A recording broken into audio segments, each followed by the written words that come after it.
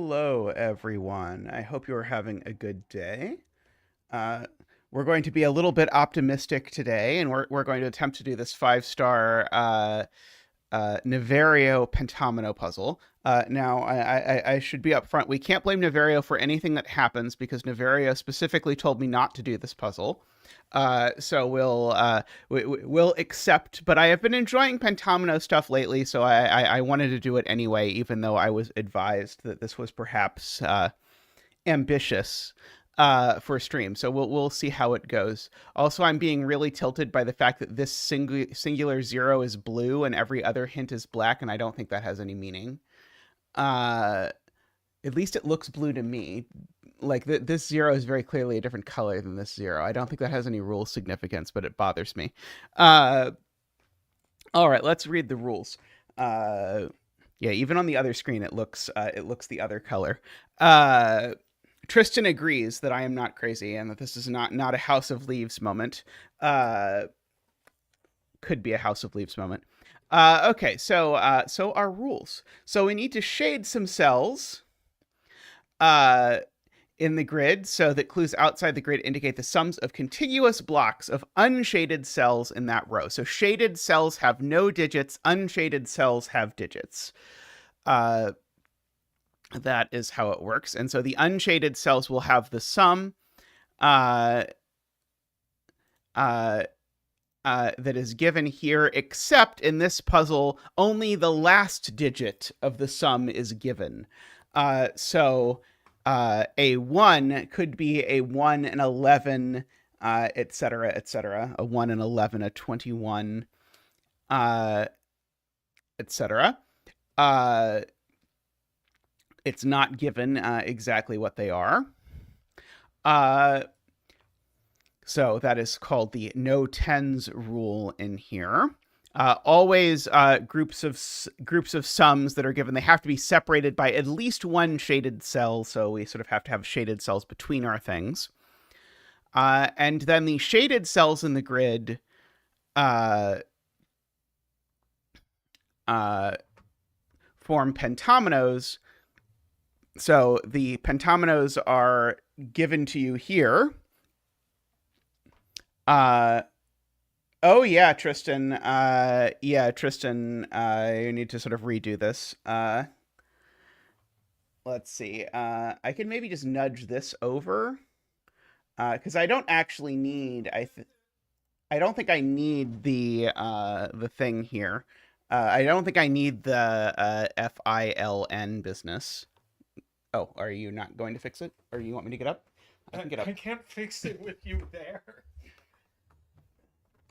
I thought you were just going to press an arrow. So you don't want this on screen? It doesn't need to be on screen, but the clues do. Well, obviously. I just screwed that part up. I mean, we can probably do both.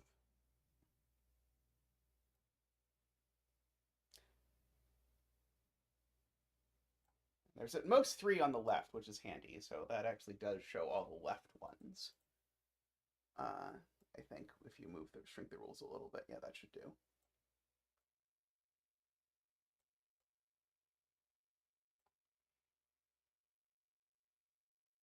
I mean, that part's just not doing anything, but... Oh, you don't need it there? It doesn't need to be there because people can see the other ones, and I can mark the other ones if I need to, but it doesn't hurt to have it there. That's probably fine. Although now, actually, I think the Pentomino screen, I think, covers now the clues on the left.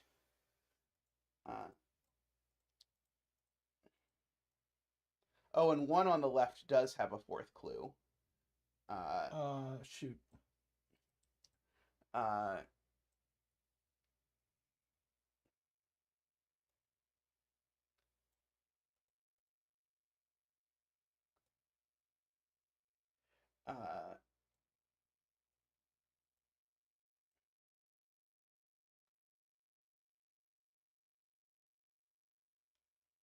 What do you think? Probably okay.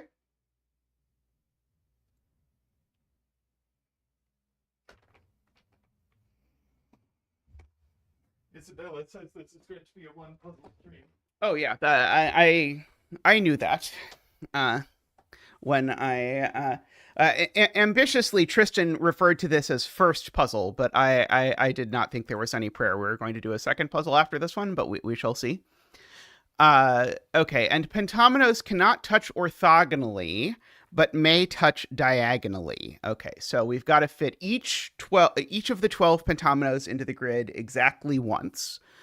So how big is this grid? 3, 4, 5, 6, 7, 8, 9, 10, 11, 12, 13. It's 13 by 13.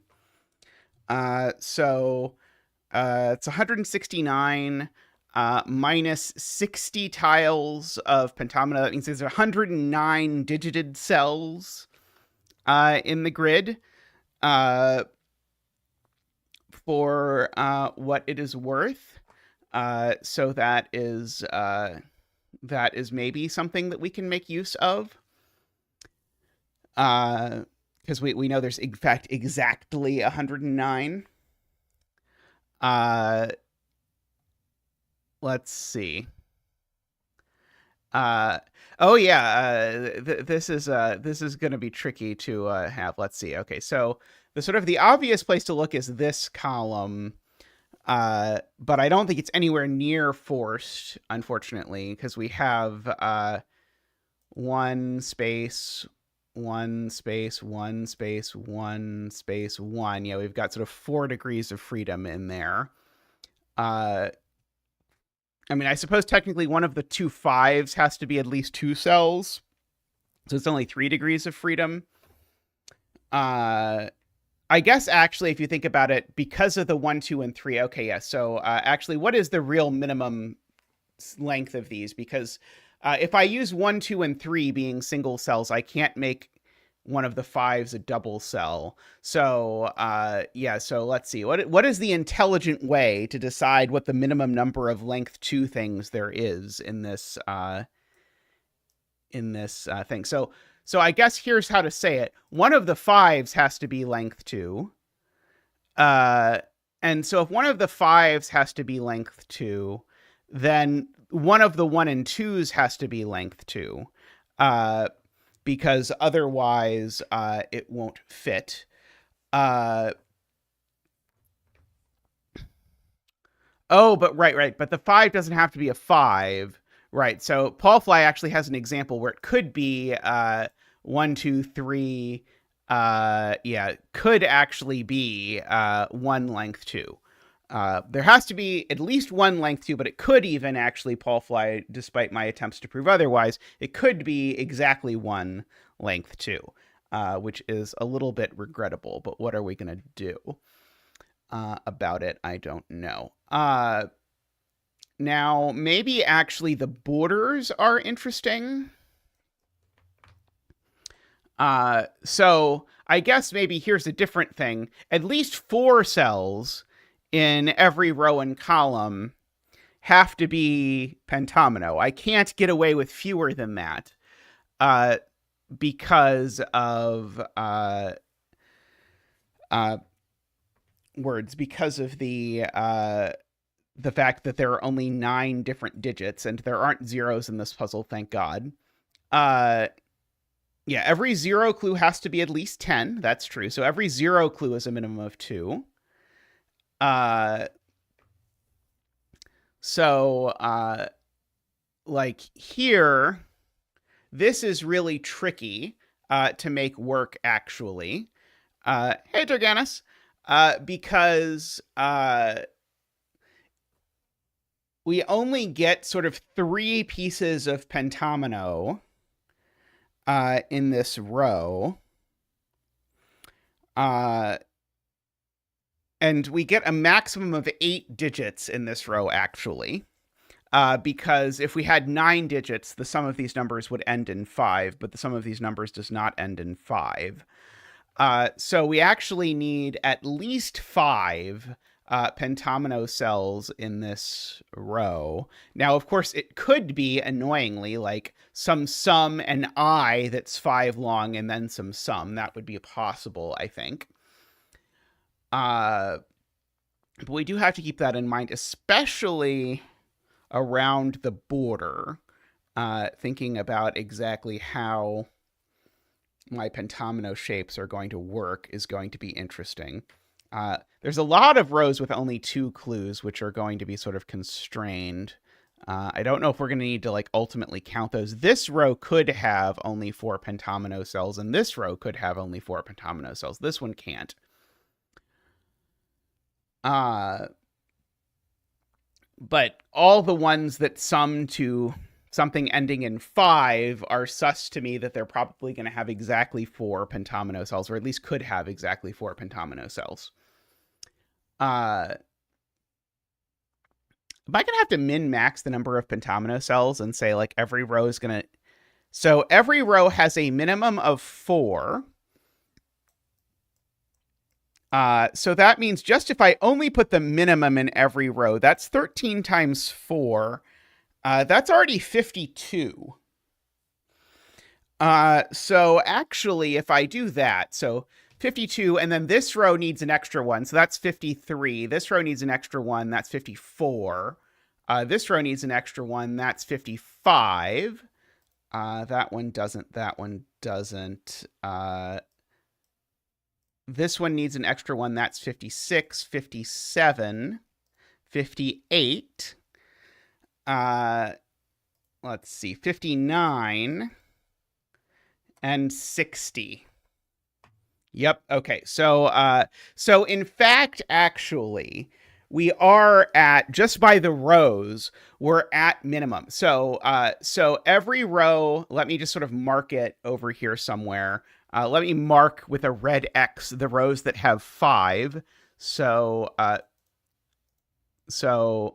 every row where the sum ends in 5 has all 9 digits. And every row where okay, that one works. 18, 24, 31. Sorry, I did this before. Let's see, that's 16, that's 14. There we go. Okay.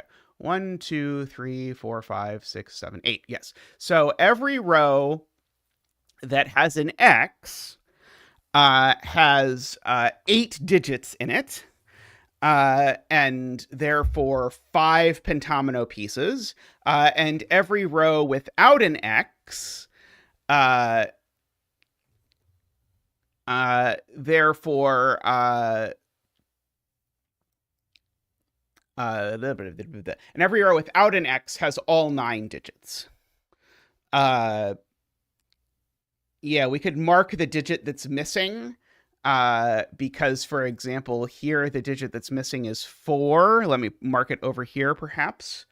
Yeah, we'll mark it over here. I'm going to center mark it. So that's because I need to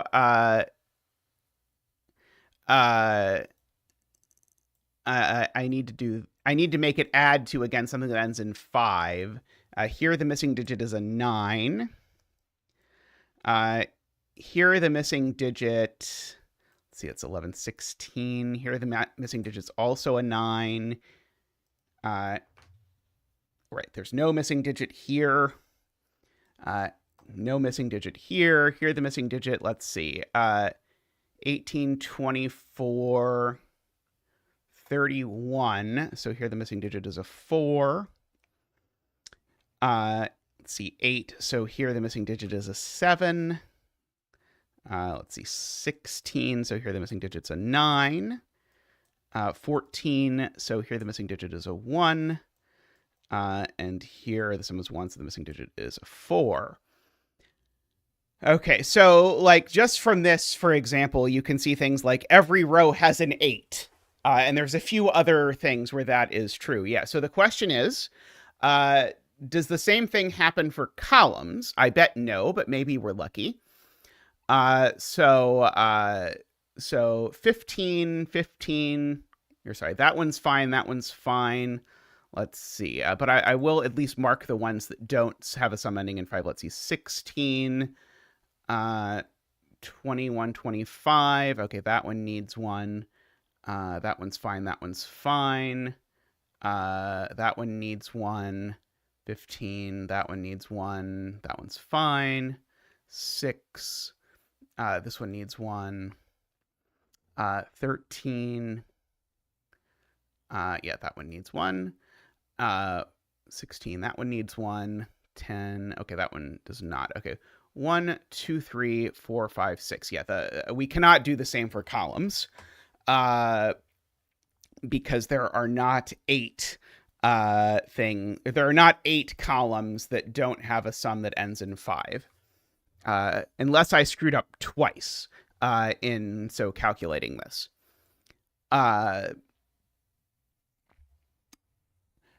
Okay, so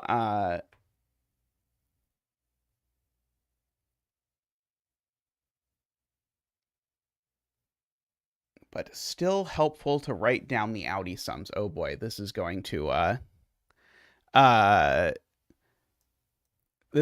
screw me up.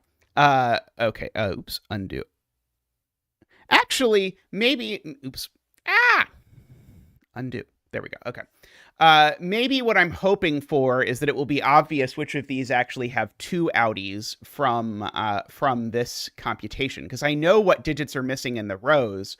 So if I'm missing a digit in a column that isn't one of the digits I'm missing in a row, then I know it's actually missing 2 digits.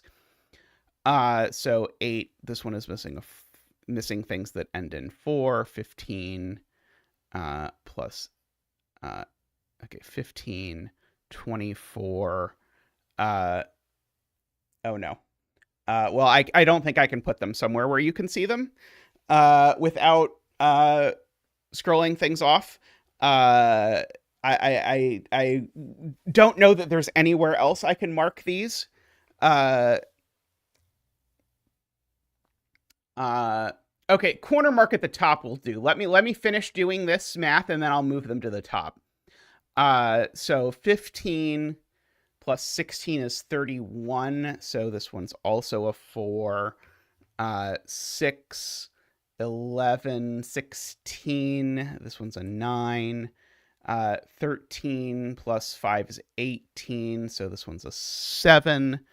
14, 16. So this one's 9. Okay, and so let me move those as corner marks to the top. I can't do corner marks at the top. I can do there somewhat horribly. 9, 7, 9. Okay. So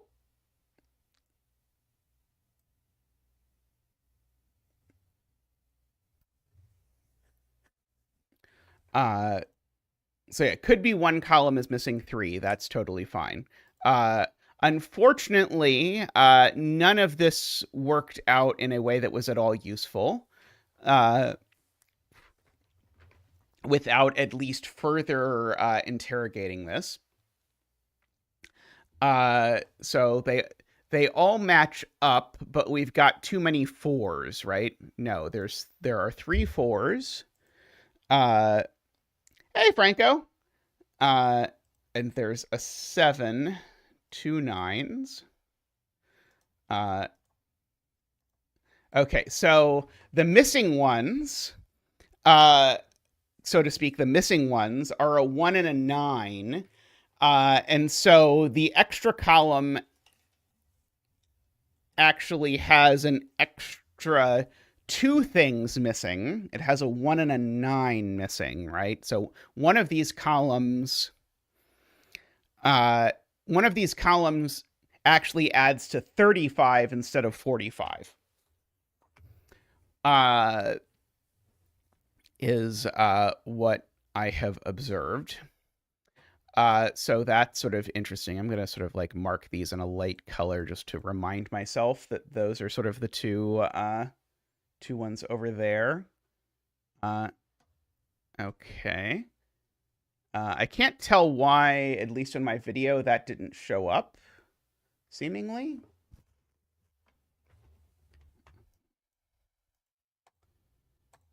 At least seemingly in my video, these 2 cells are shaded, but they're not actually visibly shaded. There we go. Those are visibly shaded now.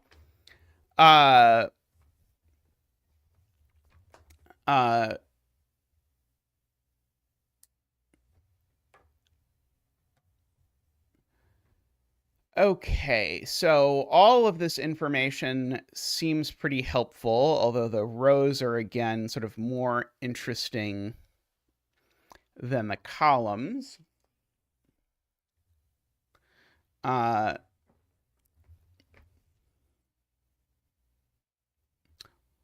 One missing 4 and 7 doesn't work, Emma, because we have to be missing a 1 somewhere. There is a column that's missing a 1. And so, because there's only, we know, 12 ones in the puzzle. So there's a column that's missing a 1, and that column must also be missing a 9. So I don't think 4 and 7 is actually possible. So David, with the rules, it turns out that there are 169 cells in the grid, but 60 of them contain pentominoes.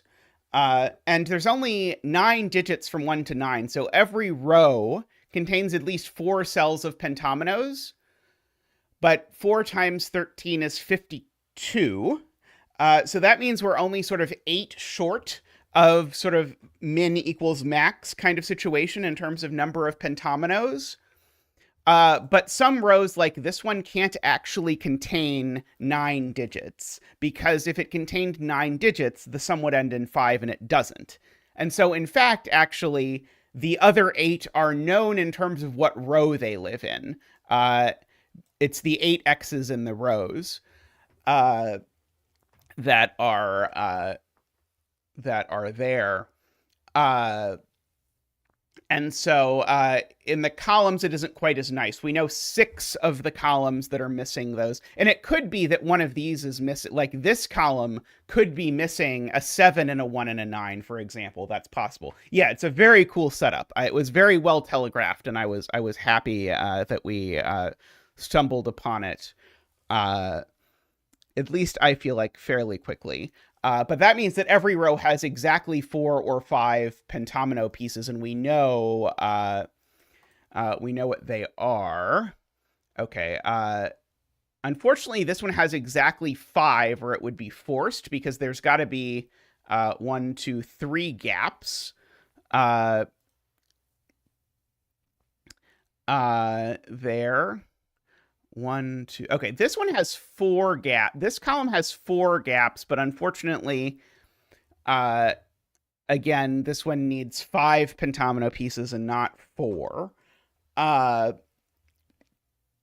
So annoyingly, all the clues are set up so that we can't quite make use of the deduction so far. But we'll get there. But yeah, that is a little bit unfortunate. Yeah, likewise here. I was hoping to be able to at least like force the ends to not be pentominoes.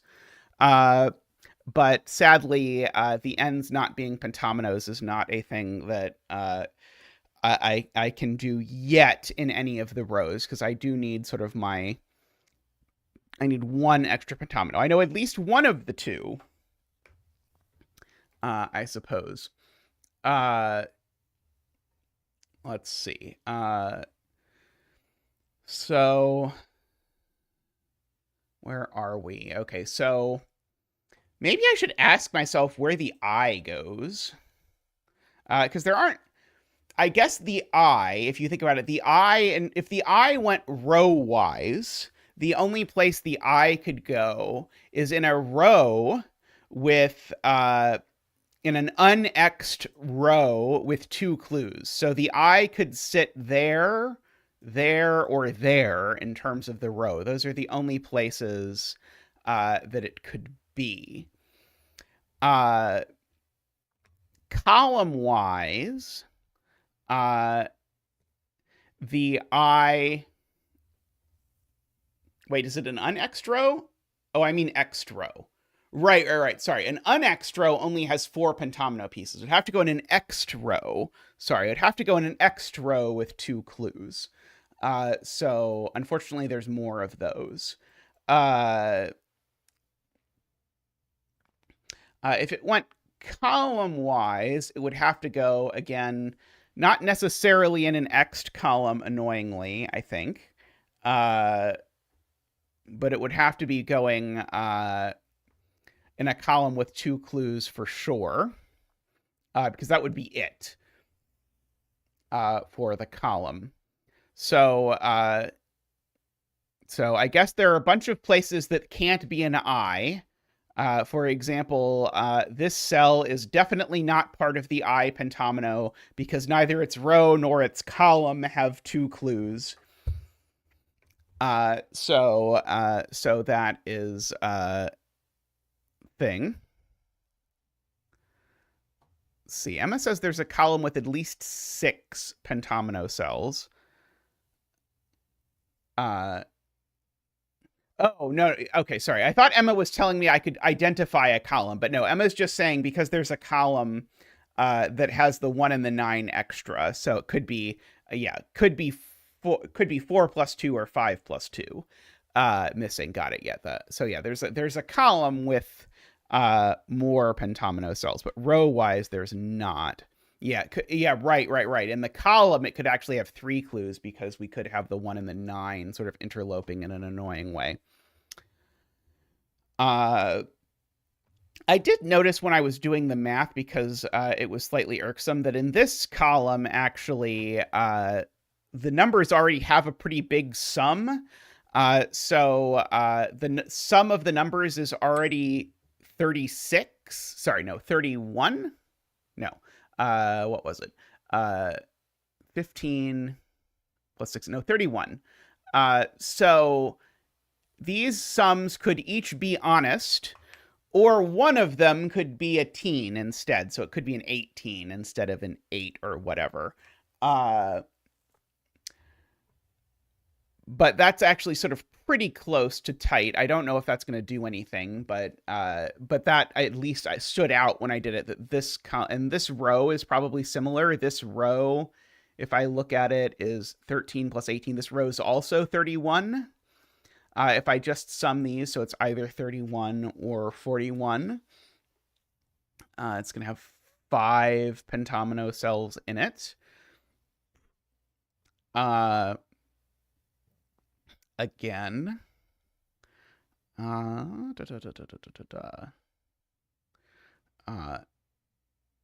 Okay, so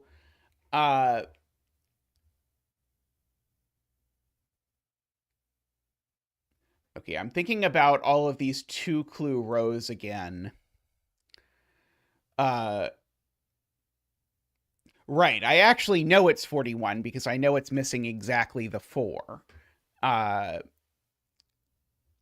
As Emma points out, because I know, yeah, so I don't know if that tells me anything, but I know I'm missing exactly the 4.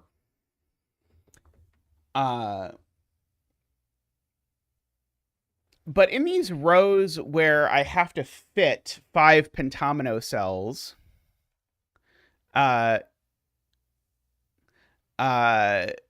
I have to think about the fact that I've got to sort of fill 5 cells of pentomino is a little bit tricky when you think about ways to lay out pentominos because of the fact that the pentominos can't touch.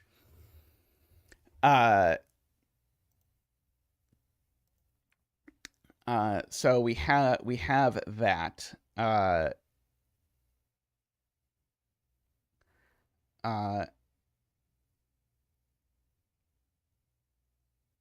Let's see.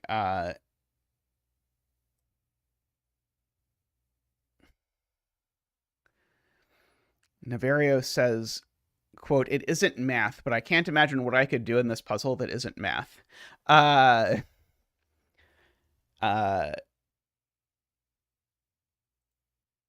we could like try and think about the Audi numbers and whether it impacts any of the sums in interesting ways. Like, for example, I know this 9 is at least a 2 or a 3 cell sum if it's a single digit 9, but who knows? Let's see. But that's a little bit messy. Yeah,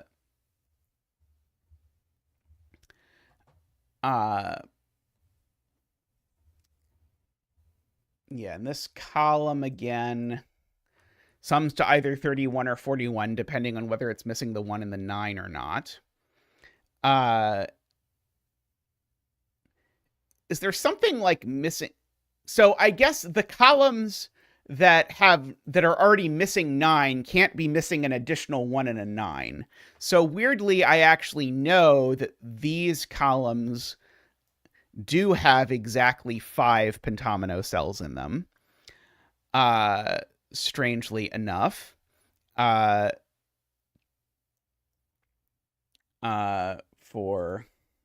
whatever that is worth.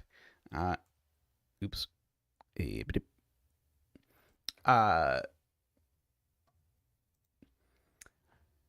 Let's see.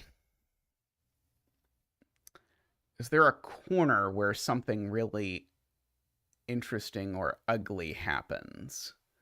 Like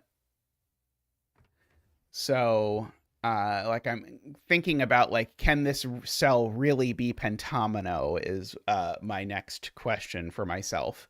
Because if this cell is pentomino, I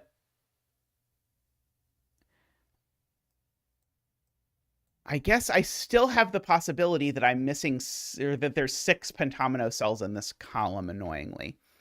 I do feel like where does the I go is a good question, but I don't think we're quite able to answer it yet. Are there any other pentominos that are interesting? Like the U obviously has a weird shape, but the U I think actually works pretty nicely in terms of letting us not have anything where there's sort of an extra tens digit going on.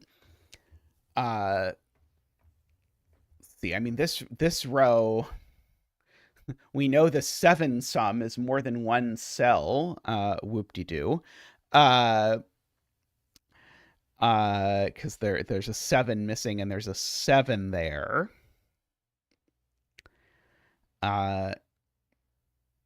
Let's see. So trying to decide if there's any, like, this column really feels like I should be able to say something about it.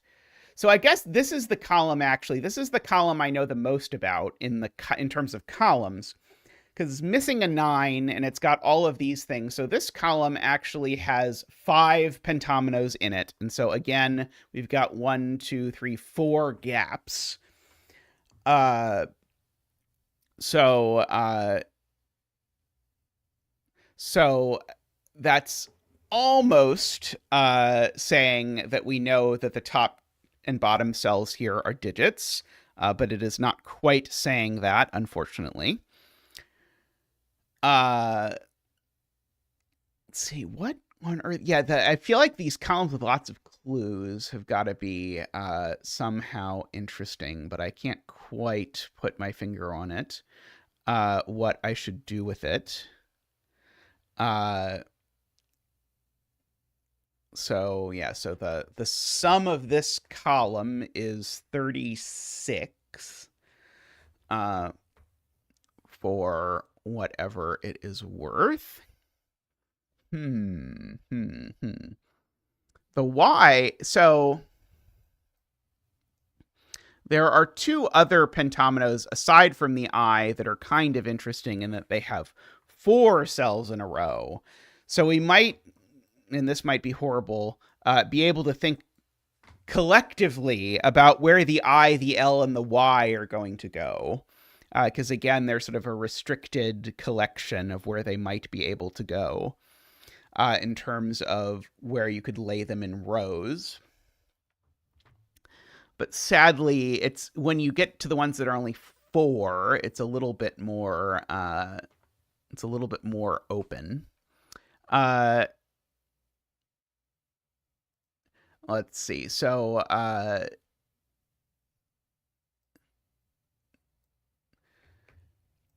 really like the setup here with this. What am I going to do with this?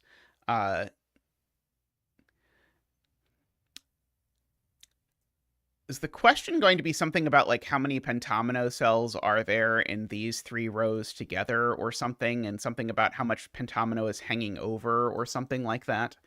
Because again, this row has 5 pentomino cells, 5 pentomino cells, 5 pentomino cells. So like you could do some like weird in equals out thing with pentominos in this region, but that doesn't sound useful to me.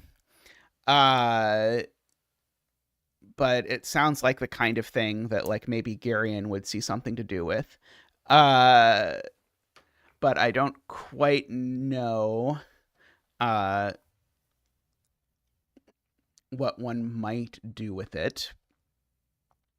So I guess I know the 5 cells up here are part of 1, 2, or 3 pentominos. And the pentomino cells in this row are also part of 1, 2, or 3 pentominos, because there's sort of a pentomino. You could put a pentomino at the beginning, in the middle, and at the end. So there's 1, 2, or 3 pentominos here, 1, 2, or 3 pentominos here. Is that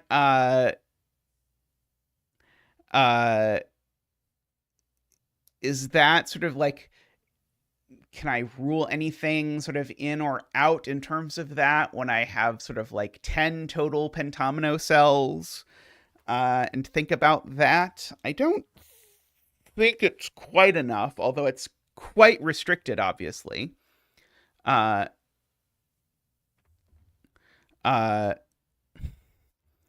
Isabella now remembers everything. It sounds like you blocked out part of the process of solving this because it was traumatic. Let's see. Starting at the bottom, again, there's 5 pentomino cells in this row. I know one of them is there. One of them is between each of these at least. That doesn't quite do it. Am I supposed to think about how the 4s that are missing overlap? I don't know. Or like how the 9s that are missing overlap or something like that. That feels like the opposite of what I should think about, if I'm being honest.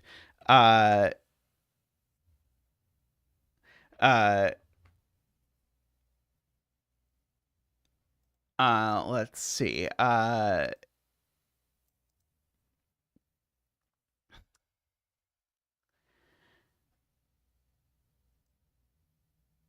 Is that even true, Emma? I feel like I could have my oh no, you're right. You're completely right. The eye is not laying horizontally in row 2, because that would be all the cells for that row. Oh, that's interesting. Okay. Any way I lay the eye horizontally, if I lay the eye horizontally in a row, that is going to mean that I've divided the grid Glipperal style into pentominos above it and pentominos below it, because that's all the pentominos. And so I'd have to have a multiple of 5 cells above it and below it if I lay it horizontally.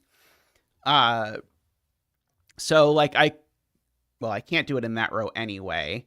So Emma has proven I can't put the I can't actually lay it horizontally here. I can't lay it horizontally here. DWeb, that's because every row has 4 or 5 pentomino cells. And so if it has 5, that's the only thing. Yeah, the every row has 4 or 5 pentomino cells. Yeah, so can't fit it there. And so if we look at this row, then there's not that either. Row 3 can't possibly have it because row 3 needs 2 dividing things.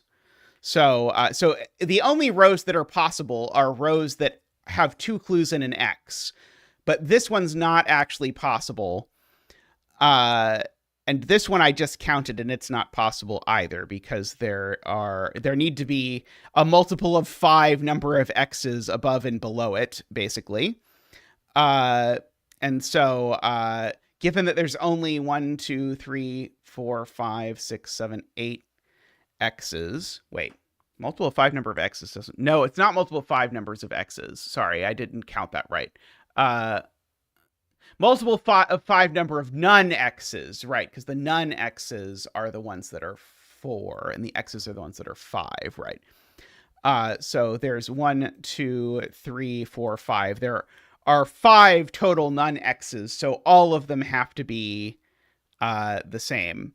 So they all have to be on the same side. So that means that the only ones we have to look at are the ones above and below here. So the only place that you could put the I horizontally is in row 1.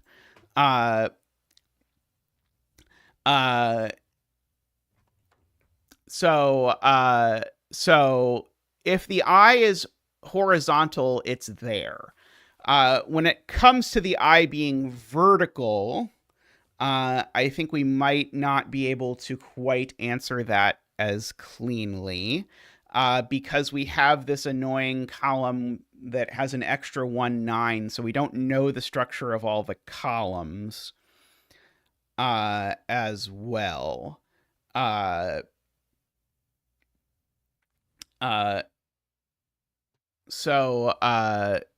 Pentomi-ones cells don't have numbers. That's correct. So yeah, the I could go in the first row. Yeah, I don't think we're particularly close to digits yet, Eckbert. We might be close to placing an I in row 1, but I'm not sure. Because I don't have any idea how I'm supposed to rule placing the I out of columns. Given that every column... So the unxed columns have either 4 or 6 Pentomi-ones cells. So, for example, in this column, I think I could just put the I, and I think it would be fine. And I don't think it would be a problem. And so I think, likewise, this column I think would be fine, because you'd have 1 extra cell and you could sneak like an L in it or something. Let's see, could not do this column for sure. So for sure, the I is not laying column wise in this column.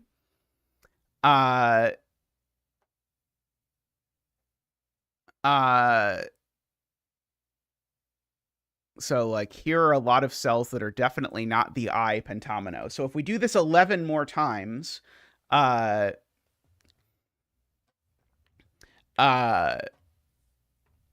then we end up with that. But yeah, then there's sort of more, because the problem is the I doesn't divide the grid into 2 sides quite as cleanly when we put it vertically, although our ambiguity is only a 2, so we would need to, we sort of have 2 possibilities as to what the sort of amount is, depending on whether sort of the extra 2 is in the column with the I, or on the left or on the right.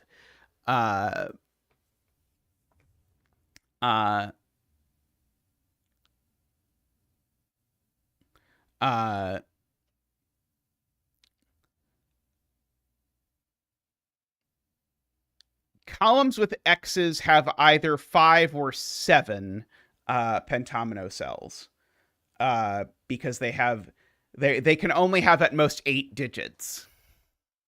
So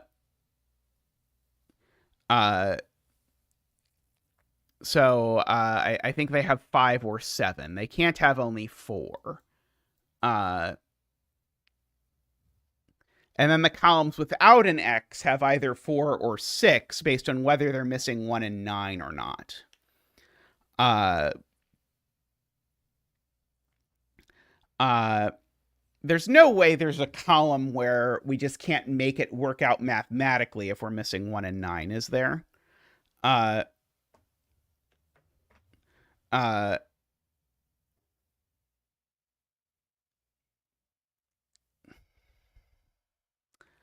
uh, let's see. Yeah, I wonder if I really do want to interrogate whether we can put the I in various places. No, because it doesn't even work because of the one. If you have the one extra cell, or heaven forbid, 2 extra cells, you can have a pentomino that crosses the column and is partially on one side and partially on the other. So I don't think there's any hope in ruling I out of columns until we know more. Because it's not even true that the I necessarily divides the grid in any meaningful way.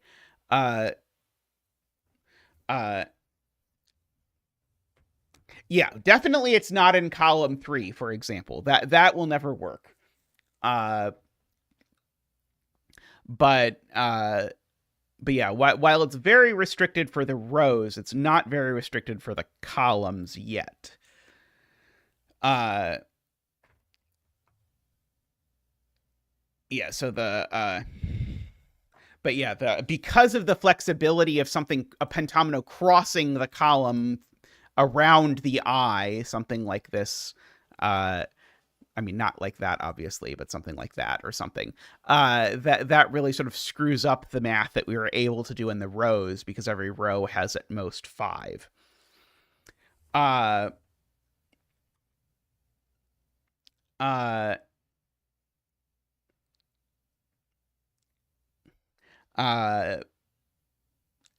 Rohit, welcome. Niverio says the placement isn't relevant. So Niverio says to think neither about the math of how the numbers work nor the placement of the pentominos. I feel like Niverio has just said this puzzle has 2 rules, and I feel like Niverio has told us to think about neither rule. So perhaps we should think about something like our favorite novel or something.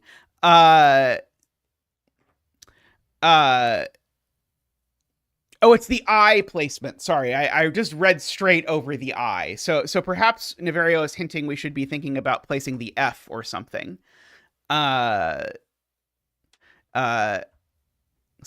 maybe we should give each pentomino 15 minutes of thought, and then we'll be there. I'm trying to think like what the I seemed the most interesting pentomino. I'm going to be honest. Like I'm trying to think about like the others that sort of interested me the most were the ones that were like not quite as good as I, but had 4 in a row at least, because that's still pretty restricted if you think about where it goes if it lays row wise. Let's see. Niverio says, what do all other pentominoes except the I have in common? Well, they certainly all at least crisscross 2 rows, if not 3. So maybe if we just sort of thought about how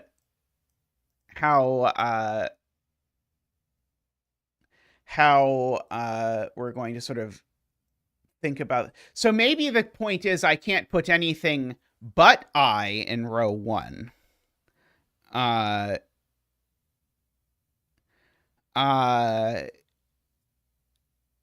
don't think that's true though.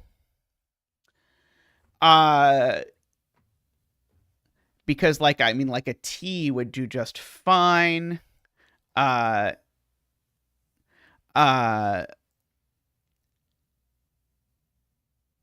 Well, I assume the point is that we're going to rule out everything but I from row 1 is going to be the point, I think. But I don't quite see it if that's exactly what it is.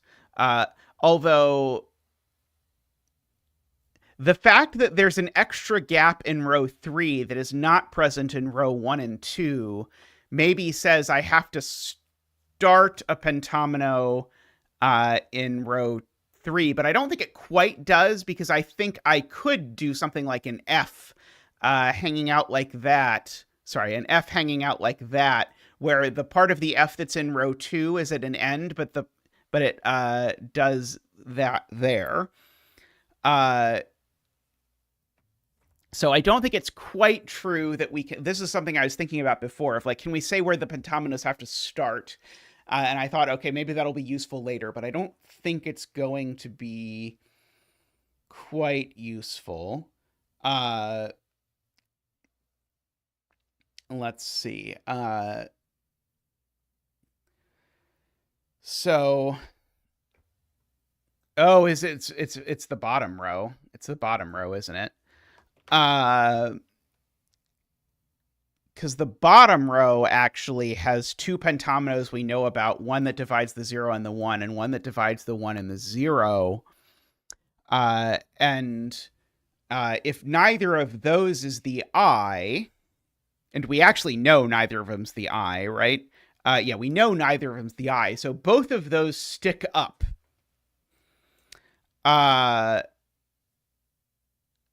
And somehow that doesn't break the 6-9 clue, which you would think might mean you have to put the U down here, because the U would let you do that really easily.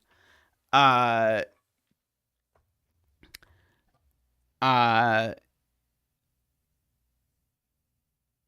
so, is there a different way to do it in this row?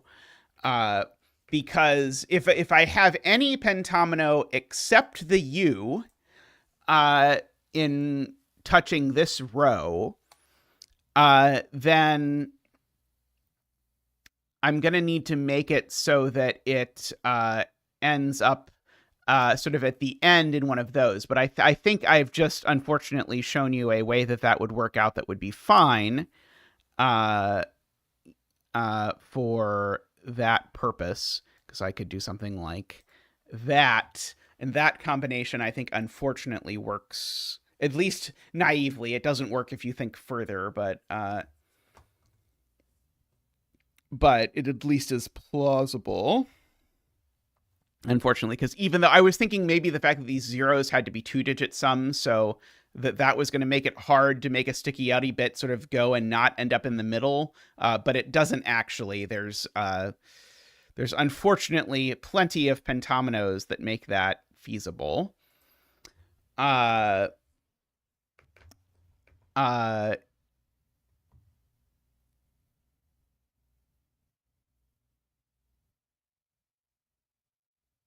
0 is blue because it's the first clue placed in the grid.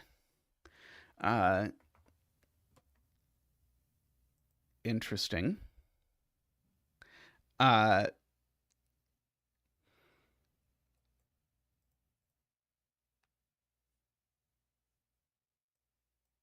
Okay, so if this cell isn't pentomino, then this cell isn't pentomino, is what Niverio is saying. So we would have digit at least.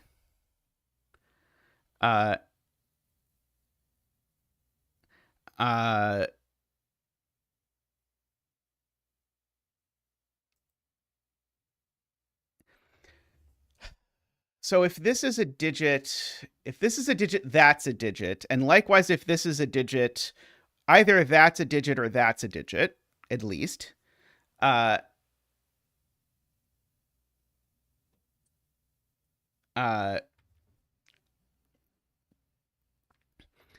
I think it's got to be this row and this column. Oops, sorry. This row and this column. And this column. Somehow. But I can't quite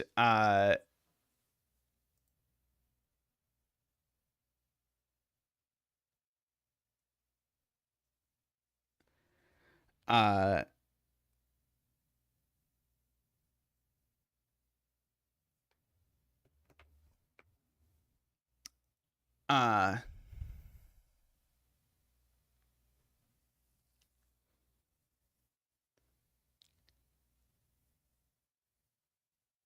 with the L.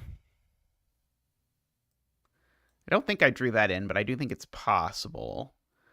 Uh, okay. So, right, or okay. So, yeah. So it's actually these two rows and this column is the point.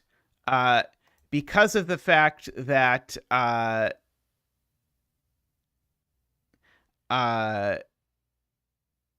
when we think about uh,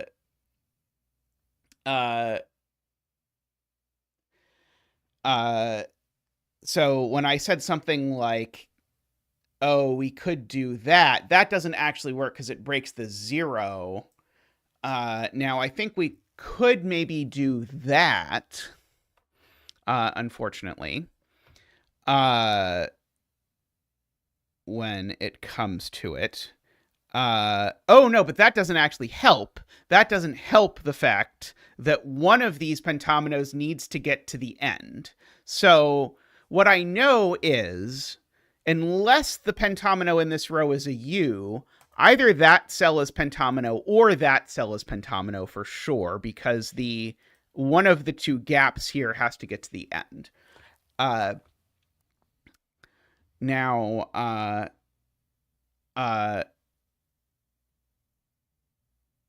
oh, and if it is a U, we know at least roughly where the U is, actually. So I do want to prove it's a U because this would be the only place the U could go. Uh, so uh, so there is something nice for that. So when we prove it's a U, we're going to get that this cell is a U, or we're going to get that the U goes, I think, exactly here, actually. Uh, but yeah, so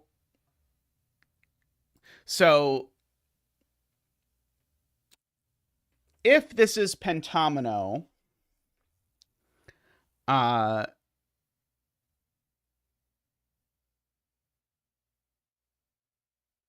okay. Which of these things do I want to sort of think about? Is it that one? Uh,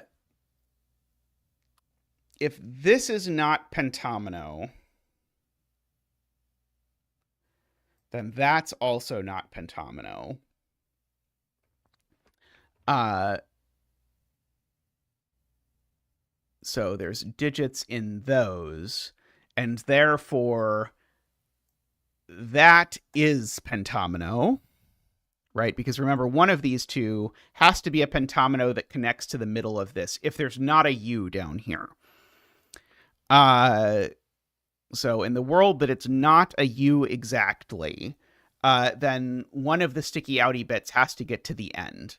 And I think roughly we're proving it can't connect to this end.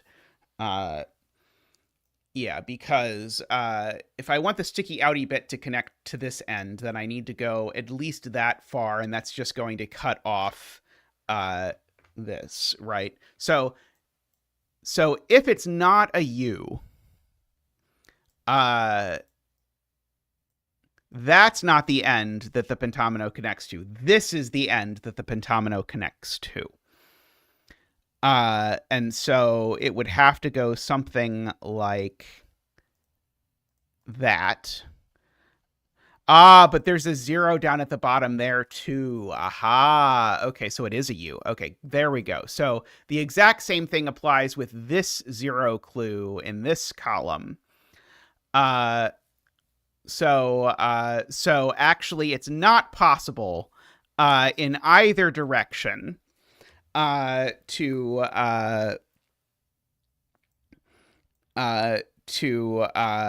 to have the middle bit connect. And so it has to be a U, and the U is going to have a 1 at the bottom, and the only column that we can fit that is here. So here is our U, and it is dark purple.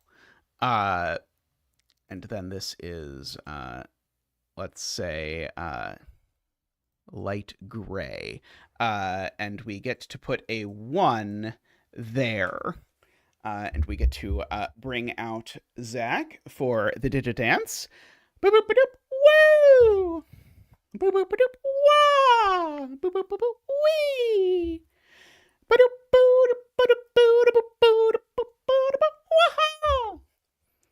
Thank you, Zach. Thank you. And so we can mark that we've used the U. And we can gray all of the cells that orthogonally touch this pentomino. And now remember, this is part of a 0 clue and this is part of a 0 clue. So we can gray both of those as well. Note, graying is not shading. I know I always get I always get pushback on this, but graying and shading are very different things. So we end up with that.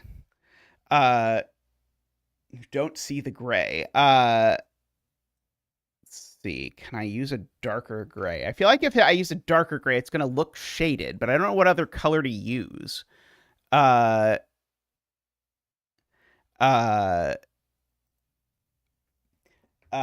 Yeah, it is quite visibly different on my screen, but I can see looking over that it's completely invisible on yours.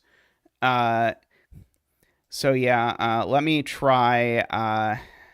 Maybe I just can't match colors, and I just have to make them green. Although that's going to be pretty horrible for its own reasons.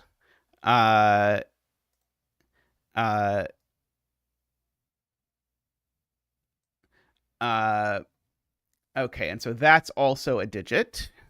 Yeah, we're going to try doing it green. I don't think green's going to work, but we'll try it. Okay, so now there's definitely pentomino over here. I don't know what it is, but it's definitely pentomino. I'm going to make it pentomino purple. Because I need a total of 5 pentominos in this row.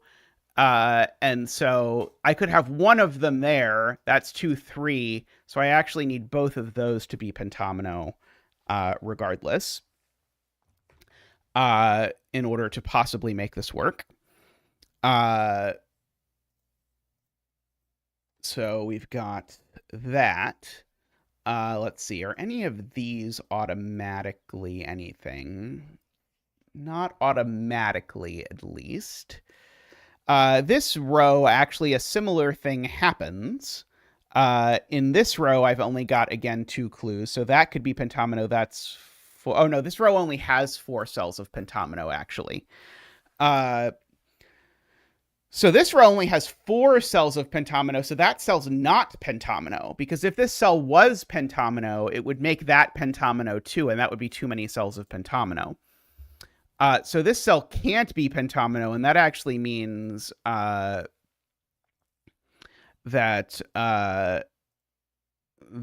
all of these are not pentomino.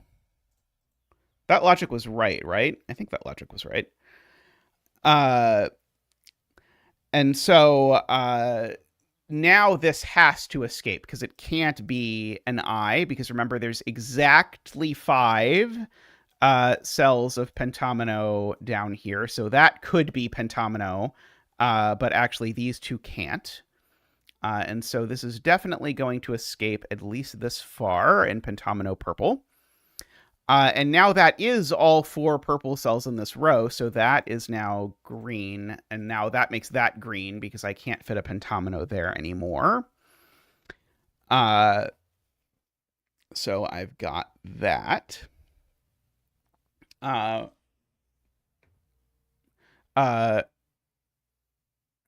So now this column needs to have 6 pentomino pieces because I need to divide the other 3. And so in this is the column that's missing the 1 and the 9. Because this column needs to have 6 pentomino pieces. I don't have a fantastic way to mark that, but this is the column where the naughtiness is occurring, as Simon would say. I'm going to put a purple here to remind myself that there's extra pentomino going on in this column. Actually, I'm going to make it even bigger than that. I'm going to make it there just to say, hey, this is the column where the stuff happens. And so now we know exactly what happens. And so that means this is green. Because if this was not green, then we would have too many, because we only get 6 pentomino cells, and they have to divide everything. That can't be purple because it would make a second U, and therefore that is purple, and we have our V accounted for. Woohoo. Let us mark the V as dead. Goodbye, V. We hardly knew you. So also, by the way, this needs to be green. Because, again, we only get 3 pentomino cells to divide things.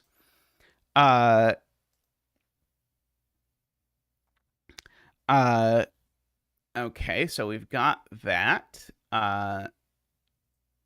Okay. I guess technically, maybe possibly, I could do something there.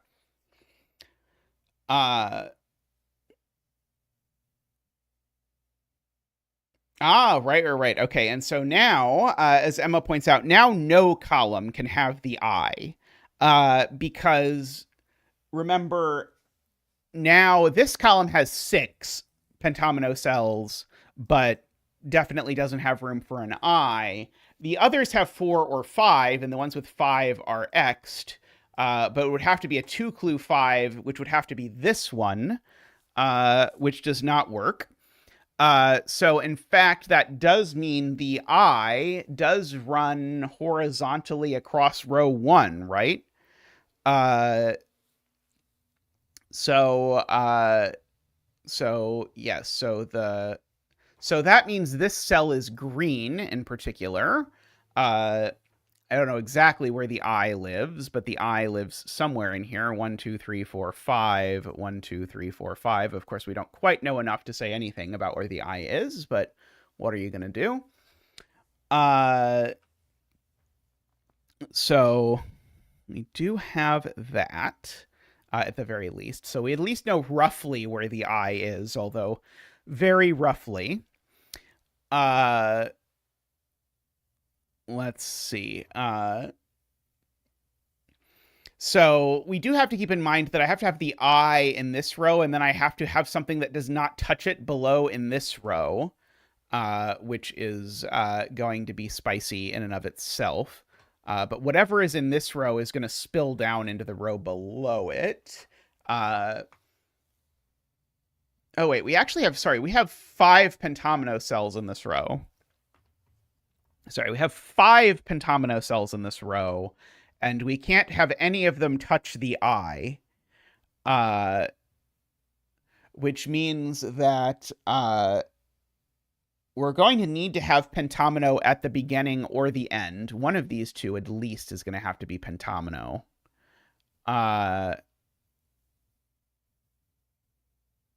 This one being pentomino would force it that way, which feels bad, because remember, everything in this column that is left is just going to immediately skedaddle to the left.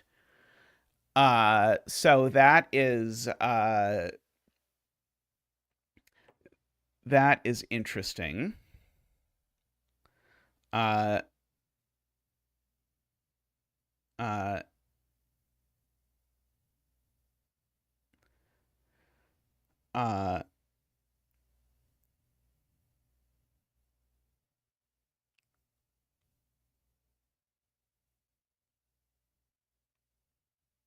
Let's see. Emma says there's 3 more pentomino things in this row. And so if I make this pentomino, then I have to make all of that pentomino, because otherwise I can't fit 3 more, but then I haven't actually met the clue, so therefore this is green. I agree with that. Yeah, I think I probably should be smart enough to say something about these two, but I'm not 100% sure. Welcome, AFK. Yes, it is pretty close to being forced to alternate. I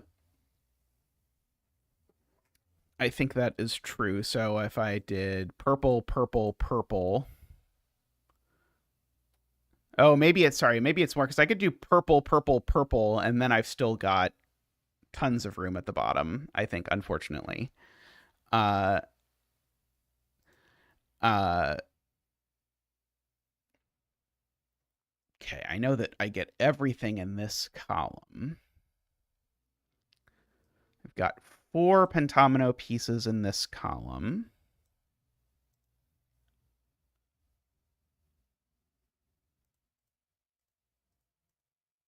Ah, that's very clever from Garion.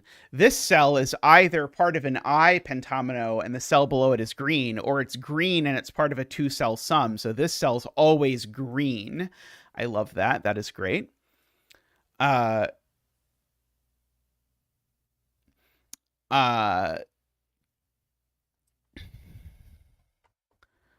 so, yeah, this row needs 5 pentomino cells. Uh,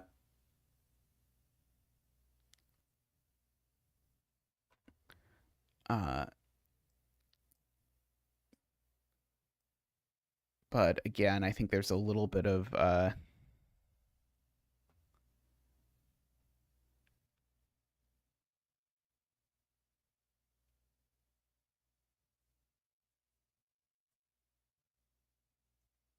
yeah, same in this column because row 1 is missing a 4. Very, very smart from Emma. So this cell's either part of the horizontal I or it's green, but if it's green, it's not a 1-cell sum because this row is missing a 4. That's what this little 4 over here means. So therefore, that cell is also green. Okay, that all feels like it should be useful.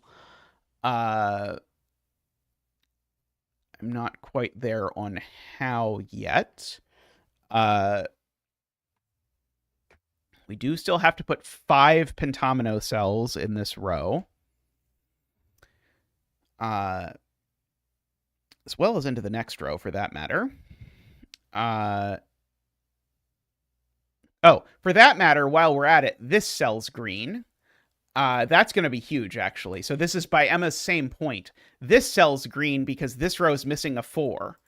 And I think that's going to be more impactful because that says this cell's definitely pentomino. Because remember, I need 5 pentomino cells and I can't put them all in the middle. They have to go at one end. So this cell is definitely going to be pentomino. And I know all the ones in this column are singular. And so this pentomino has to escape coming out over there. And so we get another digit. Namely, we get a 6 over there. Also, fun fact, 6 is not equal to 3. So because 6 is not equal to 3, by the way, I'm going to write these numbers in down where you can't see them, but where I can, just in case I write over them by accident. So 6 is not equal to 3, so therefore this is green. 1, 2, 3, 4, 5. 1, 2, 3, 4, 5. Okay, we're still in the zone of anything is possible.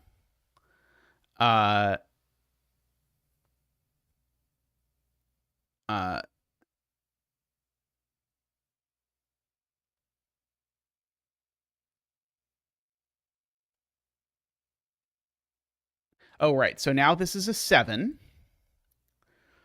Right. Okay, so that's a 7 because of the column. So this now could be purple, except could be purple. If it is purple, that's green. Otherwise, this is green. And I don't quite know what to do with that, unfortunately.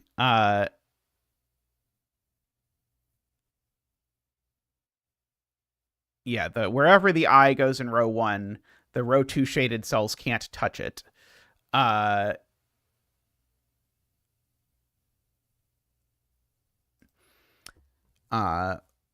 is certainly true. Let's see, this column has, again, 3 more pentomino cells.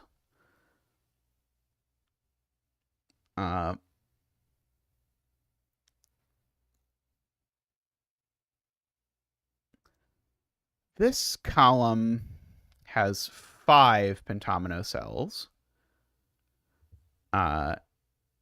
So if I burn one of them here, then I have to use all of the others singly. Should I be asking what pentominoes there possibly are that could be in this column? Let's see, what pentominoes are there that could stick into a column by one cell? F, L, N, P, T, X, W, Y, Z. Okay, that was not a good question to ask. The answer is all of them. Although perhaps if I put it together more, if I frame the question more precisely, I might be able to do it. Because I think if I used an X over here, I think that's going to be very bad. Because in column 12, I have 5 pentomino cells as well. And so I've only got 3 left. And it does need to divide. I do need 2 more dividers. So I certainly can't actually use an X over here, as funny as that would be. I can't use a Z either, because a Z would do the same thing. That's not going to give me enough dividers, because that would finish the column.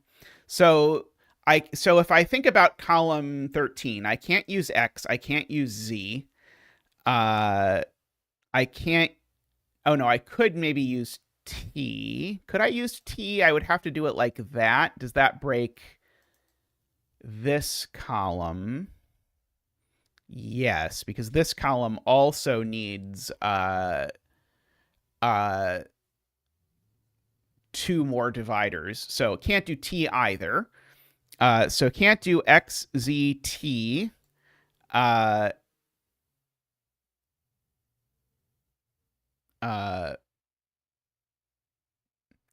So that means my options, and I know it's not an I, of course. So my options for this column are Y, W, L, N, P, and F. Which seems like a lot of options. I do need to choose 3 of them, though, for what it's worth. So there is that.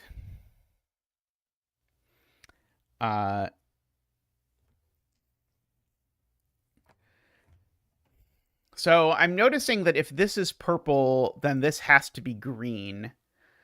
Oh, this cell's always green.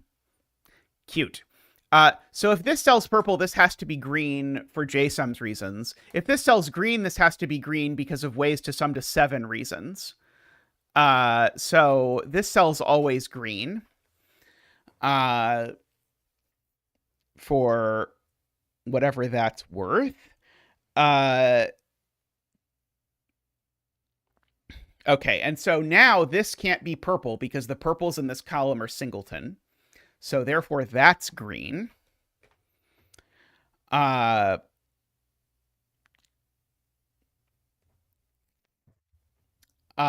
So,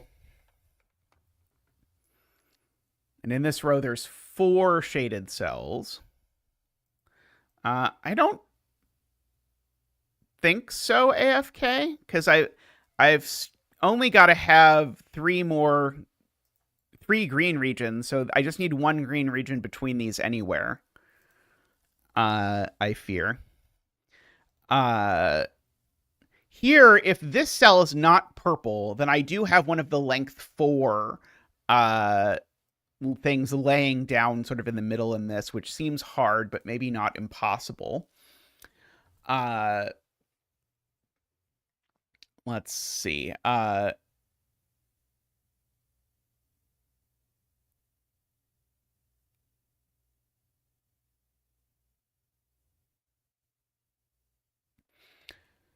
Right,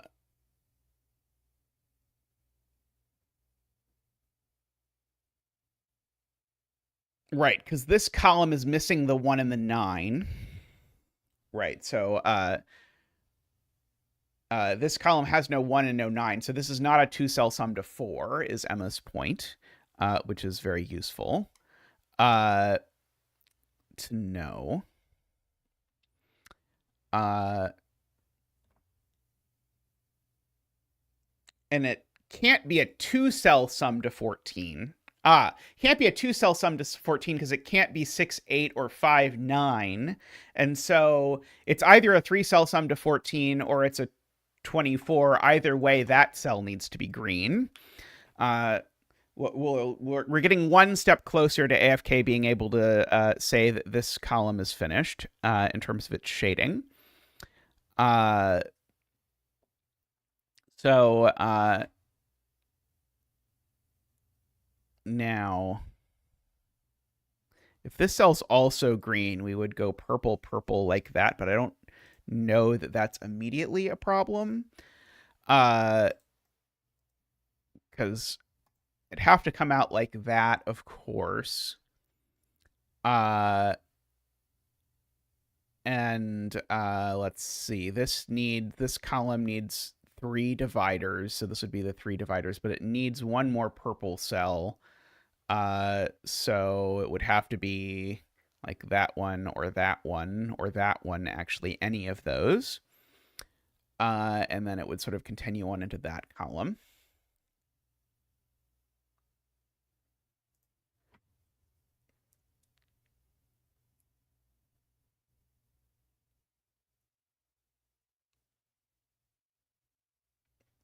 Okay, right. So this has to be a 14 clue, because the clue only sums to 35, because it's missing 1 and 9, and if you sum these sum to 25. So this sums to a minimum of 14, but therefore it also sums to a maximum of 14. And if I were to make this green, that would force this to be exactly 2, 3, 4, 5, because that would be the only 4-cell sum to 14 I could do. And then I would have to do the 7 and the 8 as single cells, which seems okay to me. If I did it in 3 cells, there's probably a bajillion ways to do it.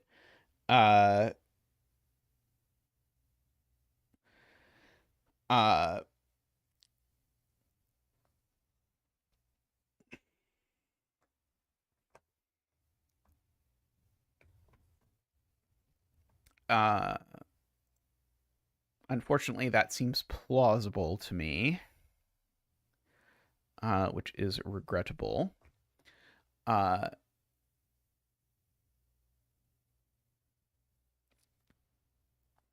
7720.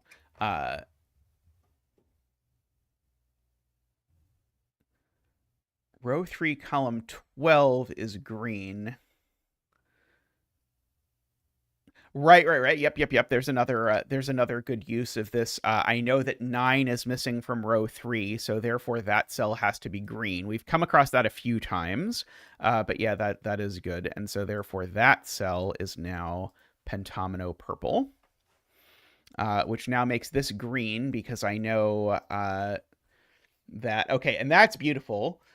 Because that makes this also green, because I know, remember, that these need to end in 3, and there's nothing I could add that would make a 1-cell sum there to do that. Okay.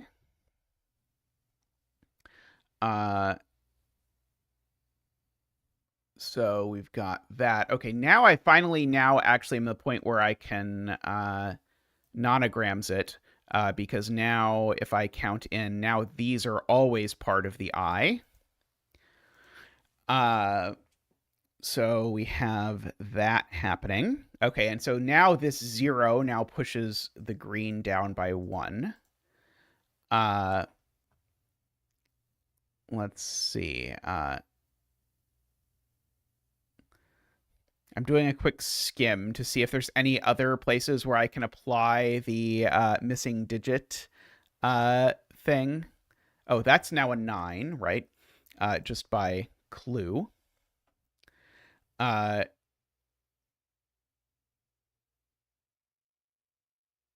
Right. This is now green because remember, this is part of an I. And this row is missing a 9, so this is not a single cell 9.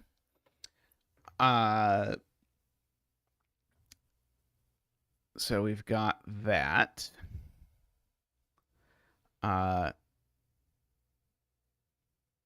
This row has 5 total pentomino cells. I keep reminding myself over and over again.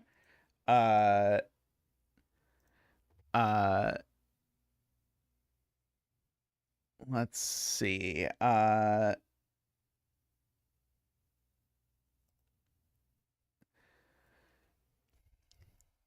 yeah, there we go. There's our 9. That's a 4. Okay.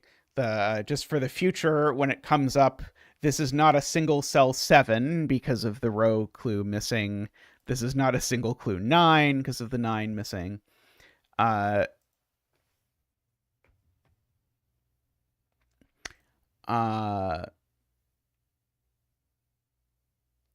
For whatever that is worth.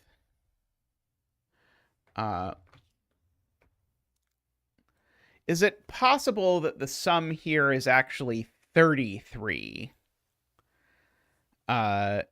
Given, or do I know that this has to be purple for some reason? So these sum to 13, 22. So the question is, can I get a sum to 11 here? Could be 3, 8, I think.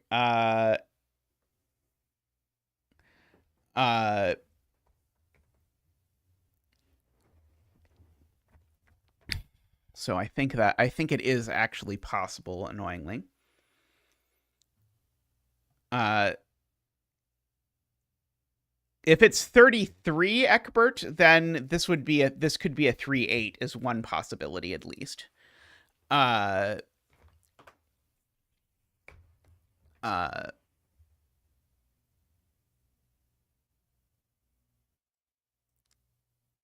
Okay, maybe I should ask myself the opposite. Is it possible that this is purple? Because yeah, I guess it's very easy. If this is purple, you just make that digit an 8. And then just shove the rest of the digits over there and it's fine.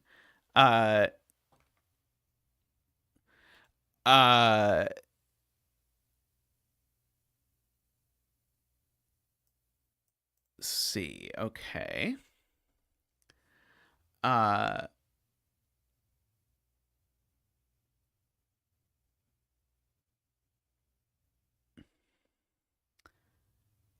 We can still think about the pentominoes coming out of column 13.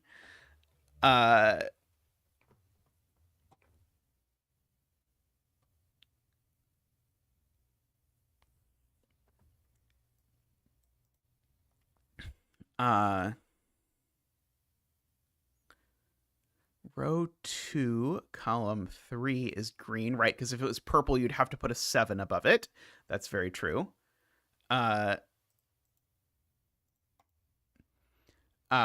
So that cell is green. That seems useful. And the exact same thing is, no, sorry, the exact same thing is not true over there. Okay, so I know that there are 6 pentomino cells in this column.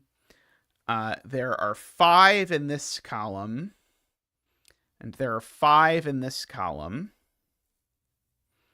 And there are 5 in this column. And there are 4 in this column. So the number of pentominoes in this part of the grid is a multiple of 5.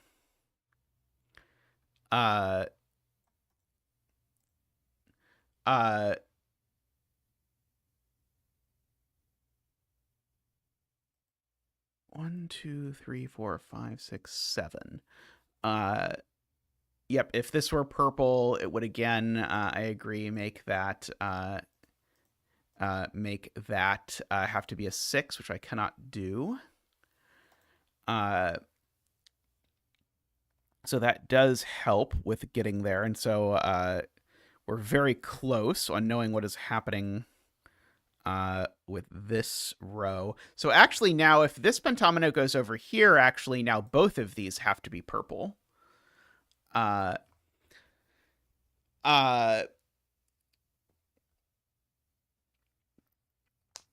So again, just thinking about the number of purple cells, there are 6 here, so there's 3 total basically up here. There are 5 in this column, so really 4 if you think about it here. So if you think about it, actually, only one of the pentominos that starts here can have 2 cells in column 12, because otherwise we overflow our total. So 2 of them don't, which means that 2 of them, I mean, this is one of them, but another one does that, where it's sort of out, and then green, green around it, which could be L, N, Y, I think are the only options for those.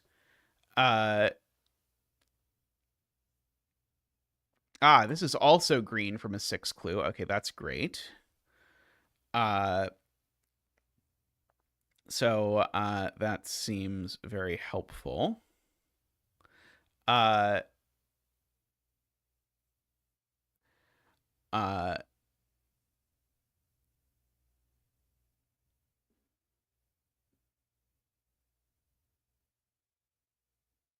see.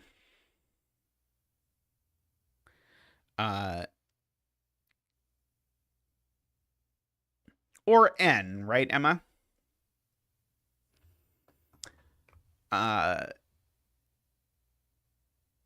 So I guess then the question is there a row here where I can't put 3 consecutive, because there's going to be 2 rows where there's 3 consecutive purples in the row.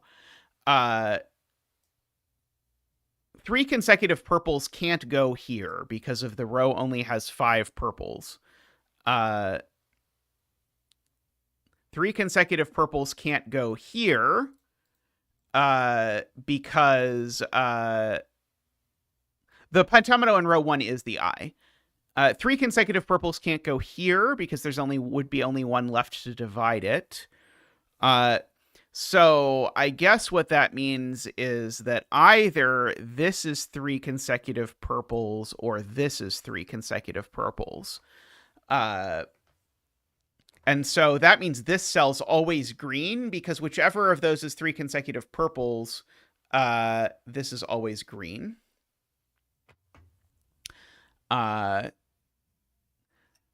And now, and so that actually I think is big, because I think that now forces this to be purple regardless, because if this isn't purple, then I can't get to 4 separate strings of green.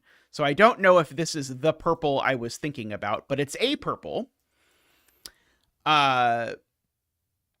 So we have that happening.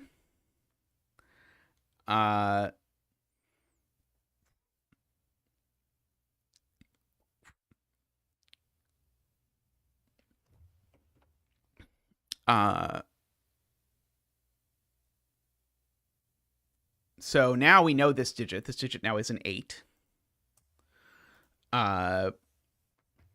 Again, doesn't quite tell us what happens there, but is close. So yeah, if this is green, then that makes this either 2, 5 or 3, 4. Otherwise, it makes this a 7. And again, sort of like this row now sort of looks like this is going to be purple, but it doesn't have to be. And let's see, in this column, got a 7, a 7, a 2, and a 0. And this column, again, has no 9. I don't quite know what to do with that. Let's see. So, I think this cell's also always green, because remember we said it sort of sticks out like that for one of these two is the other one that goes straight through, and either way, whichever of those rows it is, this is also always green. I don't know that that's going to do anything, but I think that is also true, regardless. It is a big grid. That is for sure. 13 by 13 is bigger than most grids.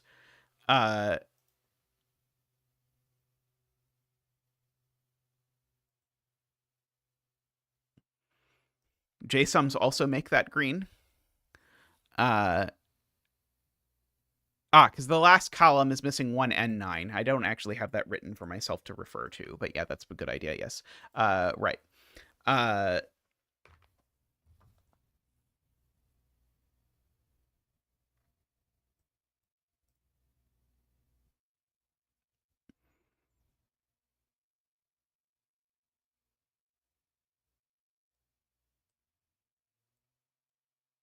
I'm trying to see if I can use the fact that if this is green, then this has to be green to do anything.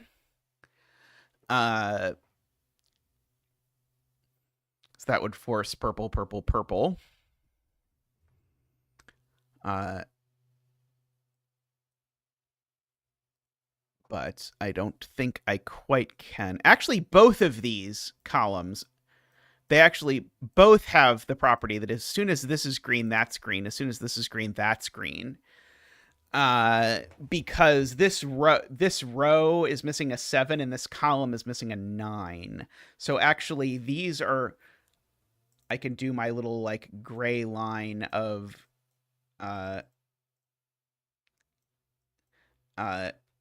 These are the same color and these are the same color.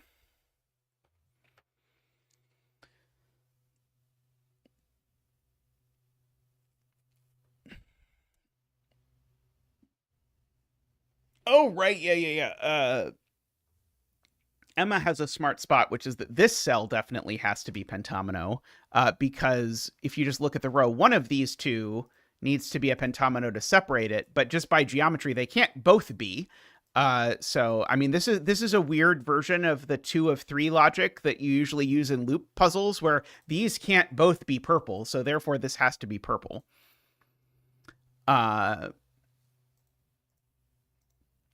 So we've got that.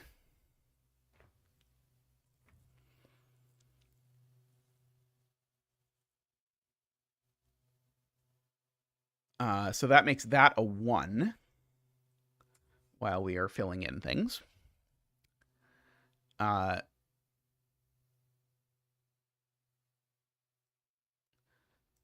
Is it now mathematically the case that I can't extend this again? Because again, we're back at the point where if this is green, I need an extra green. In fact, actually, it would have to be 2/8 exactly if I do that.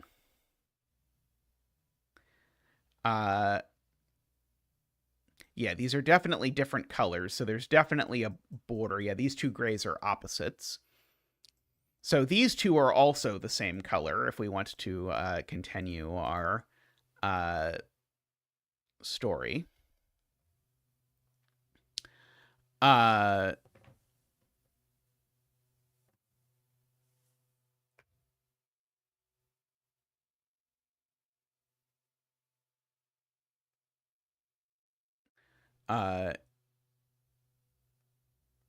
If I put 2/8, is the 8 clue still possible? Would be 3/5, yeah. And that would even work with sort of a single cell 5 over there.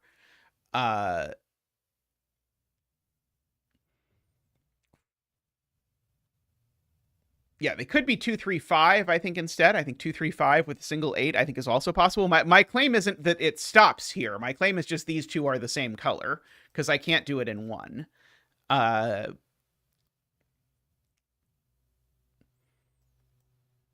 if I want to sort of start filling in borders that I know about, I know there's a border there. I know there's a border there.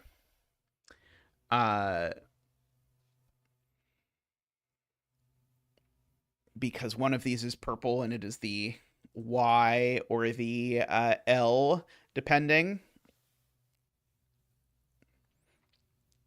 I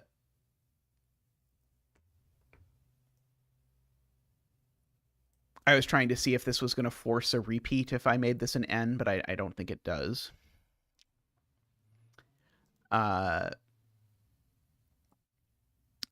see. I got a lot out of thinking about the. I guess I can also say these two are the same color while I'm saying the same thing. So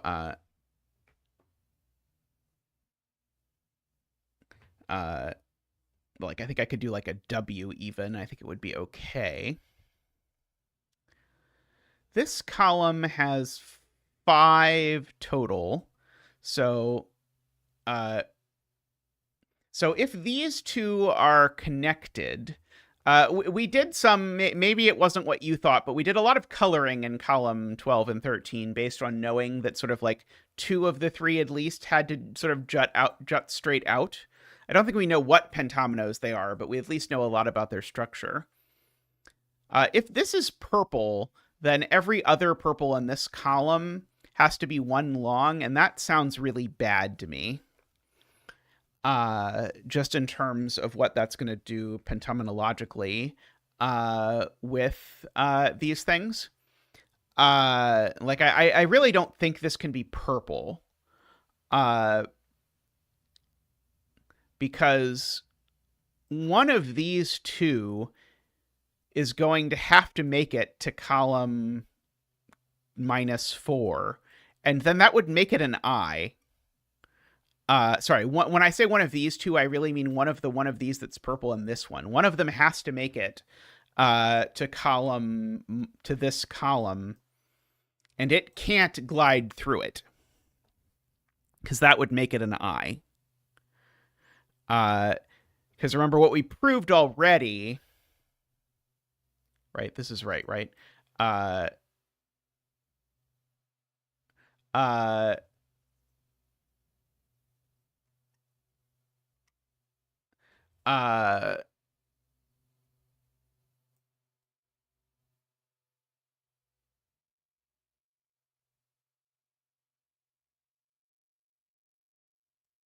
Oh, it could get there as the Y, right? Okay, never mind. Yeah, that's fine.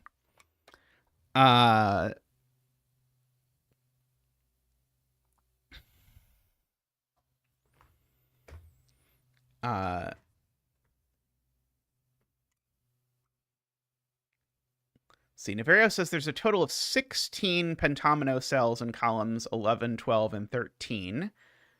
And we need to have 4 pentominos there. So that means there's sort of 4 sticky outy bits. Or 4 cells of sticky out. Is the point that those 4 cells of sticky out all have to make it into column -4?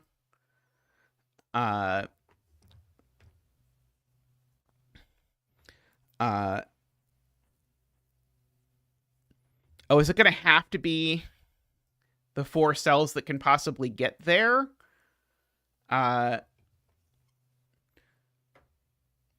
Yeah, I think it's exactly the ones that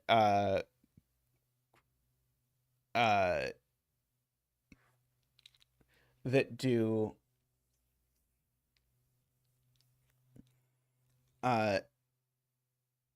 do that, because our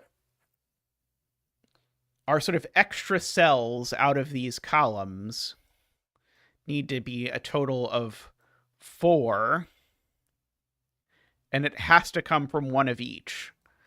I think that is I think that is sensible. I think we are sort of getting there in a weirder way, but yeah, I think that's true. I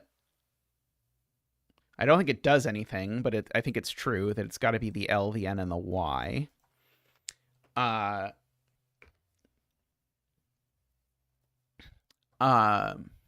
keep in mind this column has an extra pentomino besides that. But it could, for example, I think that means this cell is green, doesn't it? I think that means this cell is green? No. I don't think that's true. I'm now confused about how the L works with that math. Because I don't think the L works nicely with that math.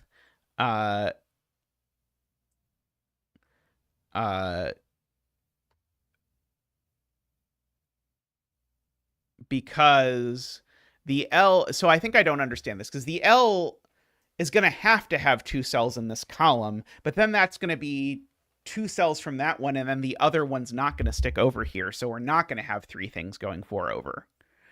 Oh, no, it's the V. It's the V. The V doesn't stick over. That's the point. Yeah, so sorry, I was missing the V does not stick out at all. So yeah, so the others stick out 1, 1, and 2, right? Okay.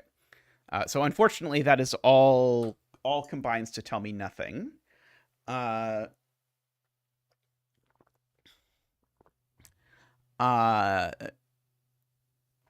Perfect. Let's see, there's lots of things that could be over there. Even if it doesn't extend. Unfortunately.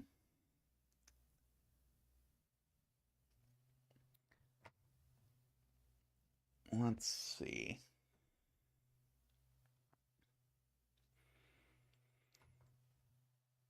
So, I mean, maybe the point is to not think about these columns at all anymore and just think about the fact that whatever pentomino is going in one of these cells is not one of those.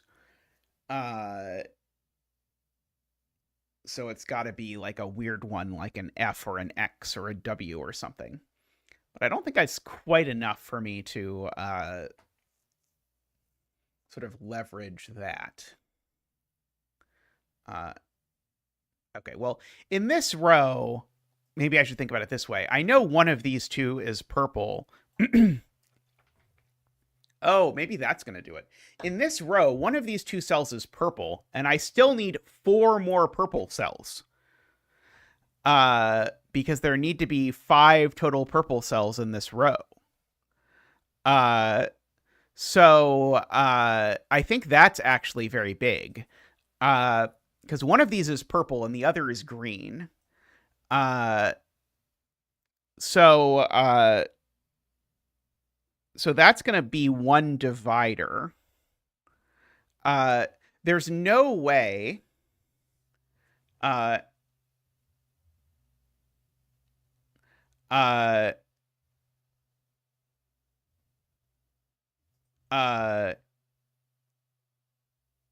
don't know what you mean by the gray line in row 4, Emma.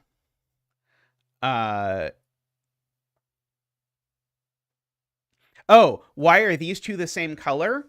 Oh, right, it could be purple. Sorry, you're right. Yeah, the thing, but yeah, you're right, because it could be, if it's purple, it doesn't have to be that that's also purple. Okay, but let's do this row, because exactly one of these is purple, and we still need to fit 4 more purple cells in here. So that's going to be a purple and an extra green, regardless, which may or may not be that green. I think the point is that I definitely need a purple cell over here, but I feel like the math might be better than that. If that's purple, I could make these 3 purple. Yeah, I definitely need a purple cell in these 4. Does it work if it's not that, if that cell's not purple? Because if this cell is not purple, then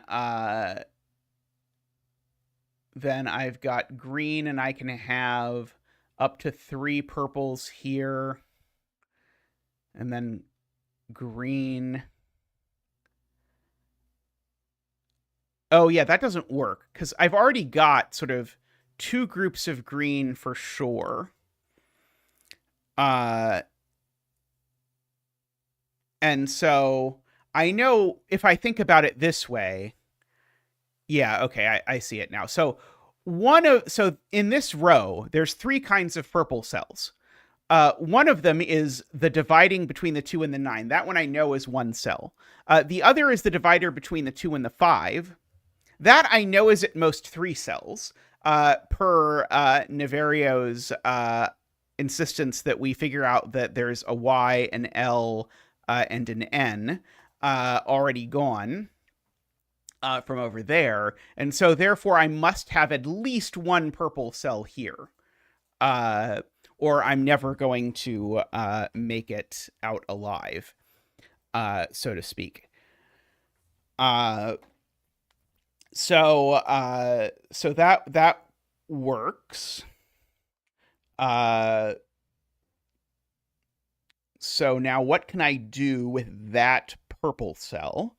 I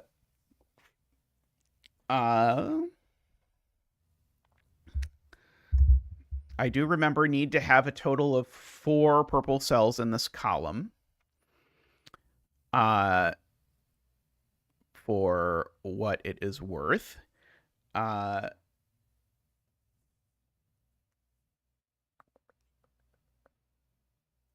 So if I don't make this cell purple, then I need to have a string of 3 consecutive purple cells somewhere else. I'm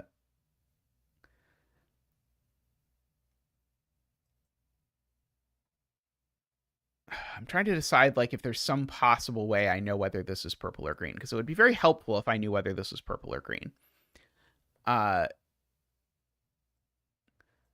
Let's see. These can be, if I think about it, they can either add to 14, in which case they can be 5, 9, or 8, 6. Or they can sum to 4, in which case they would be 3, 1.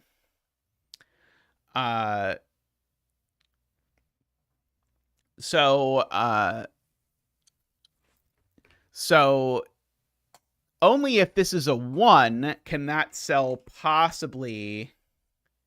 Oh, 5, 9 doesn't work because this row doesn't have a 9, Emma points out, so it's actually only 3 or 8. So this can only be purple in the case that this is a 1, 3. Unfortunately, that means that if this is purple, this is green. I was hoping that that would work out not that way. Let's see. And in the 6, 8 version, in the 6, 8 version, this is definitely green, and this is allowed to be purple. Oh, sorry. This is green, and then this would be purple, because then that would have to be purple, which would force it this way, at least most of the way. Yeah, so these are a purple-green pair again, which I think I probably already knew. If I think about it.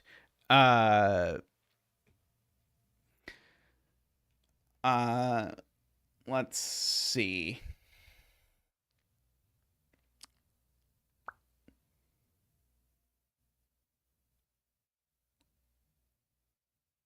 Row 1 is missing only the digit 4. That is what we determined at the beginning. Yeah, it's missing only the digit 4.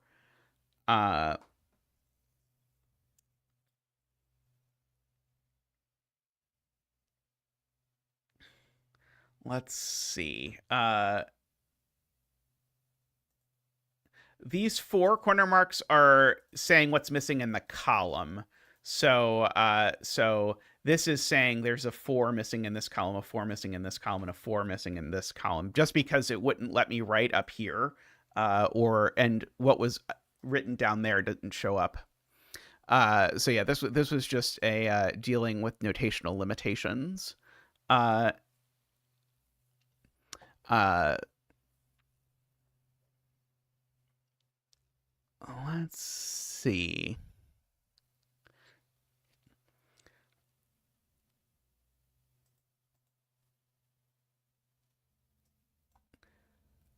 So yeah, this is a sum to 10 that's either 2 or 3 cells, or it could be a sum to 20 even. Can't be a sum to 20, I don't think, without a 7. No, it could be 983 would be fine.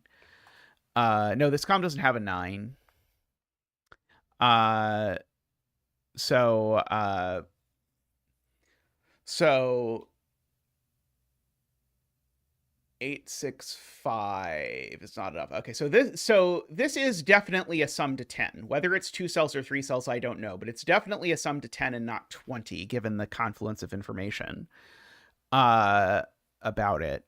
If it's a 2-cell sum to 10, it would have to be 2, 8 or 4, 6. It's a 3-cell sum to 10. I think almost any of them work. So that's maybe not super useful. Let's see. What else can we do here? For the row, if these are both purple, then all of our remaining purples are singletons in the row. Oh, is that interesting? I think that's interesting. If these are both purple, that's definitely not purple.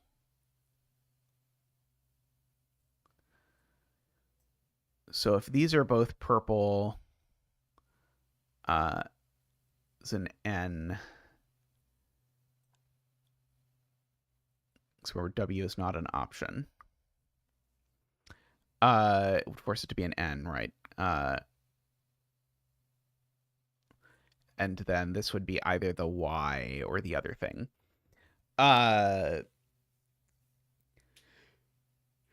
Sure. Let's see, this column has 5 purples. We need 3 more. So one of the divider things is 2 in size. So it's either the N or the Y. So I think the point is, in these columns, one of the columns has a 2 size N and one of the columns has a 2 size Y. So it could be something like that.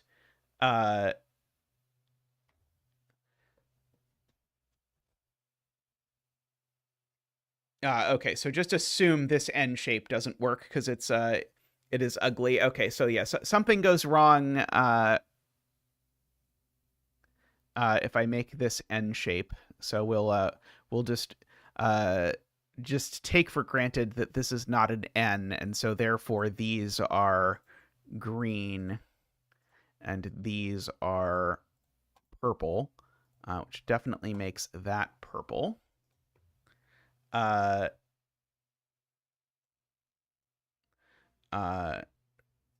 There. One step you were talking about at the start that was traumatic. Yeah, we all have it, unfortunately. And so now in this column, we've got our gaps. And so this needs to be my 5th purple cell in this column, regardless of how else things work. This can't be purple now. Oh, no, sorry. This could be purple if this is a Y. If that's purple, then this is also purple. So if that's a Y, that's an N, and that would be an L, I suppose. Oh, I can place some digits. That's true. This is now a 7.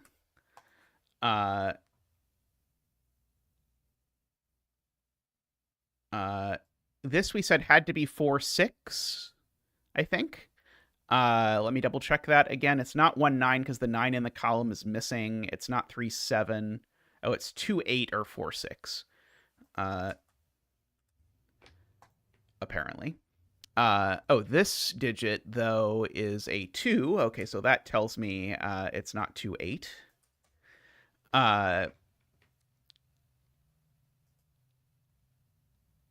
Oh, do I know whether this is green or not? Yeah, this definitely is green, right? That's all the 1, 2, 3, 4, 5. Yeah, this is definitely green. Okay, and we're back in the zone where if this is green, that's green. Because of the way the sum works in the row.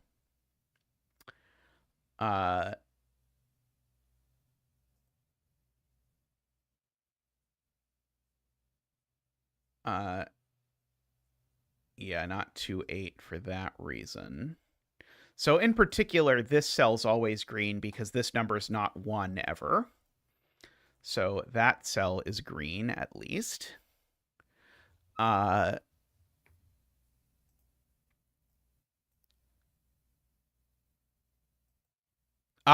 this being purple doesn't work. Because if this is purple, it then forces this to be purple, but that makes this green. But if you look at the column, it makes a 1-cell sum ending in 0. That doesn't work. So this, therefore, isn't purple because it forces a 1-cell green sum.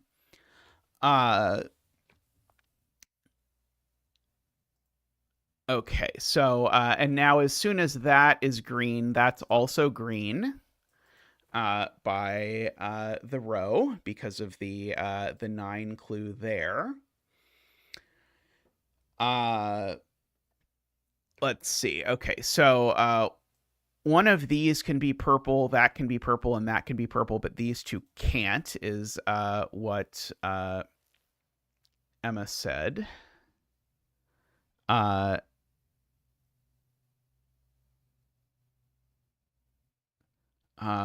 Oh, right. And now it is the 10 sum, Emma points out, by the same exact 10 sum I was referring to. So that needs to be green, which makes that purple and that purple, which makes all of those green and lets us box off this gal. And then we can X ends like that. Okay, and so now that 8... Oh, no, never mind, sorry. I was going to argue this couldn't be a single cell 8 clue because there's an 8 in a row, but this isn't an 8 clue at all.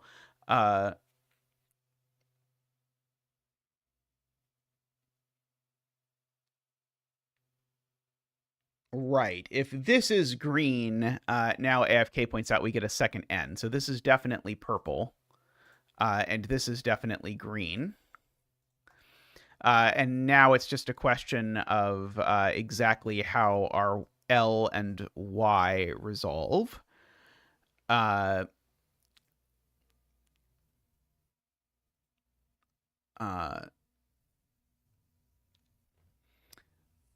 Which is a question for the scholars, I suppose.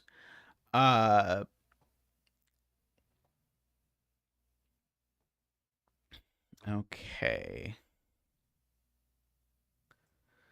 So there could be 3 purples in a row here, and then it would go all the way to the end. Otherwise, this is also purple. This row only has 1 more purple, and it's a divider. So therefore, that cell is green. Because I need the last purple in the row to divide those two.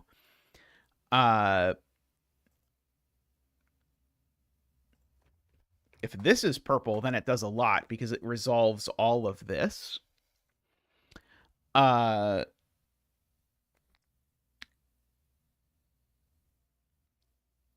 Which is appreciated. Let's see. I need a total of 3 more purple. Okay, I need 3 more purple cells in this row. That means the divide is definitely in here somewhere because I can't fit all the purple cells.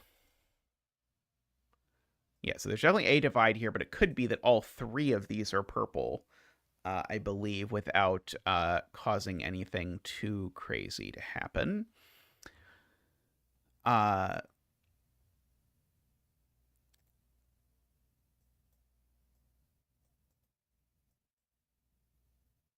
This column needs 2 dividers, so that doesn't force that to be purple necessarily. I don't believe.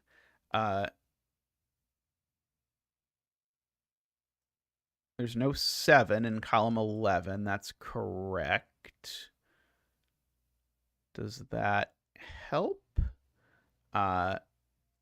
Because these sum to 5 or 15, and they can't sum to 15 at all. Okay, so you're right. So AFK is right. So these can't sum to 15 at all. So they do sum to 5.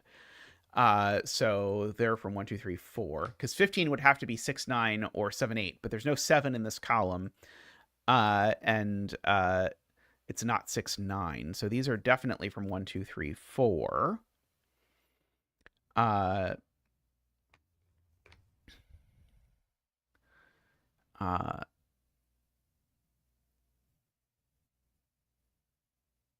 Who knows what that did, but it seemed very deliberate on behalf of the setter, but I have no idea what it did. Let's see. Oh, does it inform what the 0 has to be? Because this 0 we know is 2, 4, or 6, 8. Sorry. This 0 is 2, 8, or 4, 6. So that's like a virtual 2, 4 pair if you want. Oh, of course, this one's not 2, by the way, so that one's not 8.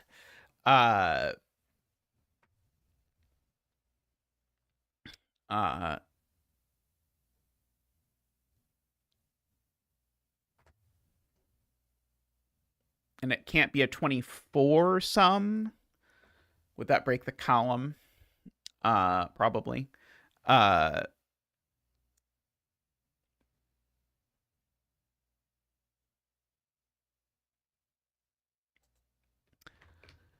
Let's see.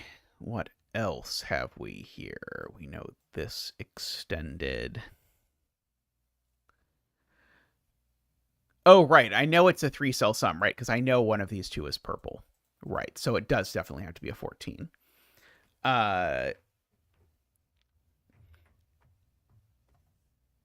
Agree. Okay, so the world in which this is purple,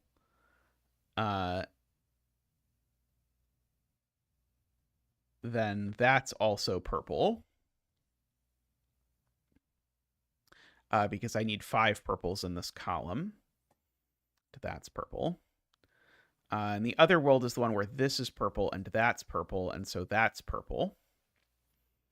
Does one of these worlds seem broken?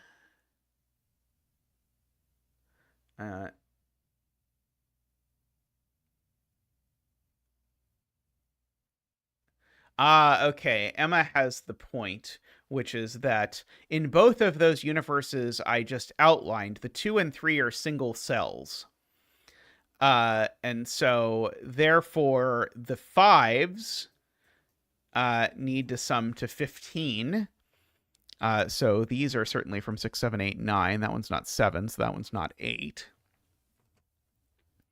This is a sum to 15 without 1, 2, 3, as David points out. So this needs to be 4, 5, 6, which actually clarifies that this isn't 6, 9. This is 8, 7, and we know the order. And that now makes that not an 8 and that not a 2, which makes those 4, 6, which means these aren't 1, 4. These are 2, 3. Oh, there was no 9 in the column. That was that was the easier way to do that, but can do that.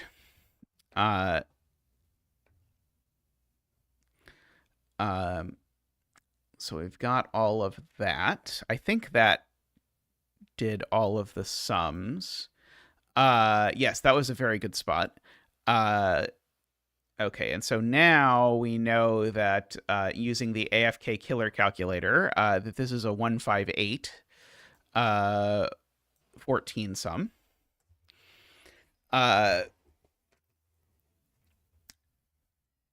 Let's see. So what else can we do?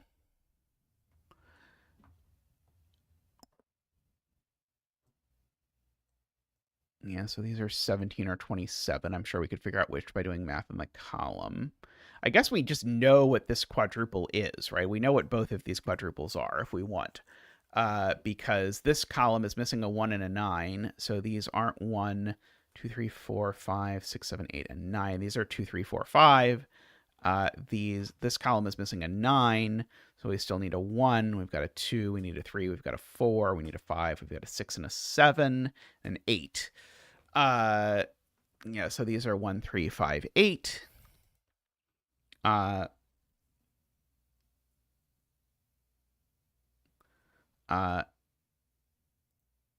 Yes, this green needs to grow because of the 8. No, sorry. I fell for this before. This is not an 8. This is a 2.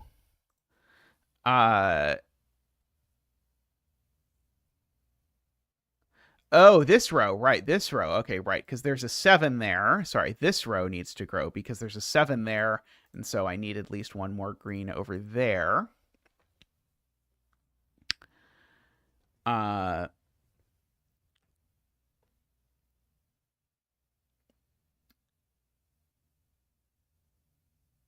Okay.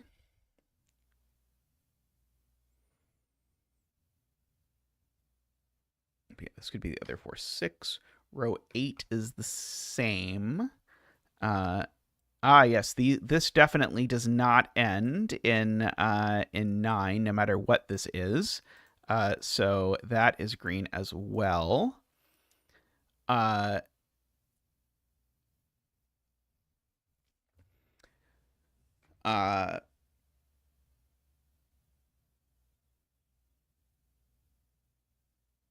Is it possible to make this sum to something ending in 1?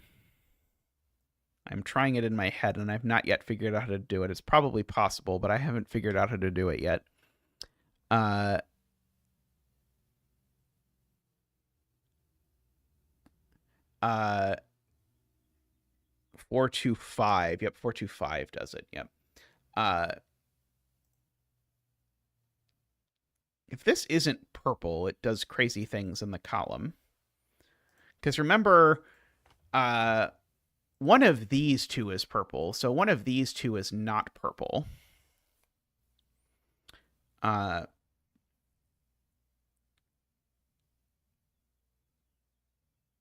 I don't think that quite forces anything yet.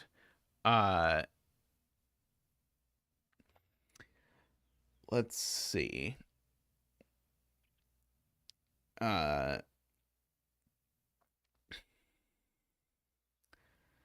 I don't think I know whether this can be 2 or not yet.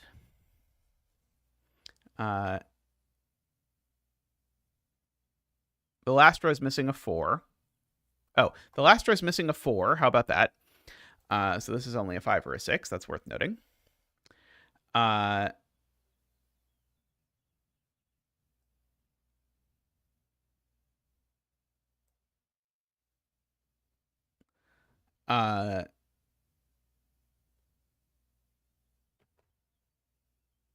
In this column, there are 4 purples and 9 greens, if that is what Niverio is asking. Oh, yeah. There's 4 purples. So, right. Okay, that's the point, is that if I wanted to do this column without making this green,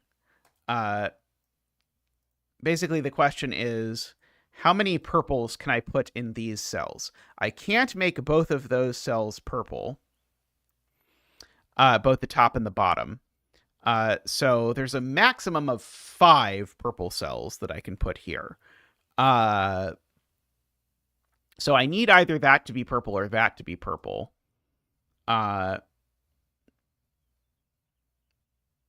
And I assuredly therefore need... No, I don't need either of these to be purple. And there are lots of opportunities of pentominoes that would actually work there, I believe. But yeah, so we're very close, but not quite there. If we needed 5 pentomino cells in this column, we would know exactly what it had to be. It would have to be either that or that, but we are not there, unfortunately.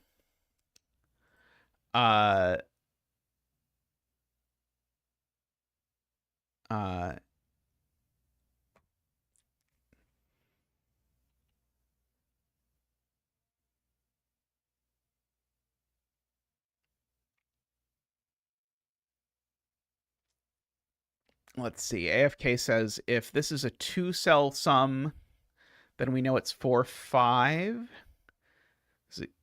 Yeah, right, because it can't be... Visibly can't be 2, 7, 3, 6, or... so it's 4, 5. And if it's a 3-cell sum,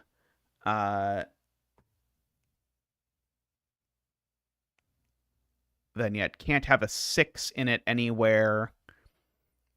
And it can't be 2, 3, 4 because of that. So, right. So it is. So these are either 4, 5 or 1, 3, 5. So that's never an 8.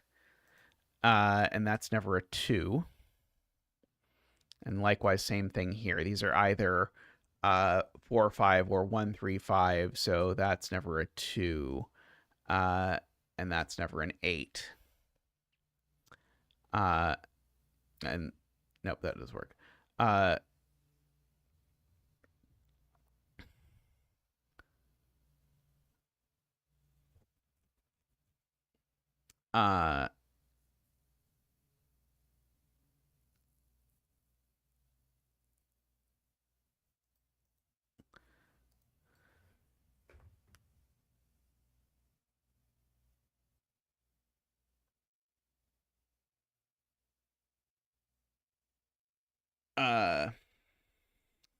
I don't think I understand why these can't be a 3-4 pair. Uh, uh,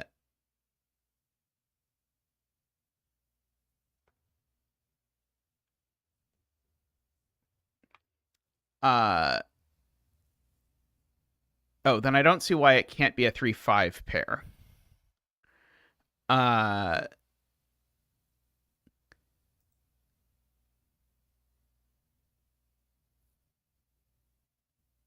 Okay, that's the point. Right. If this is green, I can't split this into enough groups, is the point. Because I still need to get 4 things. So if I need to make 4 of these, if I need to make 4 of these pentomino, and then I need it to either be those 4 or those 4, and both of those have in common, they only split the column into 2 groups. So this does have to be pentomino. Good spot there. So that does, in fact, I think, force this to be a sum to 11. So in particular, this definitely can't be a 4 or a 6 is the way I do this math, because I need this to end in 1. If this is a 4 or a 6, it's 12 or 13. So this is definitely a 5, which makes that a 6 and a 4, which then makes that a 6 and a 4. And now this needs to be a 2 and a 3 in order to make that work. So we get all of that. So we have that is good. And we need one more pentomino cell in this row. So that cell's never pentomino anymore. Because if this cell were pentomino, that one would have to be, and that would be 5 for the row, and it's not enough. So this cell's now green.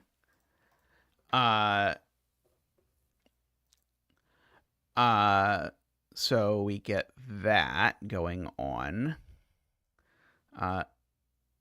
The remaining digits in this column are 2 and 3 for whatever it is worth. Right.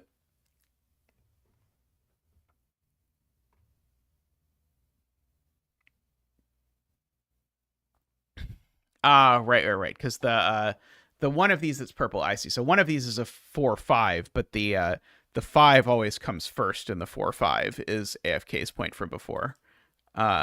This doesn't feel like a Niverio step, but I will fill it in just in case it becomes useful.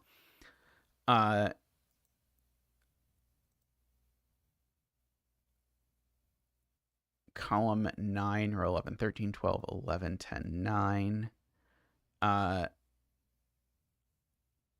Oh, sorry. Column 9, sorry. Column 9, row 1 is that one. Sorry. I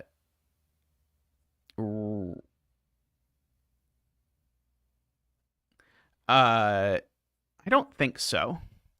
Because I think this divide, I think I think any pentomino I put in here will divide this into the appropriate number of spots. I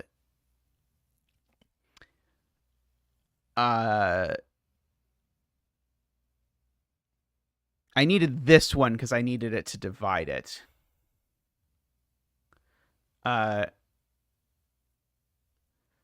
Let's see. So yeah, one of these two is a 5, is the other thing because of the thing. So one of those is a 5, so these aren't 5 as well. Let's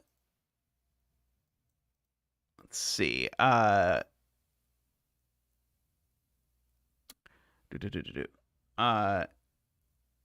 we've got that. Yeah, that feels like a Zeta step. The noting this piece of the sort of two universes thing. I don't see how it could possibly help us, but it will probably help us someday. If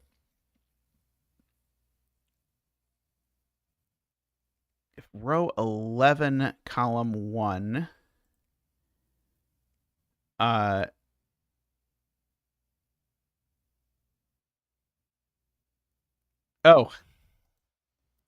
this was much easier than that.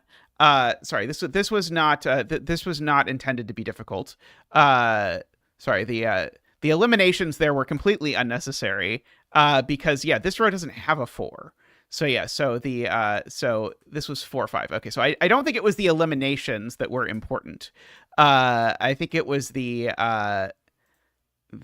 thinking about how exactly these things were being made that was important. And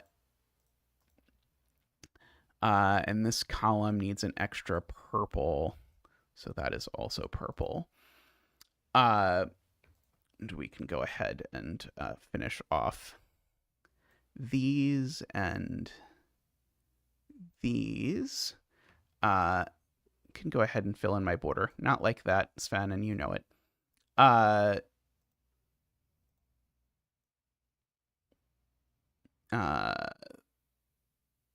Sven, no. There we go. Okay, so that gives us the 2 and the 3 here. And I know these are 1, 3, 5, and so this one is not 3, so this is 1 or 5. So we've got that. Let's see. That 2 checks out. Oh, I didn't do my Xing, by the way, of my Y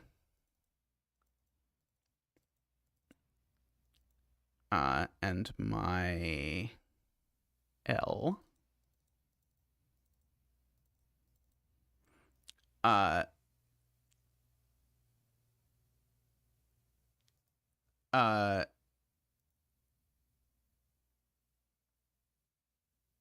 X-wing on 8s there, so there's no more 8s in these rows. So yeah, we've got a Zach wing on 8s, the classic. Okay.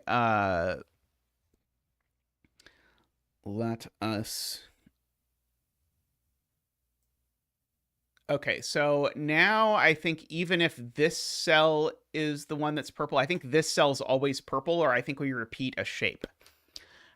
Because if this cell isn't purple, then we end up here and we end up having a choice between an N and a V, both of which we have. So I think this cell is always purple. Is the point? Zach wings are specifically X wings that aren't related to regions. Yeah, Zach wings are Zach wings do not make reference to regions. So this is always purple, because if it's not, then we repeat a pentomino, which makes this cell a 2.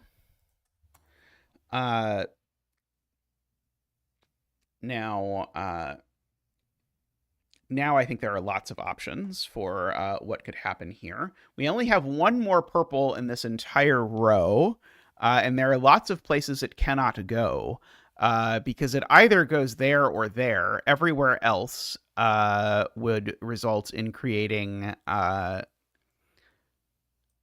more regions or more strings than they're supposed to be for our JSON. So all of that becomes green, I believe. I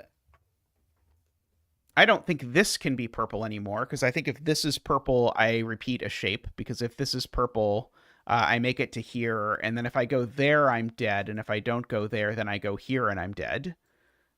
So I think that is green.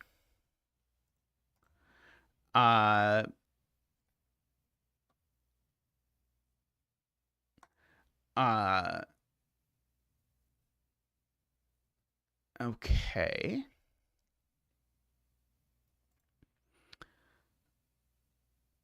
Yeah, and we know we've got, in fact, exactly one purple cell in here.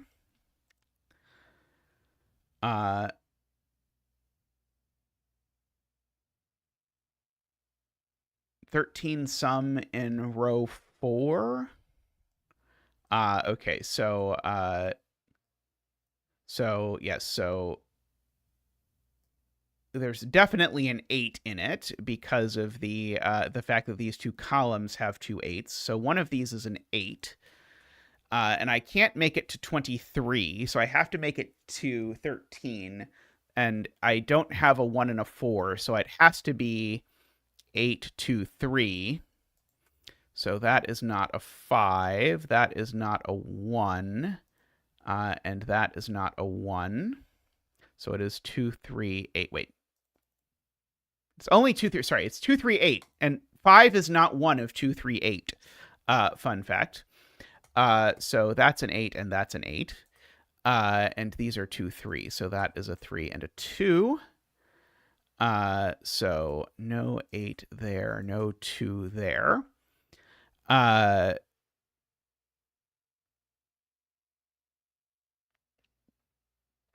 Okay, this still needs to be a sum to 9.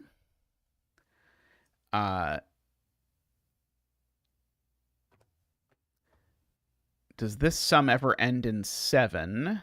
Well, it's at least odd, so it seems plausible it does. In fact, yeah, 8 and 6 and 3 works, so unfortunately I can't rule out that possibility.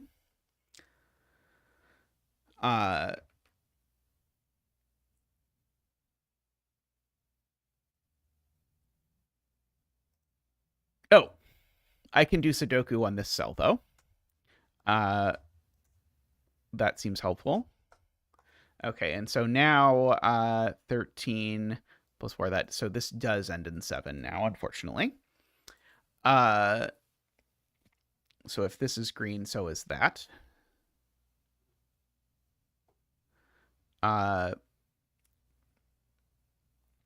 Let's see. 2, yeah, and if this is green, so is that. Does that mean this is always purple?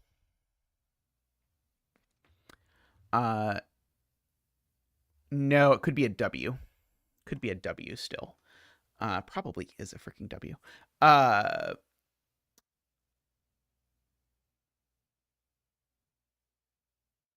It's probably how we get this cell.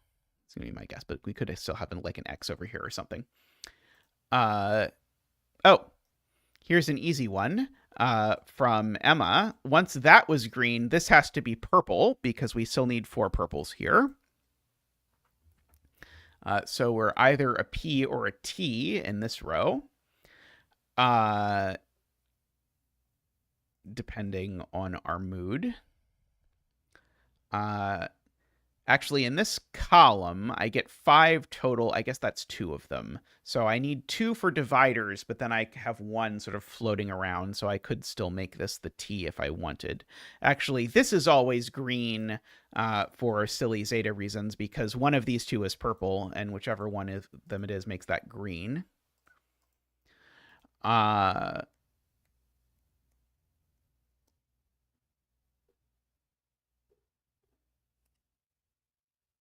And now,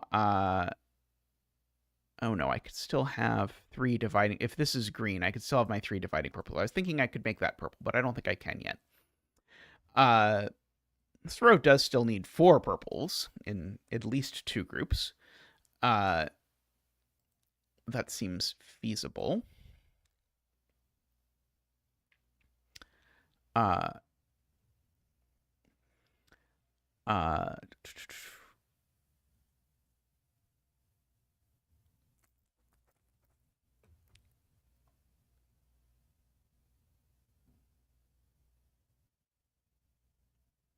Row 2, column 8 is always unshaded, or you end up with 2 W's. Oh, that has been retracted.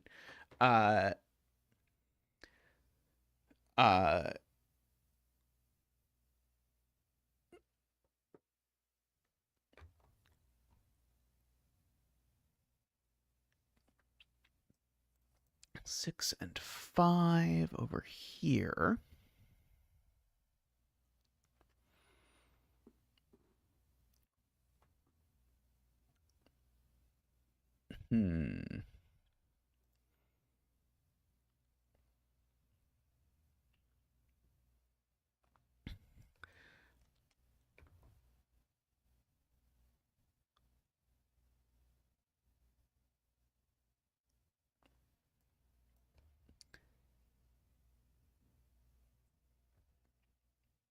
I don't think I can make this cell purple. Oh, no. So if I make this cell purple, I think I break the fact that both of these cells have the property that if one of them is green, the next one's green. So if I make this purple, then I say can't take either of those 2. Well, I certainly can't take the 4th one because that would break. So if I don't do that, then... Oh, I could be an X. Never mind. Or a P. I think X and P, I think both work. Never mind. Because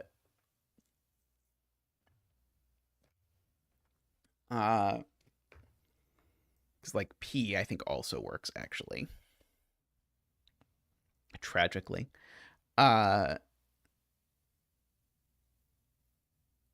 Sadly, this column does have a 9, so that could be a single cell 9. Doing a quick check of my, like, what columns and rows don't have what digits to see if it's useful. It's a good thing to check because this is not a single cell 7. So it at least does something if I go and check it. So So that cell's definitely green for what it's worth. I don't think it's worth much, I'm going to be honest. Let's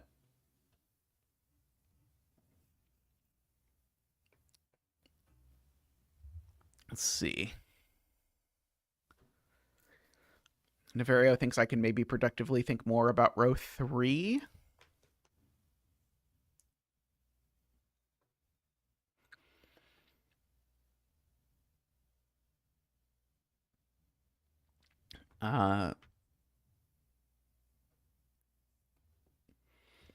It is true. The 5 is certainly at least 2 cells.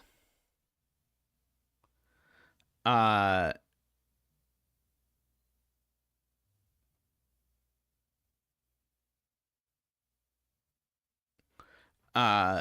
it's not a single cell 5, but I guess I already knew that because I think I know this is part of the 5, maybe.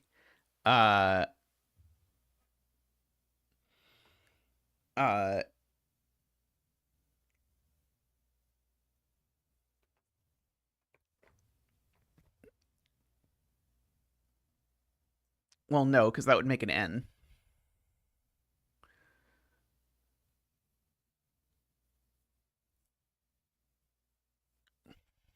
Does that help? Is the point that that cell can't be shaded?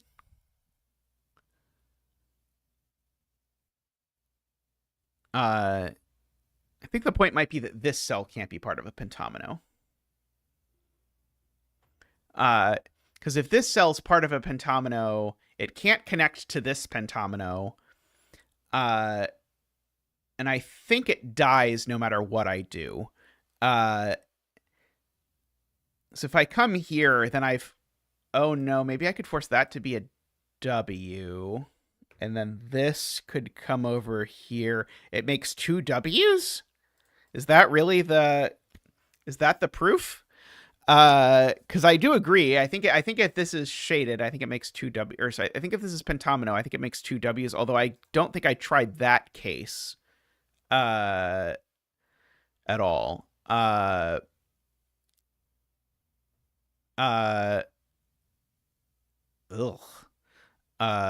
Nauseating. But I don't think that's what Niverio wants me to think about.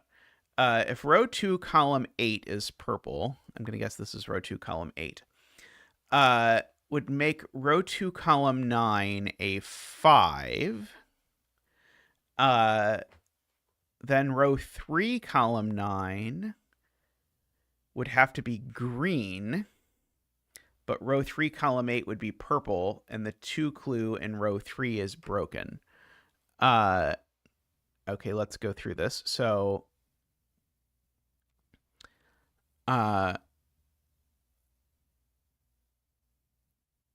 so if this is purple, if this is purple, that's purple, and that's purple. And this is a 5, and that's a 9. And that doesn't work, is the point. I think I think it's still pretty complicated.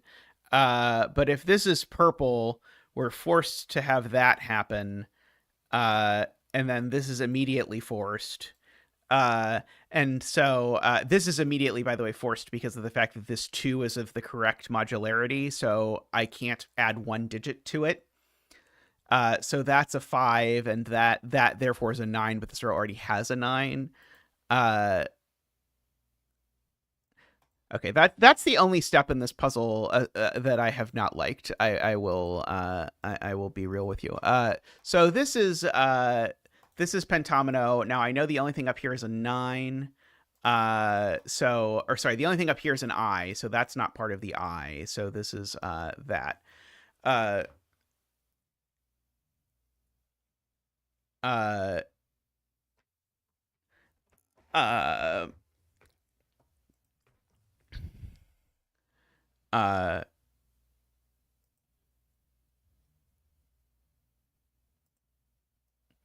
Yeah, this doesn't have a whole lot of options. Also, this is always purple now.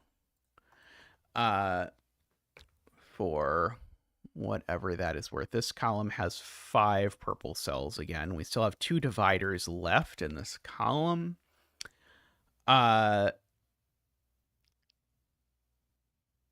We still need 2 more purple cells in this row.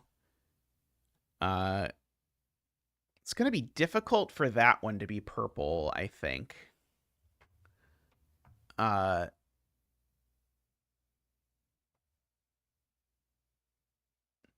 This is a 5. Let's do that.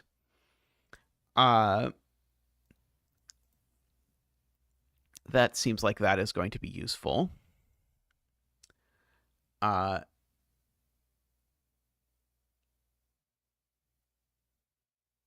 Which makes it look like it wants to be the 5-3, but who knows?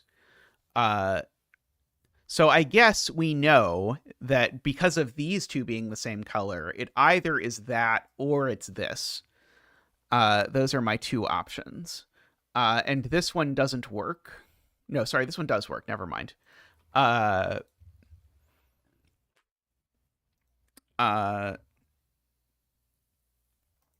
row 2 has a clue Garion has discovered, which has made this a 1, which has made this a 3.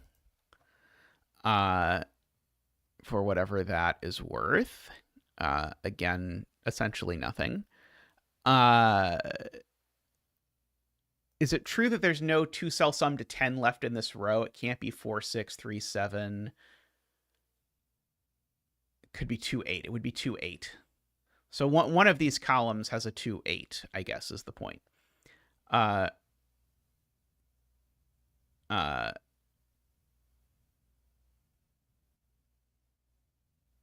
there's a 2, 8 on either side is basically what it is.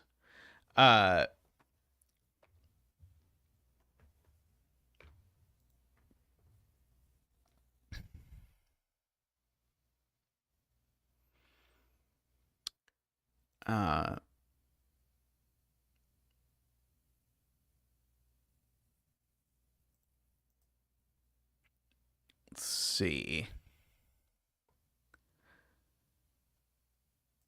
Yeah, I've got a 0 there.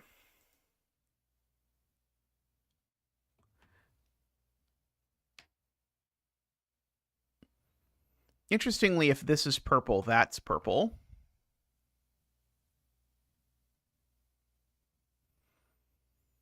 And likewise, if this is green, that's green. Actually, I think these two are just always the same color. Because if this is green, that's green. If this is purple, that also has to be purple, or we repeat the N. So these two just are the same. Oops. Span, stop it. Oh, somehow I went on. Oh, right. These two just are the same. These two just are the same coloring.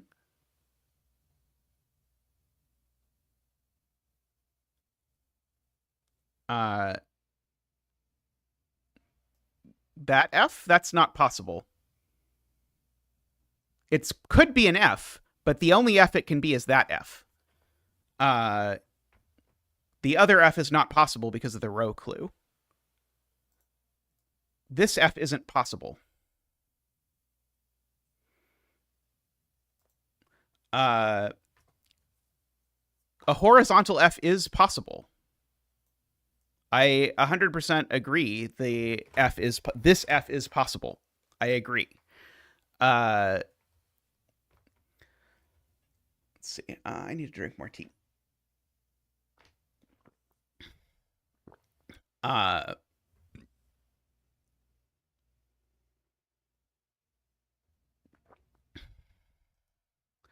that F. Oh, I see. Okay, very sad. There's another F. There's that F. That F is still possible. Very sad. Oh,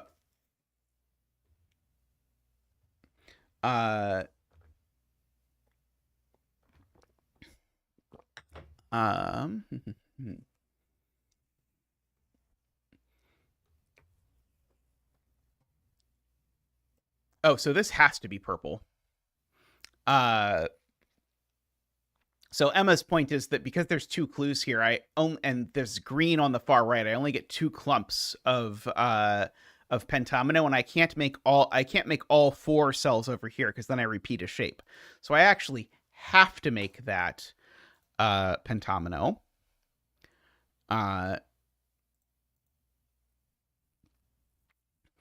Which I thought was going to do something when I did it, but I guess it makes this green is one thing it does, because I can't extend that. So one of these two is purple, which also makes that green for what it's worth.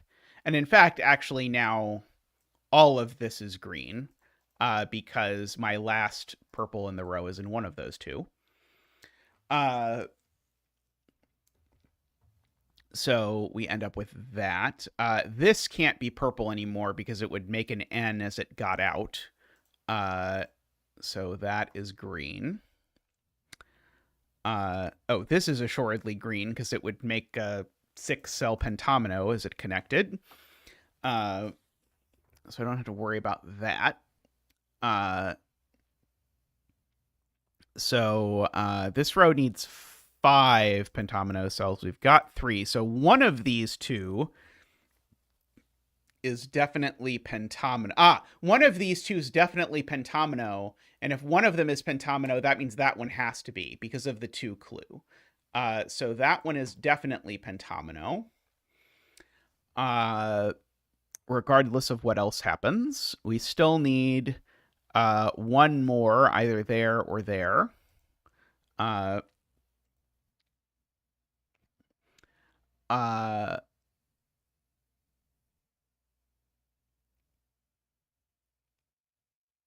Okay.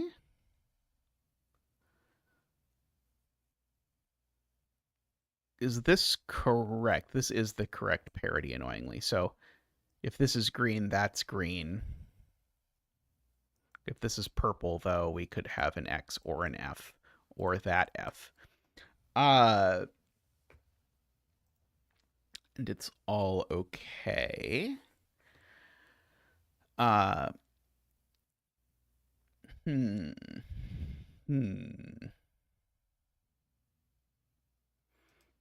Yeah, we've got at least 2, if not 3, pentomino cells left in this column to deal with.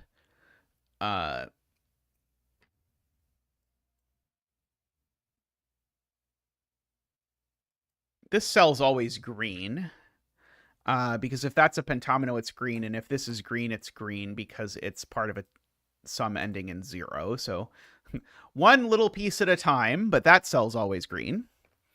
I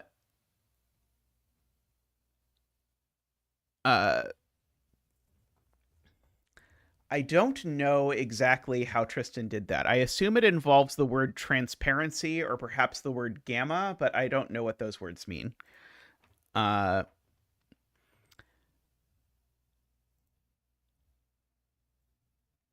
This is a P, that's an F, but those are way too far apart to interact, I think.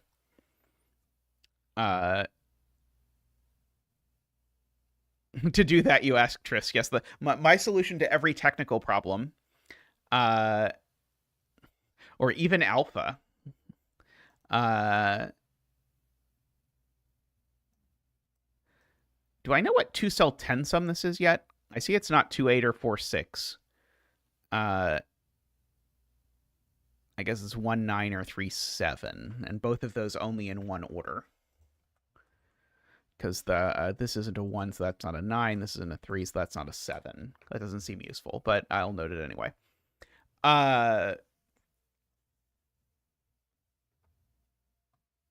Row 7, column 1 is green. So it can't be a single cell 1 clue. Oh, sorry. This one, sorry, I bet that's the cell we're talking. Row 7, column 2, right? Sorry. I did not count well. This can't be a 1 anymore, so that's always green. I agree. And so, yeah, we've still got... Oh, it's only 1. One of these cells is purple. Exactly.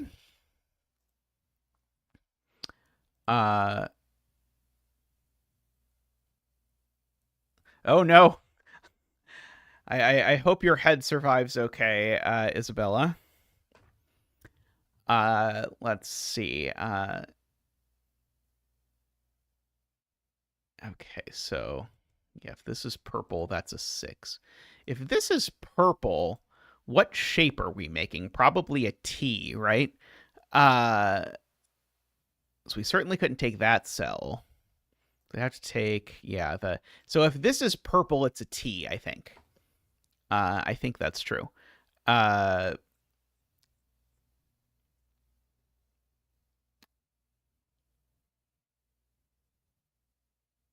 Oh no, this just can't be purple. This just can't be purple. It would break the column.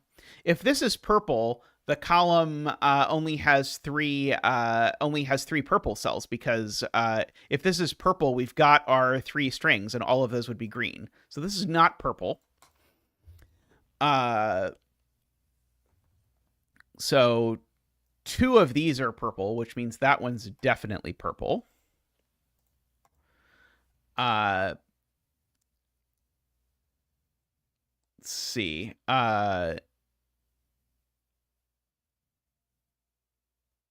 Now I know I need a purple cell to divide uh uh these uh but it could be a two size purple divider. Actually no, this just oh no, it could be green if this is a Z. Uh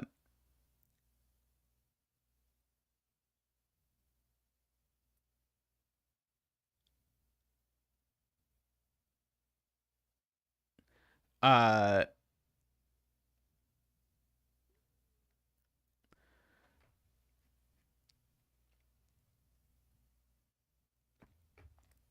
okay. Here's AFK's point. There's going to be a purple in at least one of these two cells. That's going to separate the green into three pieces. If I make this purple, I separate the green into four pieces, which I cannot do. That is a good point. So that is also green. Uh,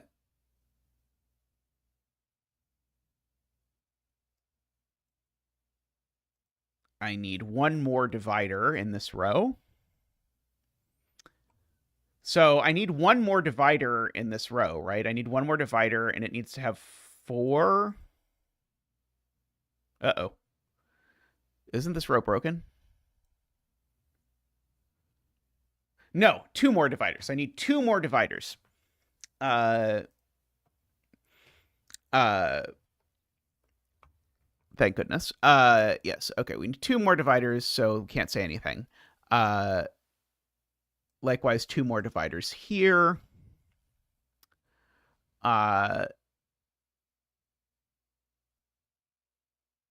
one more divider in this column, but it's too long. Uh,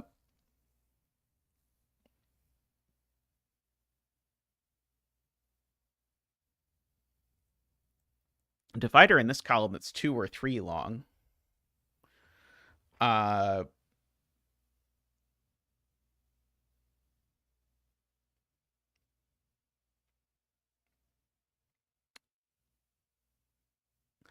uh,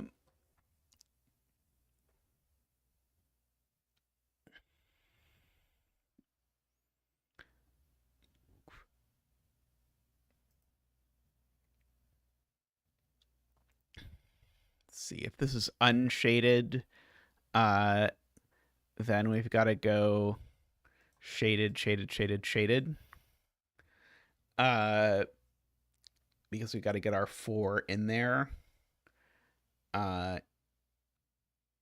4, 5, 9. Uh,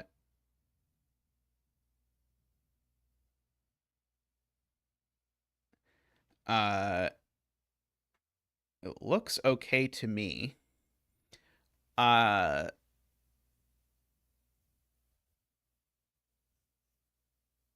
uh,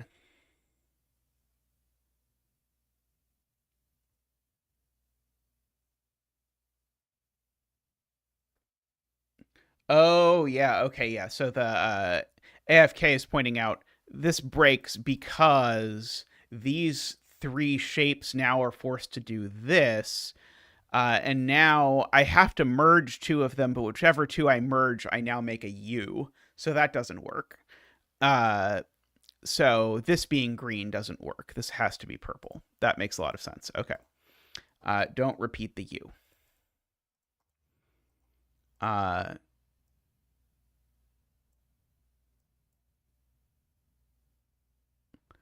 uh, oh, was I wrong? Uh, uh, I might have been wrong. Uh, right. These two have to grow. They can't merge there, so this one has to grow. It can't go there, so it has to go there, and then it's broken. It's a little further of a look ahead than I did before. Uh, but but the point is, this being unshaded doesn't work. Uh, so this is green. Oops, as I always end up doing when I sort of switch back and forth between modes. Can fill in that. We can mark our F.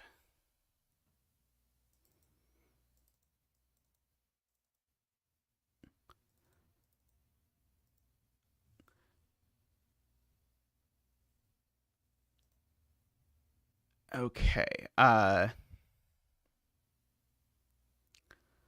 So we still need to pentomino that.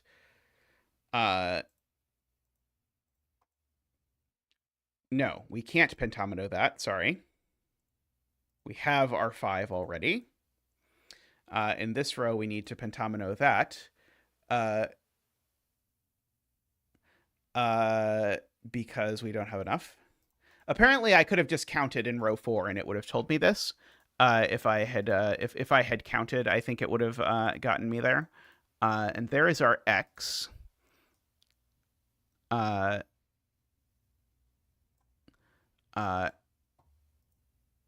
don't repeat the X, as they say. Now I am Xing the X. Funnily enough. Okay, so we've got that. Okay, this column, finally, at long last, it has its 4. And so therefore that is green. And by the power of gray lines, that is green. And so finally, we have resolved our upper piece up here, making these a 2-8 pair. And getting rid of a line. Oops. Oh, right. I have to... Maybe I just leave it in center and edge mode. Okay, but that 2 looks up at my 2-8, so that makes that an 8 and that a 2. That 8 is part of a 4, so that makes that a 6 for whatever it is worth. Let's see.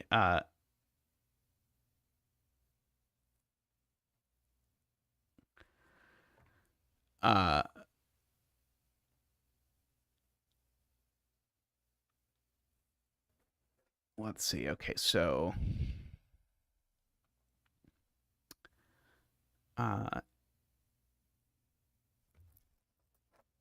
8 and 3 with a 2 someone sees somewhere. I don't see it.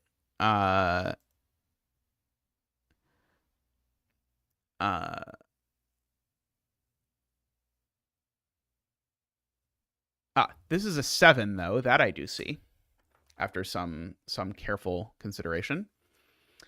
This column needs 2 more purples. That I see. So they go there.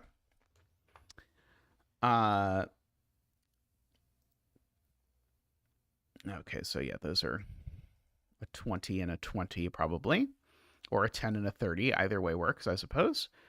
If this is green, it's a 6, but that's probably fine. Uh, uh,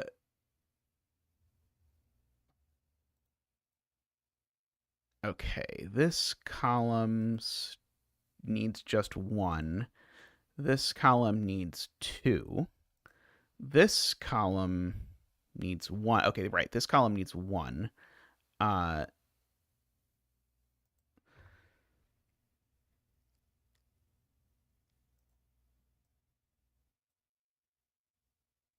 uh, Never mind. I think there's a couple options. 10 and 30 or 20 and 20, I think.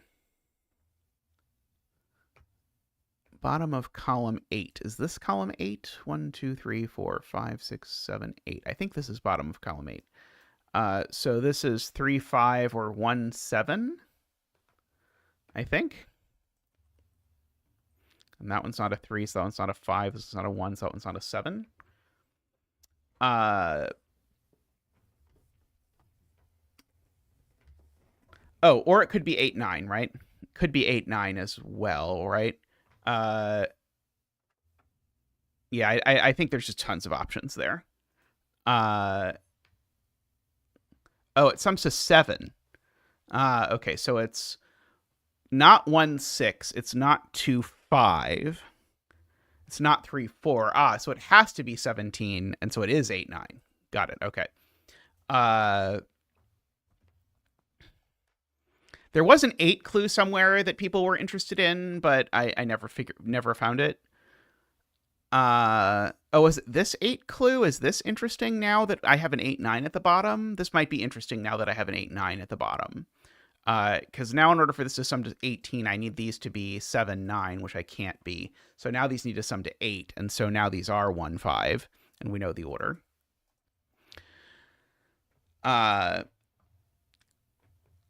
Okay, and I now also know the 9 in this column is not one cell. For what it is worth. So that can't be green anymore because it would make the 9 be one cell, which I can't. So this is purple, and that's purple. So that has made this green and that purple, right? Because I need a 5th purple. Yep, I do need a 5th purple. So that is also green. And we have our T filled in. That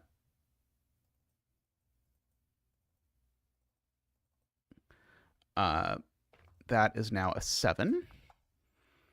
And these are something. They sum to 9 and are 3, 6, I believe. Yep, 3, 6 sounds right. Okay. Now, now that is a 9, just by the row.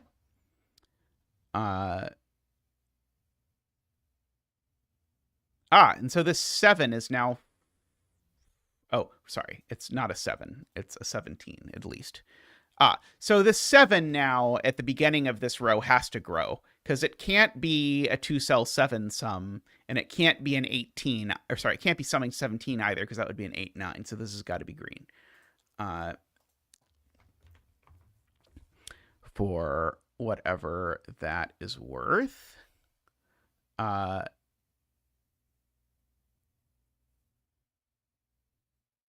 I can't have, right, I need 2 purples out of these 3, and it can't be these 2, because if it's those 2, I don't have the right number of clues. So therefore, that's always purple. Is one thing that is true.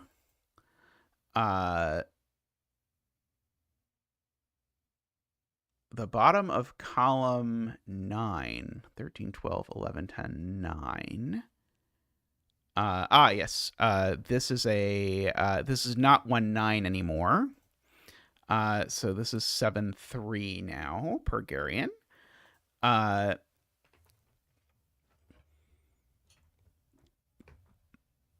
Emma has counted the purples in this row and seen that we are missing one of them, so that is purple. Therefore, that is green because it would make an F if it wasn't. Also, this row has all its purples now because that's 5, so these are all green. Let's see. These are a 1, 4, 5. I agree that's probably worth marking.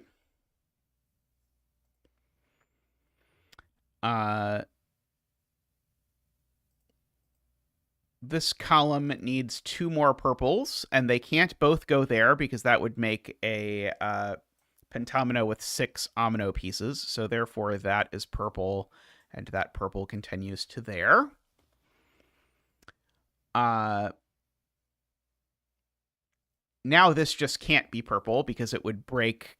Well, it would either break this by making it a U or break this by making it too big. So that is green, but we still need one more in this column. So we finish that. So we have that. So these are both green. This column has all of its stuff, so that is green. So yeah, so W and I, by the way, are spoken for.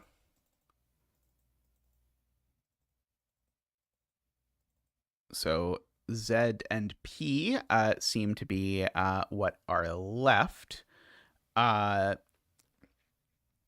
So in particular, if I make this purple, it becomes impossible to finish this into anything, so that becomes green for sure.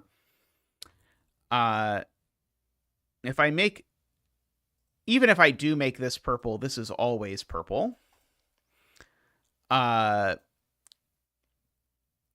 So we get that.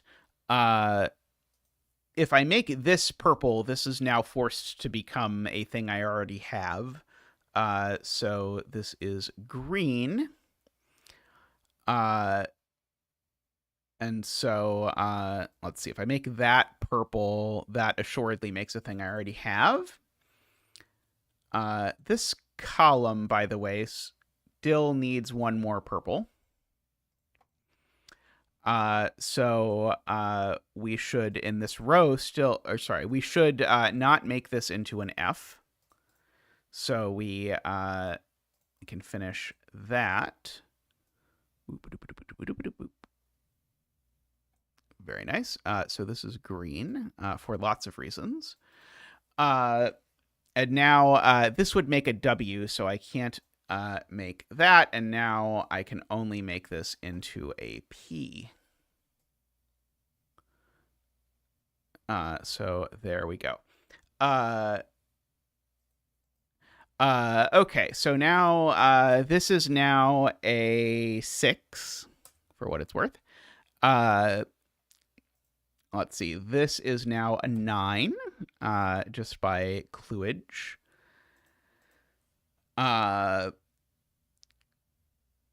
We may have concluded the list of things that I can decide from clues. Let's see. Oh, no, this is a 6. That I can decide by clues. So that has made that a 3 and a 6.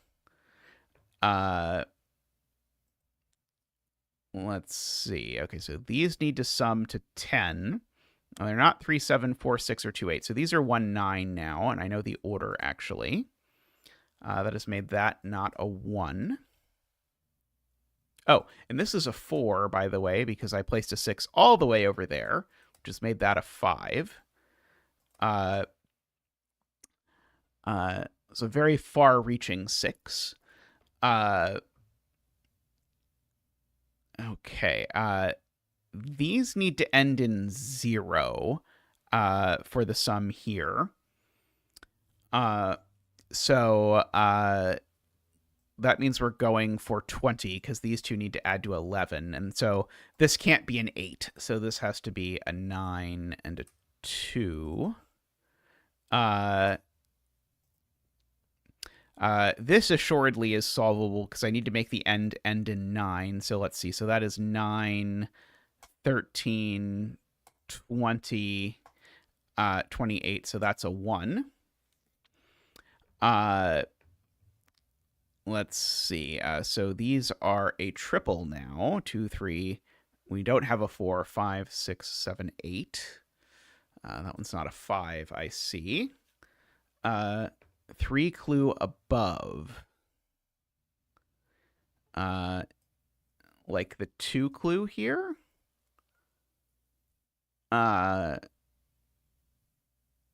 Where is this 6 plus question mark clue? I don't see the 6 plus question mark clue. Let's see. These are 2, 3, 4, 5, 6, 7, 8, and 9. 2, 5, and 9. That one's not a 5 either.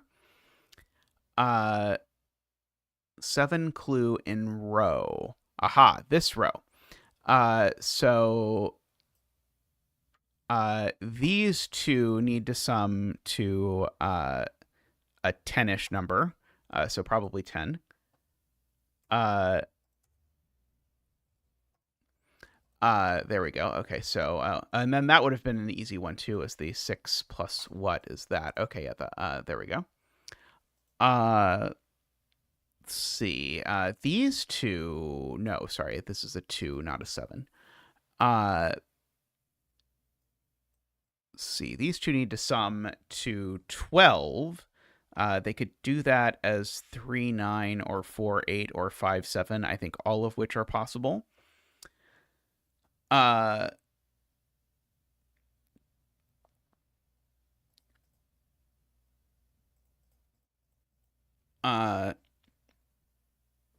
The column 3, 5 can't be 15 anymore. Right. So this has to be an honest 5. So this is either 1, 4 or 2, 3. And this one's not 1 or 3. So this one's not 2 or 4. And this one's not 1 either. Actually, neither of them are 1 would have been the nice way to see that it was 3 and 2. So there we go. So these are a pair now. They are not a 4 because there's not one in this row. They're a 7 and an 8, for what it is worth. I'm being encouraged to look at row 5. These can't sum to 16, so they have to sum to 6. So they have to be 2 and 4. So these are a pair of, let's see, we've got 1, 2, 3, 4, 5. Oh, we still need a 6 and a 9, and that's the 6 and that's the 9. The 2 and the 9 look down here and make that a 5, which makes that not a 5. Makes that not a 5 either. Oh, so those are a 7, 8 pair now, so that is a 5. So these two need to add to 10, and so they are 2 and 8. Which makes that 7 and 8, makes that 4 and 2, makes that a 9, makes that a 7 and an 8. Let's see, this is the last digit in the column. Seems to be a 9. Let's see, these need to add 10 again.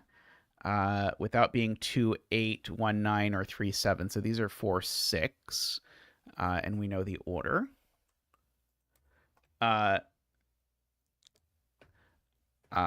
don't think we can mark the grid because Mark won't know about the digits that don't appear in rows and columns. Let's see. These two still end in sum to something ending in 12. Let's see. I guess I can fill these in and hope. We still need a 2. We've got 3, 4, and a 5. We've got a 6. We don't need a 7, and we got an 8. These are 2, 5, 8. That's pretty useless. These are a 1, 3 pair. I'm being told. These are, let's see, we've got, we still need a 1. We've got a 2 and a 3. The column doesn't have a 4. We've got the 5. We need a 6. We've got the 7, the 8, and the 9. Uh-oh. I didn't do that right. We still need a 1. We've got a 2 and a 3. We don't need a 4. We've got a 5. We still need a 6. We've got a 7, 8, and 9. Uh-oh. I broke it. How did I miss? No, there's no 4 in the column, right? Oh, somehow I marked that this column doesn't have a 4 in it, even though it very much has a 4 in it, right? Because this column actually, all the way back at the beginning, yeah, I have no idea how I ever got a 4 there. There was not supposed to be a 4 there. Oh, I miscopied it and I put it in the wrong column. Okay, that explains a lot. Okay, so 1, 4, 6, and that one is the 1. So those are 4 and 6, and that 4 there makes that a 6 and that a 4.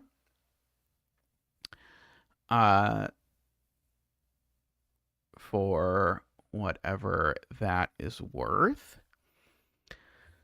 So now this 12 is at least a little restricted because now it can't be 4, 8. So now it's 3, 9, or 5, 7, and that's not the 7, so that's not the 5.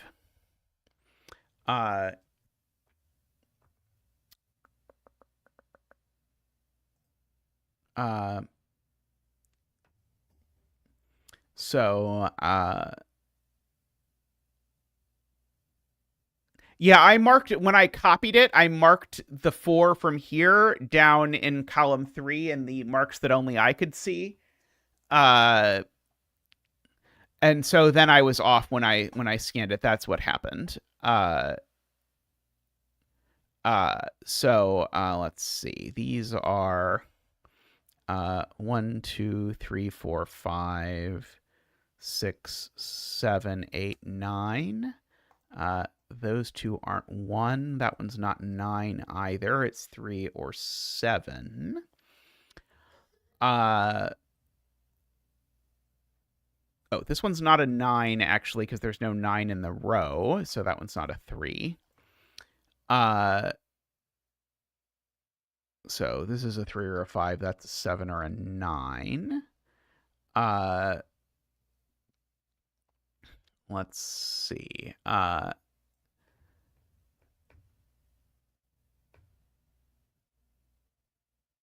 This row doesn't have a 1, right? So that's not a 1. That is a 3 and a 1.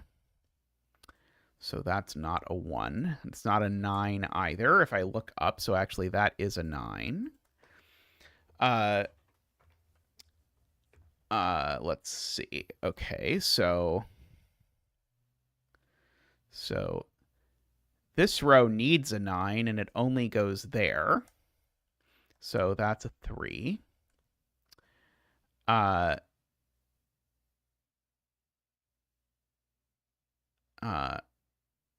see. Garion says row 4 needs a 1 and it doesn't go there or there or there, so it has to go there. Agree. Let's see. This triple is 2, 3, 4, 5, 6, 7, 8, and it's not a 9 because there's no 9 in the row. So these are 2, 5, and 8 again. And this triple, there is no 1. 2, 3, 4, 5, 6, 7, 8, and 9. So these are from 5, 6, 7. That one's not a 6 at least.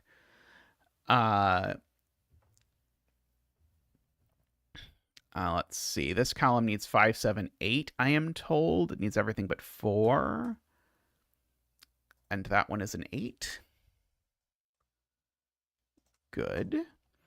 Let's see. This row, we've got 1, 2, 3. We still need a 4, 5, and 7. We've got the 6, the 8, and the 9. Let's see. One of those two is a 4. Happy to do it, AFK. I'll see you again soon, I'm sure. Let's see. All right, this row still needs, let's see, we still need 2, 3, 4, 5, 6, 7. No, we've got the 7, the 8, and then this row doesn't have a 9. So this is just 2, 3, 4. 5, 7 resolved. Which 5, 7?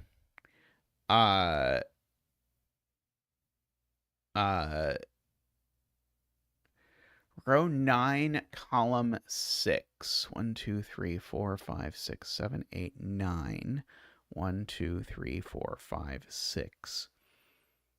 Okay, so this clue needs to be odd in its sum. And these two are both odd, so this needs to also be odd. So it's a 5, making that a 7 and a 3. Making that a 7 is, making that a 7 was Garian's point. 1, 2, 3, 4, 5, 6, 7. This 5, 7 is resolved somehow. Says Isabella. By that 5. There we go. There's a 7 and a 5. So those are 4 and 7. And that 7 actually looks up. That actually makes that a 4 and that a 7. That 4 looks up, making that not a 4. Let's see. We can fill out our last cells in the entire grid. 1, 2, 3, 4, 5, 6, 7, 8. No 9. So these are 3, 6, 8. This one's not a 3 or a 6, so it is an 8, meaning neither of those is an 8. See.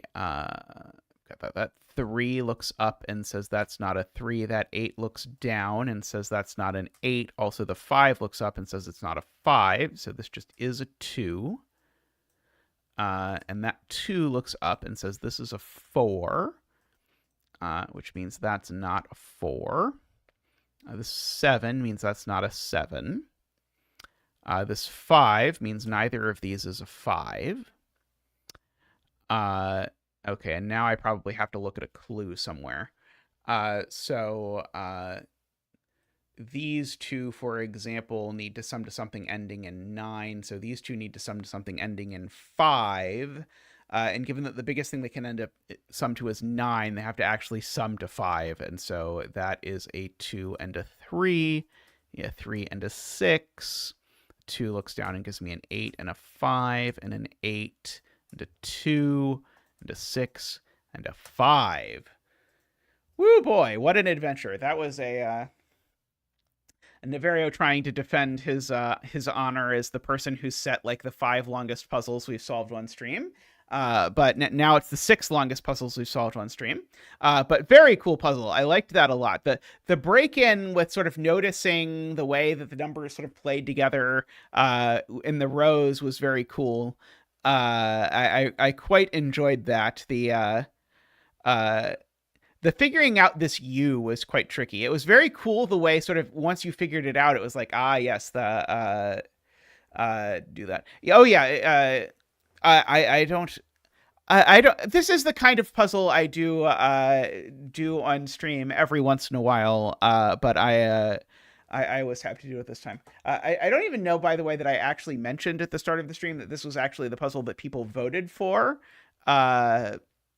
Was voted for by David, Plonktime, Russ, AFK, Nell, Luda, Doomdiot, and Niverio, by the way. So this was voted for to be the puzzle that we started with.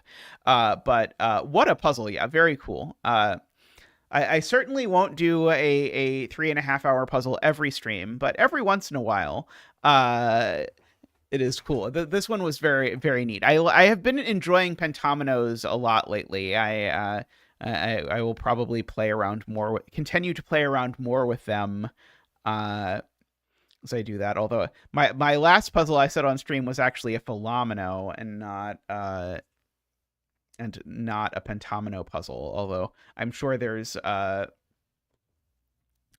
some version of Yajalin with Pentomi or something. Well, Niverio, you have a very good record. I've never regretted doing one of your 3+ hour puzzles. So that is so that is a definitely a good thing. There are definitely setters for whom I have regretted doing their 3+ hour puzzles at some points, which makes it very difficult for me to then decide to do another 3+ hour puzzle by them. I realized I didn't ever cross off all of my my things. Alrighty, I'm going to take a quick stretch break and come back and do an easier puzzle than this. So I will see everyone in just a moment. So be right back.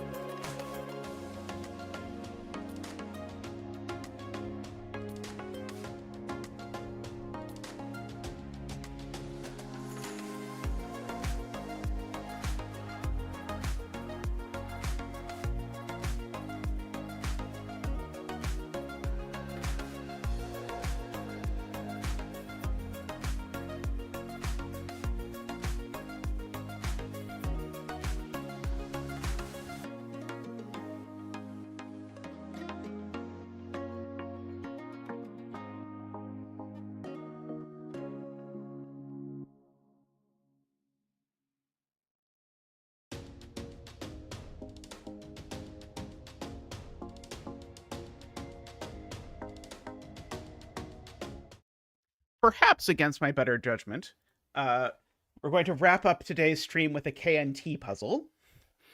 This is a KNT pencil puzzle. It's ranked at being only 3 stars in difficulty, so it should be 2 orders of magnitude easier than the previous puzzle. So here's what we need to do. We need to shade some cells so that all unshaded cells are orthogonally connected. And there may not exist a run of 4 or more consecutive shaded or unshaded cells horizontally or vertically anywhere in the grid. So So we have that, and so the shaded cells don't need to be connected. It's only the unshaded cells that need to be connected. Furthermore, each cell containing a number must not be shaded. And the number in the cell represents the total count of shaded cells in orthogonally connected groups sharing an edge with that number. Yes. Okay, this type. Okay. And the question indicates a single-digit number, and a double question indicates a double-digit number. Okay, so we've got all of these are unshaded. Okay. And so when you have, for example, a 3, this 3 could, for example, be referring to something like that. And then everything else around this could be unshaded, barring all other things. So the fact that your orthogonally connected group can theoretically at least be large makes it tricky, perhaps, to figure out these things at times. 6 at the bottom, I feel like is going to be really tricky if I am not careful. I have to keep in mind at least one cell next to each green has to be green. I'm also noticing, like, if I make this green, I immediately make both of those gray. Is a thing I am noticing because of the acre rule. I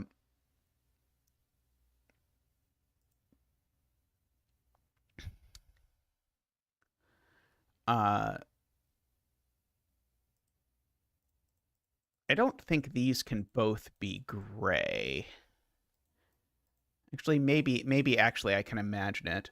Oh yeah, we can absolutely have row column labels again as a treat. Well,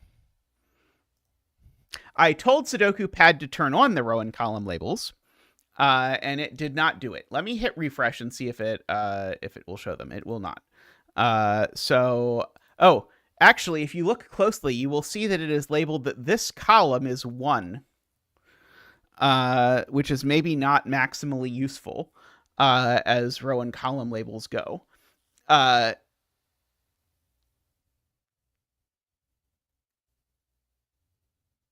The column just right of the upper one needs to be shaded. Right.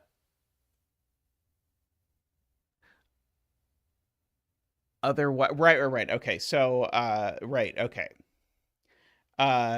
So if this cell is unshaded, there we go. That's a good piece of advice. If this cell's unshaded, then everything seen by this double question mark is also seen by this single question mark, which is a problem because now this single question mark sees a double question mark number of things. So that's always gray. So I agree with that assessment. Let's see. Can we repeat that trick anywhere else? I mean, I guess similarly here we know one of these two is gray, but that doesn't necessarily immediately tell me anything.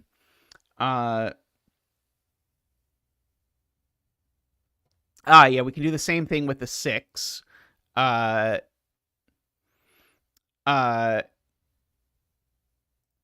Because if I only shade these 2 cells or some combination of them, they all see the 2. So actually, this needs to be shaded, and it needs to actually shade all of those, right? Because I actually need there to be 4 things seen by the 6 that are not seen by the 2.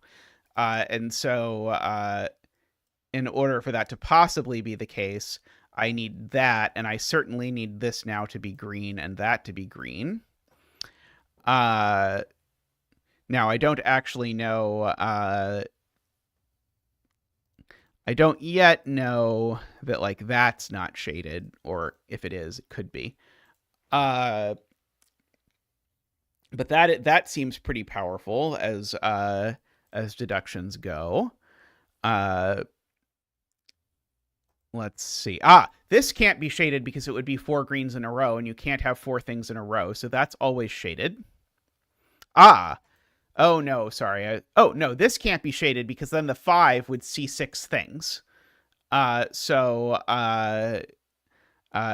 doesn't work because the way these clues work is very weird. It's summing the total number of grays in the connected component of the thing. So now the 6 needs to see these 2, which then greens all of that, which grays this because you can't have 4 in a row, greens that because the green needs to escape. This also needs to be green because the greens need to escape. This is gray because you can't have 4 greens in a row. This is green because the greens need to escape. This is gray because you can't have 4 greens in a row. This is green because the greens need to escape. So we've got all of that. Let's see. Yeah, we got a goodly number of things filled in there. So these are both green because if either of them were gray, it would make a 2 touching a 1. So we can't do that. So that's gray because of the 3 greens in a row. Rule. And so now that's the only thing that's allowed to touch this, the 1. So now both of those are gray to avoid 4 greens in a row.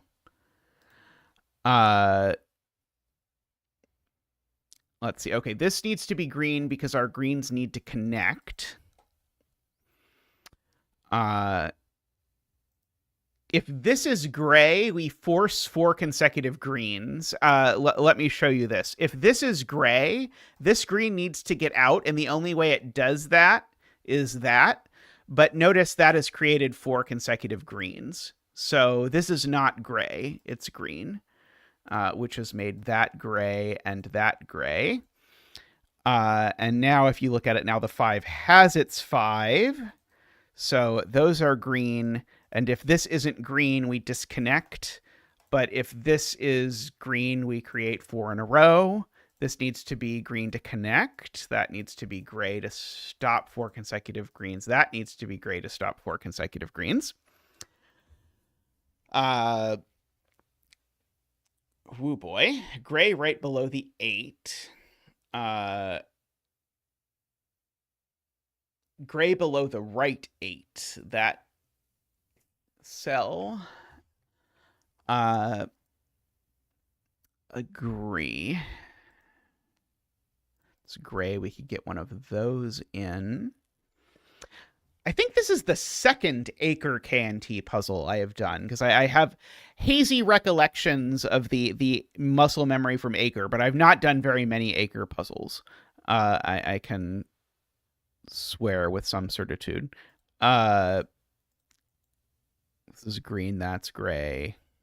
If this is green, that's gray. If this is gray, I don't know what yet. Let's see. So one of these 2 needs to be gray because there's a cell that this 8 sees that this 8 doesn't by our sort of earlier logic of stuff. So one of these 2 is gray, but who knows what to do with that quite yet. Let's see. I know one of these 2 is green because this green definitely needs to get out.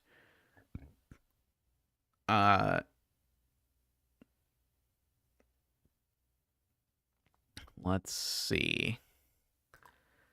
This is green, that's gray.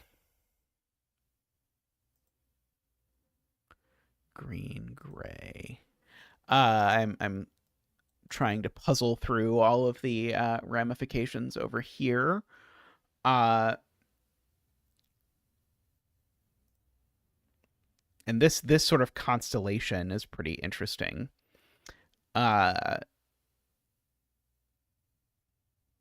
But I don't think it does anything yet.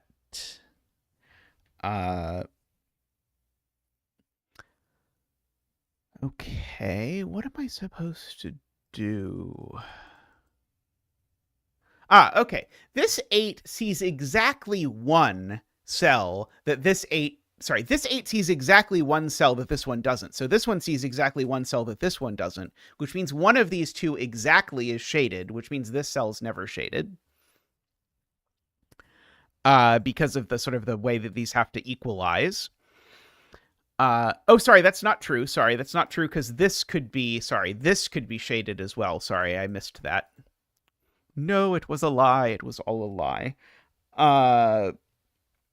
Yeah, this cell I missed existing.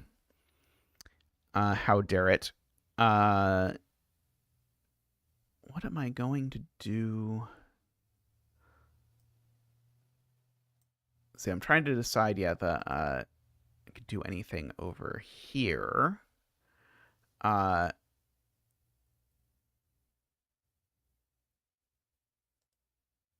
Yes, this. Okay, there we go. Okay, Garion has it. If this cell is shaded, both Garion and Joao have it. If this cell is shaded, then I force 4 greens in a row in order to do it. So now the step that I said is justified, which is that is green, because exactly one of these is gray, and it's in its own sort of connected component of grayitude. Okay. There's not a no 2x2 rule, by the way. This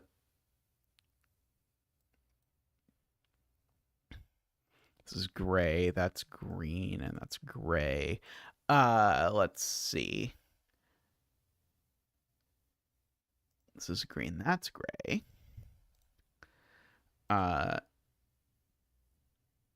mean, this running up to the 3 is really natural, but I don't think I know how to prove it yet if that is true. That it has to do that. This is green, that's gray. Oh, that doesn't work. That absolutely doesn't work. The thing I said there doesn't work because it creates 4 greens in a row over here.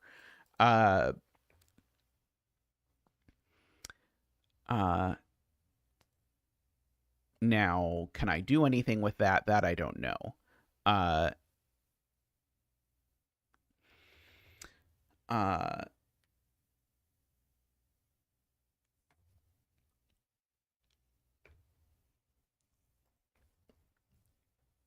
Let's see.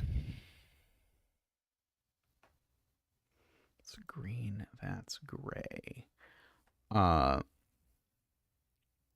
You know, one of these exactly is gray, and the rest of the stuff touching it is green. Does that break somewhere that I'm not seeing?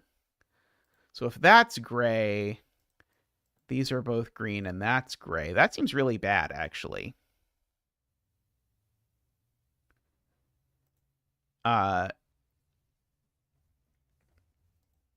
Maybe it means that even if this is gray, this has still got to be gray.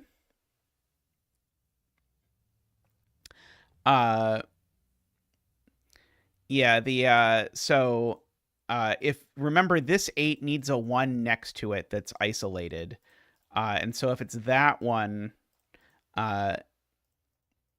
then we force that, which means this 8 still needs 6 more, so that still ends up being gray.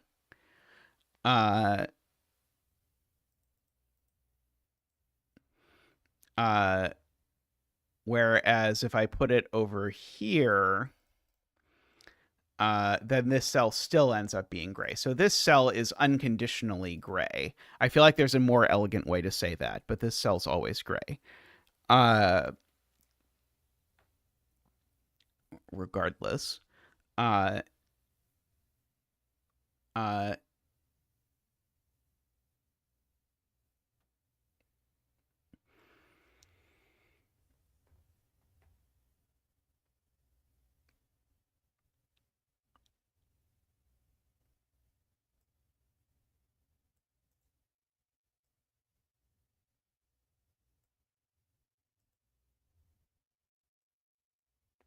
Okay.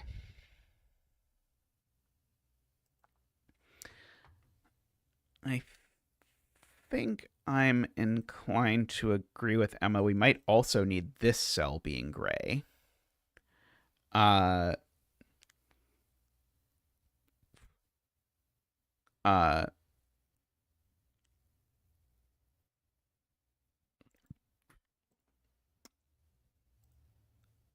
because of the fact that I don't know how big we can get this gray. Well,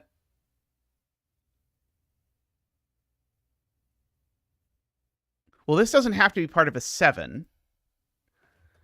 It could be part of like a 4 and another 3 or something like that is possible. That cell can't be shaded. Oh, maybe it, sorry, maybe it can be. If that cell is shaded, though, we can't connect through here. Maybe it's if that cell is shaded. If that cell is shaded, can we connect without... yeah, I think we can. Never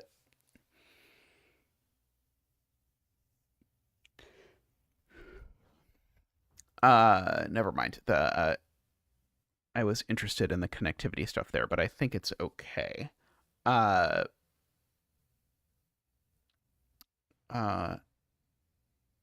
upper 8 is solo. Oh,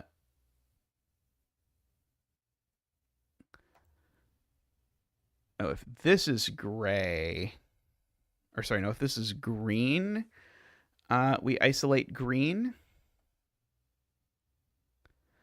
Oh, wow, yeah, that's true.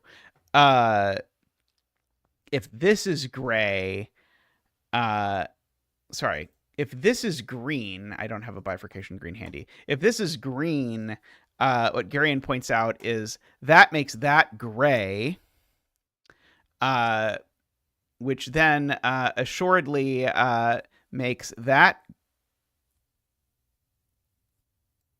hey Canty, how are you doing? And now we can't get the green out of over here. I'm trying to articulate why we can't get the green out of over here now in an elegant way that is not as messy as what I'm thinking in my head. Oh, just immediately it makes that gray and makes this green. Yeah, sorry. We don't even have to worry about what it does to this. Just as soon as you do this, you make both of these gray, and that isolates that cell. So this is not green. This is gray. For what it's worth, that's a fun pattern to spot. Right.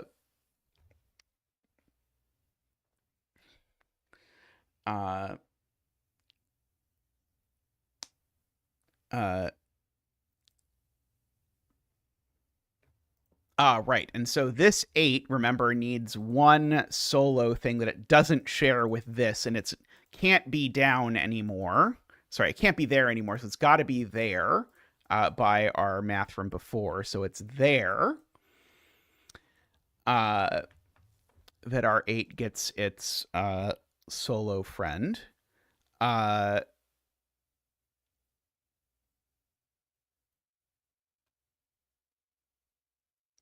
So now, right, now this definitely can't get more than 3 cells because of the 3 here. So definitely we also get, we now definitely need this to be gray. Because basically, in order to finish this 8 is the point. If I don't make this gray for this 8, then this 8 never finishes. And now I need to make both of these green for connectivity, which makes this gray for 3 in a row.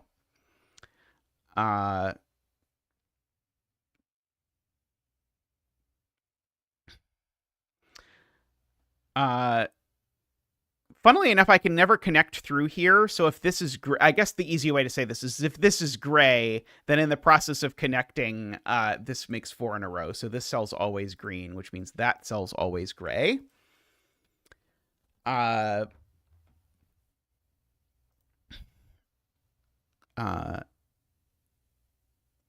This gray assuredly grows. because of the fact that it's not done yet. If this isn't, or if this is gray, we disconnect green. So that's always gray. Sorry, that's always green, which makes this gray to avoid 4 in a row.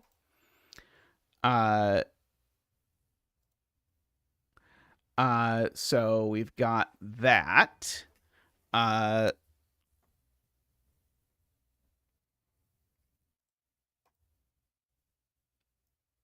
Right. We know this is size 6 because 8 minus 1 minus 1 is 6. So it certainly can't touch the 5.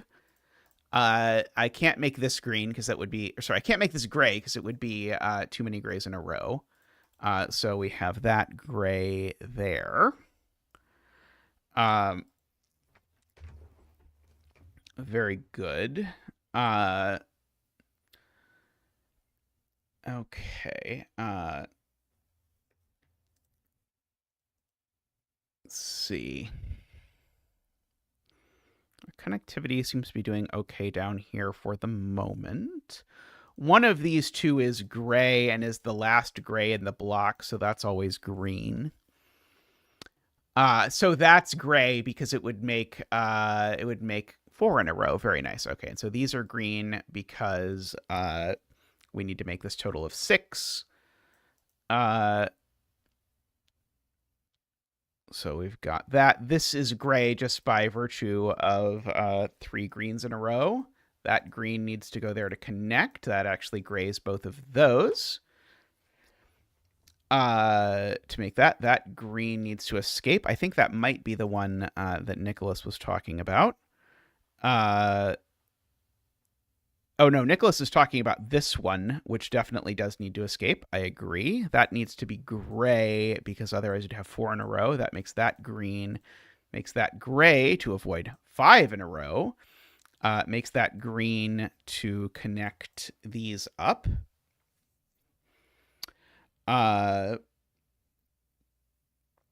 So we get all of that. Oh, this is gray because otherwise we'd have 4 in a row again. Okay, and again, this green still needs to escape. And if this green doesn't, if that's not green, it doesn't. Let's see. I'm shocked we don't know what that is, but I don't think we do. I don't think there's any rule that tells us immediately that it is shaded or unshaded or whatever. Let's see.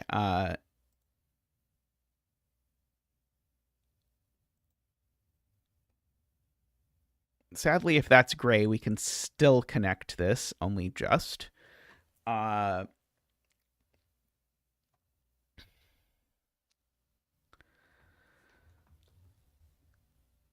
Let's see.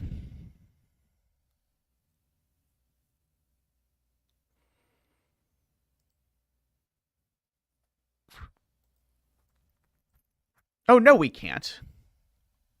Oh, maybe we can. Darn it, I think we can.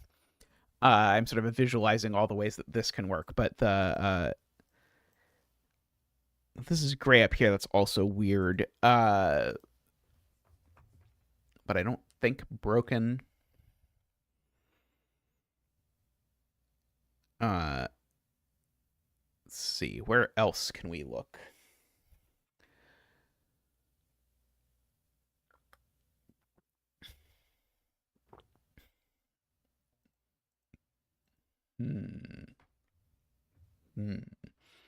I do know one of these needs to be gray, I guess. But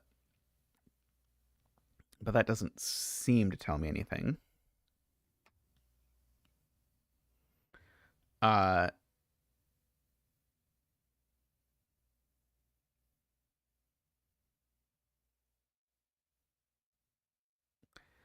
View gray next to the 4.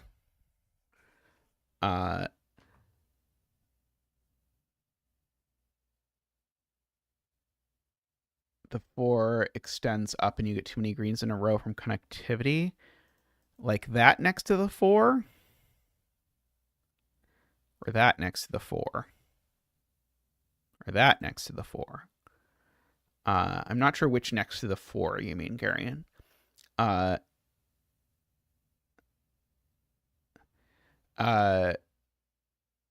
Oh, if this gray extends up, I see. If this gray extends up, then Garion says that's bad. So if this gray goes here, this green comes out here, that certainly becomes gray. Yes, because of that. Right. Okay. Yes. The point being, this green here could extend neither there nor there. So that is green.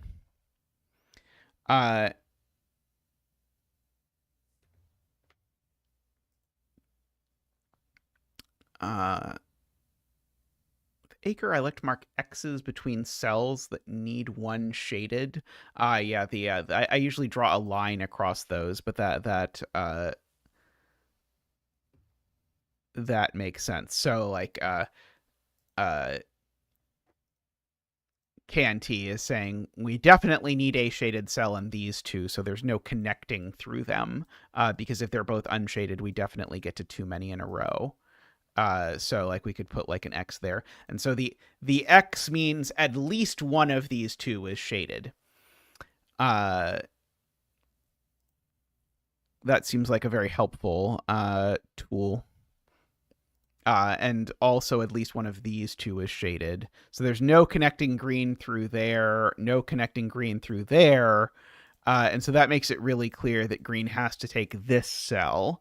Because if green doesn't take this cell, then it becomes dead.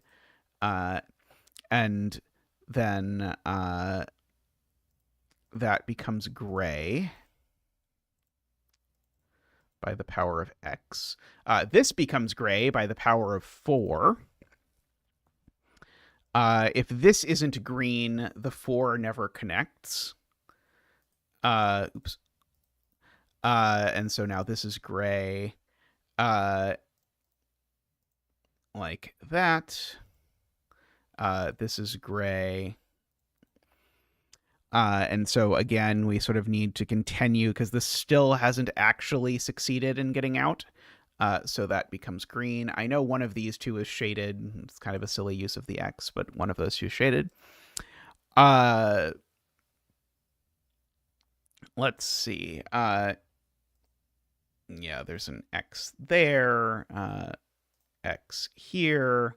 X here, X here, X here, X here. I'm probably going overboard with this. Yeah,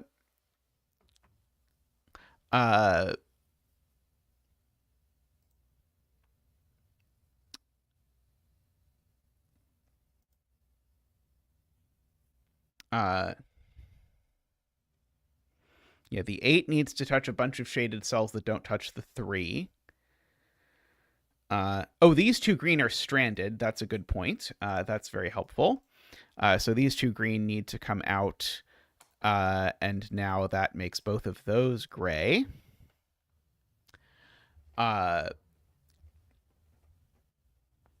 So that is helpful.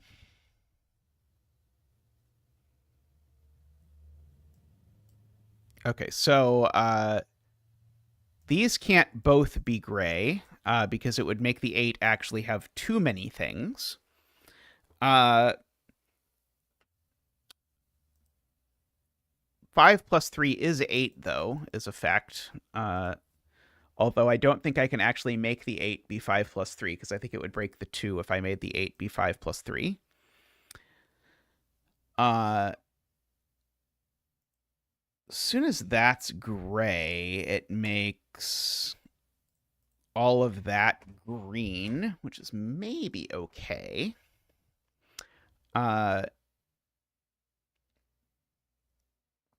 Let's see.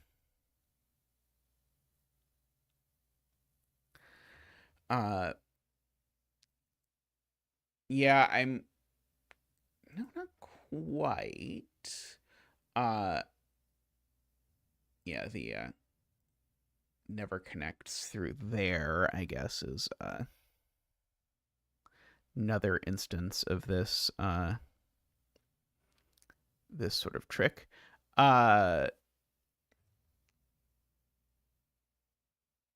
See, I don't immediately see that that's not gray. If that is gray, it means that's gray. And then I'd end up with my 3 looking like that.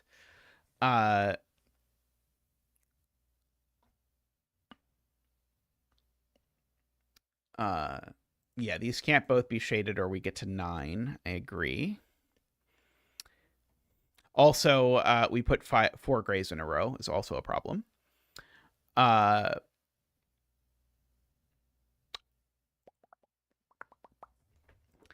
Let's see. If this is gray, it immediately makes both of those green, which would make both of those gray. But that feels okay to me.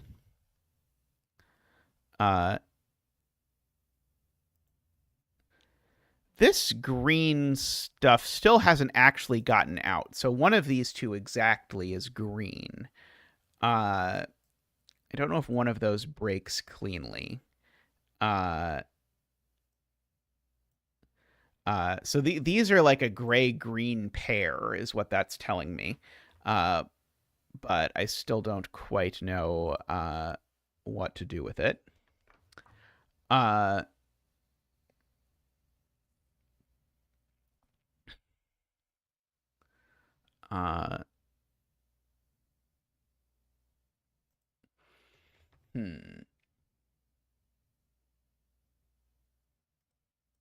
I think this green over here, I think actually because it can't get out through there, I think this green over here, I think we actually know has to get out through there. If you sort of follow the Xing stuff.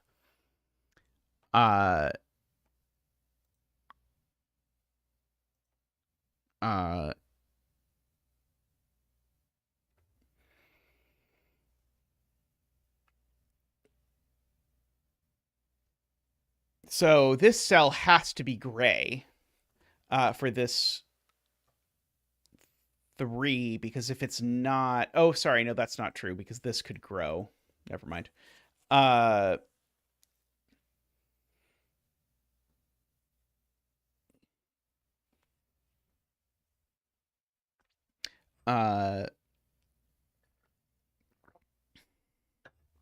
think that's close to true, though. Let's see, if this is green, I end up with double gray over there. This is green, that ends up gray. Let's see. Nicholas says if this becomes gray, it breaks. Oh, but Nicholas retracts that.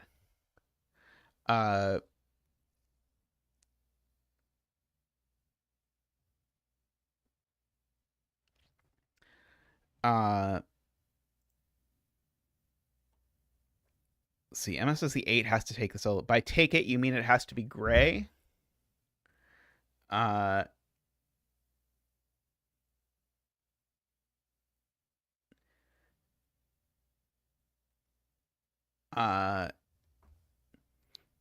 If this isn't gray, then the 8 needs to take at least 5 gray cells, not touching the 3. So definitely can't take those because 5 is a bigger number than 4. Oh, no, it could. It could take that and that. I think that would be okay.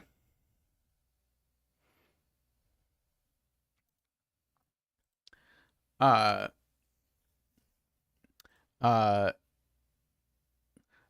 no, the 4 already has one. The 4 has one. So this can't be a 4. This is exactly one of these two is gray. Oh, so this cell's always green. Because either this is gray and it's the last gray, or that's gray and this is a green that needs to get out.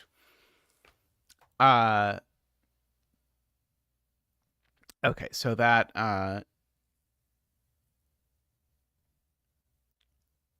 that's green for sure.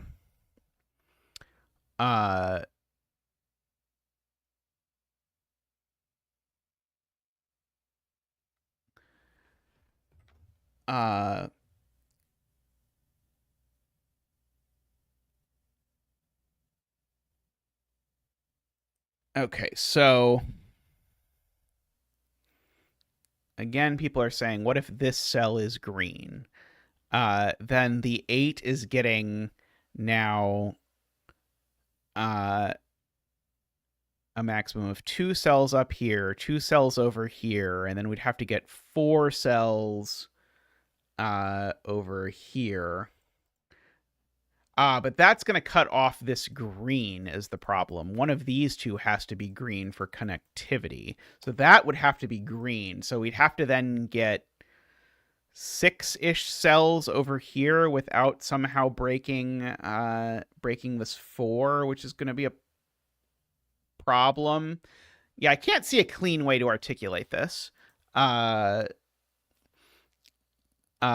Like I think it's true, but it's incredibly messy.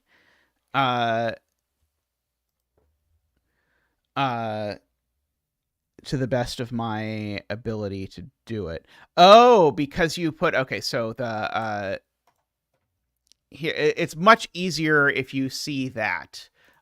So you that forces that. But now this green has to get out. So that ends up being green. And now my 8 in no universe sees that many things. It's still really messy. As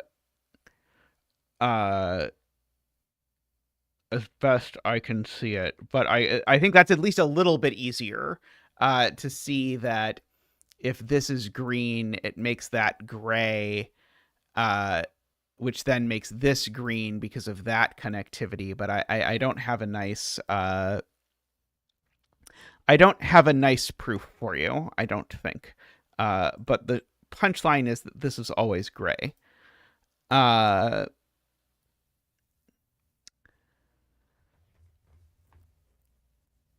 Let's see.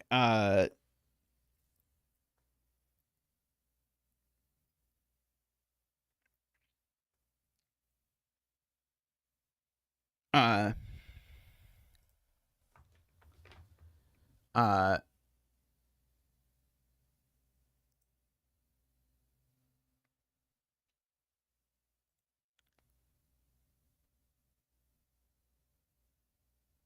see. Gray doesn't grow up, else the cells horizontal to the 3 clue will form 4. Right. Okay, yeah. So if so Ilm's point is if this is gray, now the 3 clue is done, so all of these are green, and that doesn't work. So therefore this is green.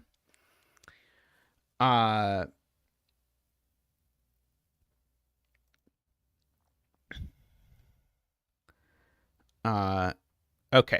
That being green still doesn't connect because now the only way for this whole area to connect would be vertically, because as soon as that's green, it forces this to be gray, and that doesn't work. So therefore, this is green for purposes of connectivity. The green can't get out that way. The green has to get out this way. Is I think what I'm saying. And so now that is gray. By the way, for AFK's question, the X means at least one of these two is gray. That is the only meaning of it. Okay, and again, still can't get out this way, so we still have to get out that way. And so, again, the green has to grow there. Okay, so the 8 now assuredly needs to take that cell, and therefore not that one, because it is going to get, well, it's going to get exactly 5 cells that are part of this 5 party, which is going, by math, that means this 5 gets all of its cells from this. So therefore, that's not gray because you can't get there in 5. Which then forces both of these to be gray. So we've got that. Okay, so there's an X through there, which means that the green needs to escape under this, or we don't escape at all. So that becomes gray, which then means the green has to escape this way. Now that's definitely gray for purposes of the 5. So these are green for purposes of green's escape. That's gray for purposes of green's escape. That's gray for purposes of avoiding 3 in a row.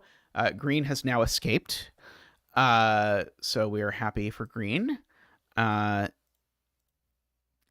accomplished that. Let's see. So now, and the 5 clues done, conveniently. This green needs to escape. I now see everyone talking about the green T, what people were talking about with the green T. Yes, it certainly needs to escape. So we've got that. Let's see. So there's a up issue there. So this is gray, because if it's not, then we get 4 in a row. And so that's the 2 done. So that means we need to green all of that, which does indeed gray this cell, because we need to avoid 4 in a row. Now the 3's not done. So per Emma, so we get to green those. We get to gray that. Again, this green hasn't escaped yet, so that becomes green and that becomes gray. This green needs to get out. This green needs to get out.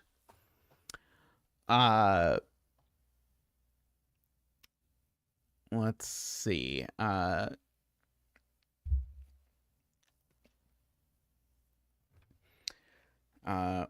We still have this issue with this green. Oh, no, sorry. This green can connect through there. Never mind. It can connect up like that. Got that at least. Let's see. Yes, this is gray because we have 4 in a row. Okay, so sorry, there we go. Okay, so that's gray, and so now this green still needs to get out, so it has to get out like that, which makes all of that gray, makes that green. Okay. So now if this is gray, it isolates this, so this can't be gray, because if this is gray, just to show you, now this green needs to escape, and it creates 4 in a row. So that's green, which now makes that gray. Can move that X up there. The green connectivity is quite potent. It does not like the 4 in a row rule. The 2 clash a lot, which sort of has forced a lot of this to fill in.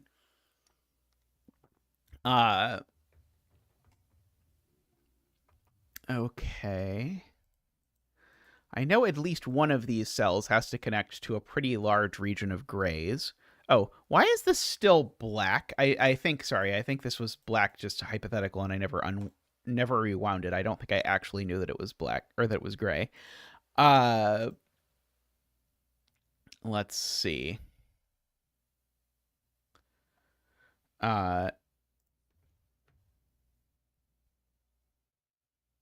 This can't be gray, Garian points out, because if this is gray, then we end up with the same thing where this green has to get out through a 4 in a row. So that's green, which makes that gray. Okay. So now if that's gray, then we green all around it.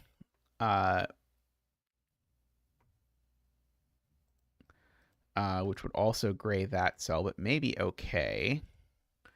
But graying that certainly does weird stuff.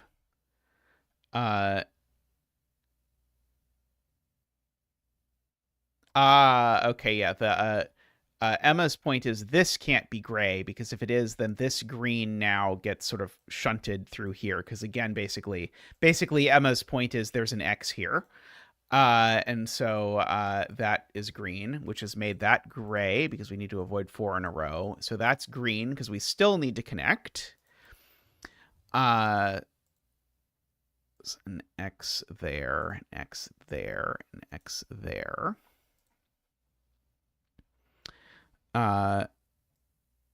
This green is still not connected yet, so that has become green, which has made that gray. Yeah, so that has needed to get out.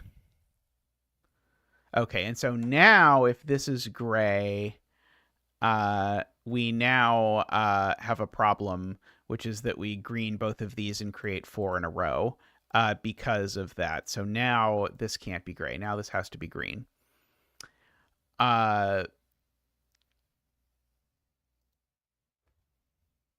So we're starting to unravel what is happening with this shaded business, but we're not there yet, I don't think.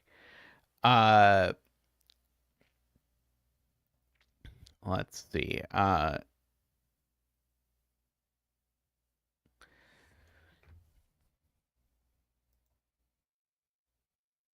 That can't be green anymore, because if this is green, then the grays that don't touch the 2 are capped off. Because if this is green, the only grays that don't touch the 2 fit down there, and that is not enough of them. So that has to be gray. And indeed, that has to be gray as well, which means that has to be green.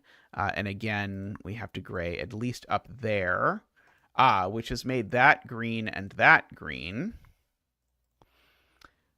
Uh-oh. That doesn't... Oh, no, that does work. Sorry, that does work. Sorry. But again, still, I have at most... Oh, sorry, no, that's green for connectivity, actually. And that's gray for stuff. So this gray still needs to grow to be size at least 8, so that becomes gray.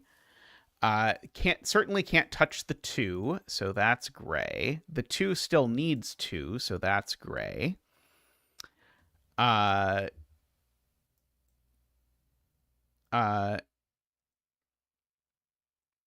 The gray does still need to grow, though, so we have that gray. This green needs to grow because it needs to connect to all of its friends.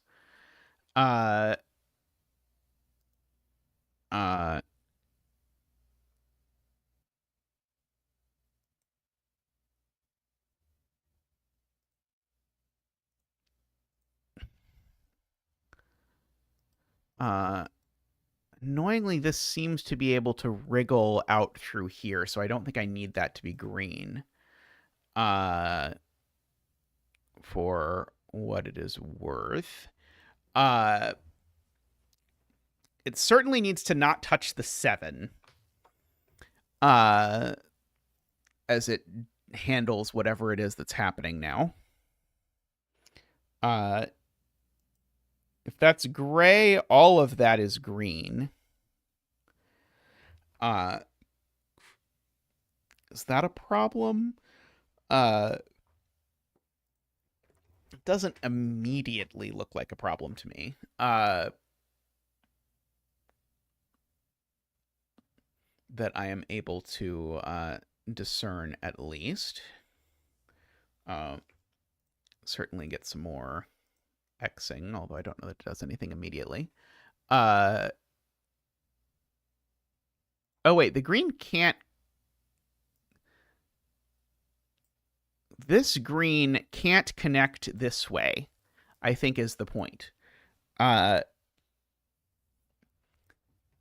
so I think actually, I think it doesn't actually work because it's a little tricky to see, but this green can't connect that way. So this, I think, if that cell's not green, I don't think we can connect to what is left. Because if this cell is gray, now that becomes green, and that becomes green, and now it's disconnected because that's gray and that's gray. So doesn't actually connect. I feel like there's probably an elegant way to say that, but I don't know what it is. So one of these two is the last gray. That means that cell's always green, which means that, in fact, that is the last gray. Means that's green. This green coming down from the bottom needs that to be green, or it won't connect. Green, not purple, means that's gray. This is gray because we have 3 in a row here happening. This green still needs to connect. This green, I think, still needs to connect. Yep, this green still needs to connect.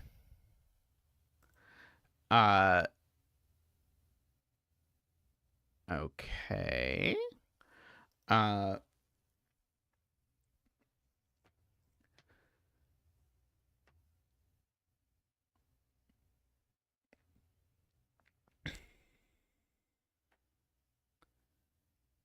Getting somewhere, maybe, possibly. No connecting that way. Let's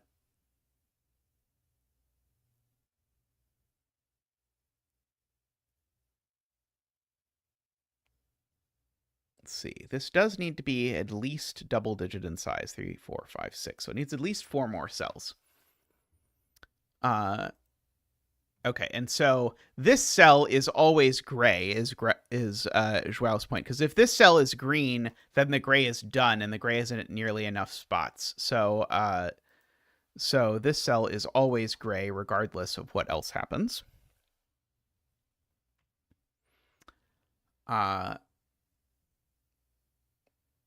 Because of the fact that the gray can't sort of escape vertically there.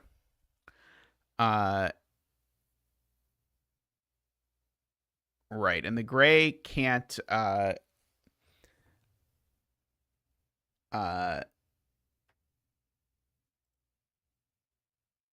we certainly can't let the gray do that. Yeah, can't touch the 7, I agree.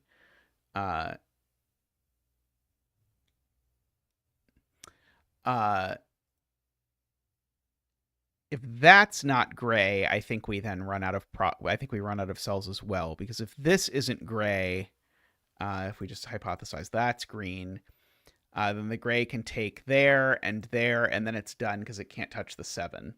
So that cell is gray. And so now there's 3 greens up here because the green has to connect out, which makes both of those gray. These are both green because of the green getting out. 1, 2, 3, 4, 5, 6, 7, 8. Okay, and so the gray needs to take all the cells it can, which is that many cells, in order to do that, because that is now a 10-cell green region, so it's exactly right. This green still needs to get out. Okay, and so this cell is gray no matter what happens, because even if this cell is green, then the 7 is capped at 2. But if that cell's gray, now 7 and 4 are numbers that have the wrong relationship with each other, because that would just mean there's 7 shaded cells touching a 4. That doesn't work. This, therefore, has 6 cells, so it better not touch the 4. So the 4 has to touch something because we need to have 4 in total. This has 6 cells in it, so it needs to go. This green needs to connect out. That becomes gray because of the 4 in a row. That becomes gray because the 7 needs to keep growing. This green still needs to connect. Let's see. This green needs to get out. That gray needs to grow. because it's not at 4 yet.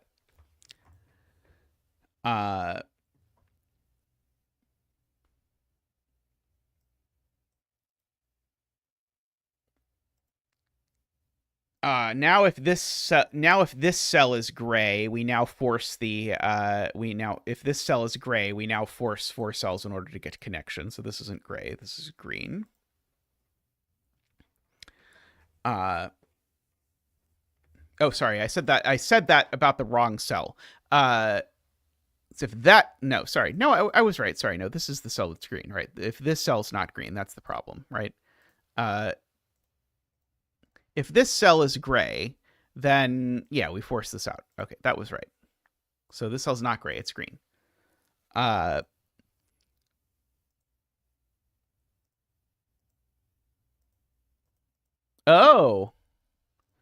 Oh, sorry, I think there's an option I missed. If this is gray, the green could do that. Sorry, you're right.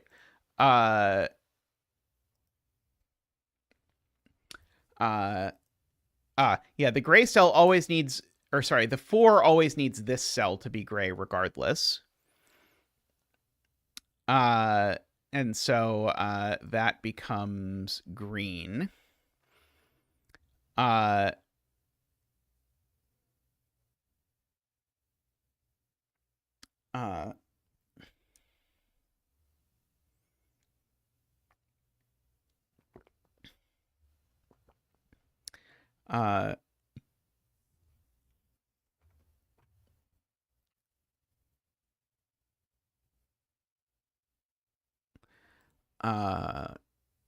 Oh, Emma was saying this had to be gray because otherwise I'd have 4 greens in a row, rather than the way that David said, which is that the gray always takes that to get to 4.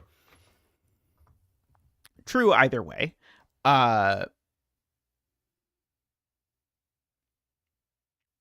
Let's see.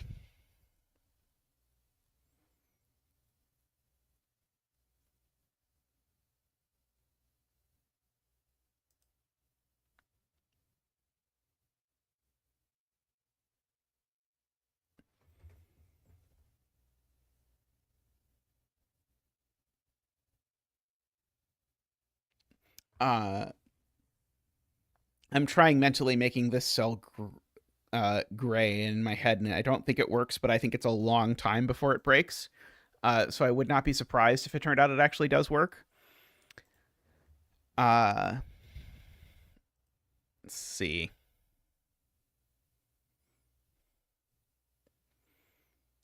Yeah, it can't get 2 grays down.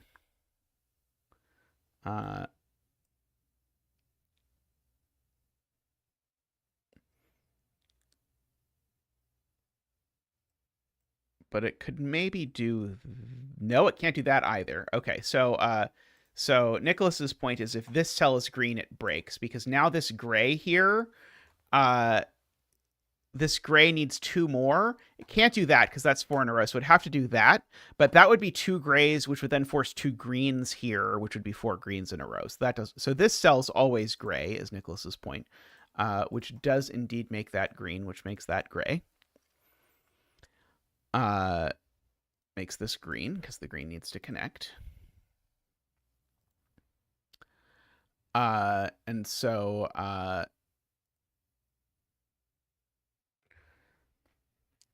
yeah, we can still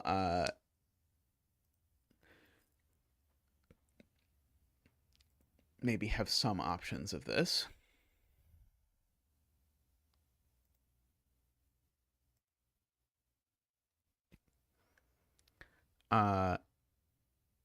Let's see. Emma says this cell has to be gray.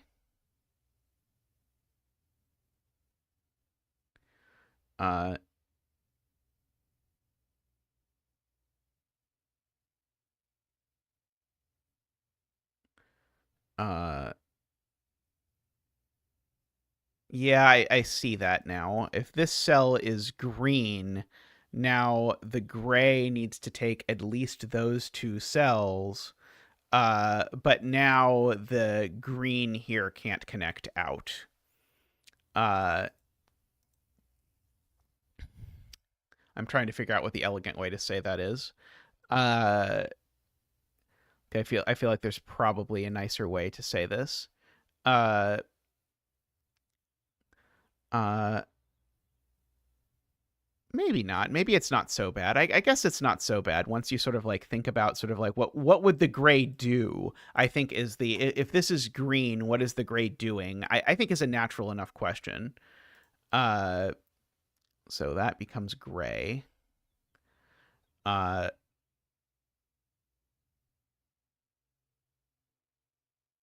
uh,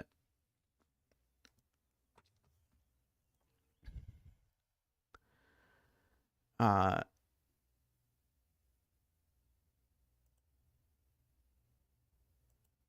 the X's only work one way, not the other. Uh,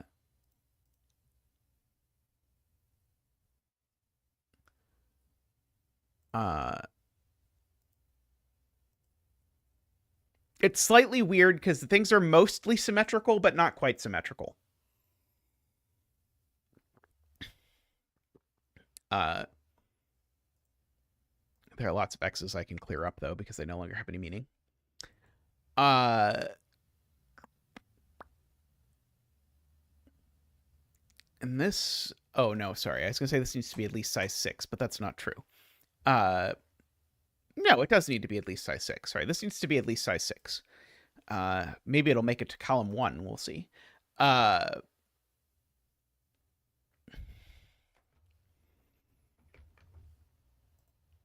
Yes, okay.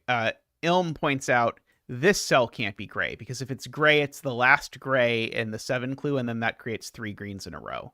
So this definitely is green.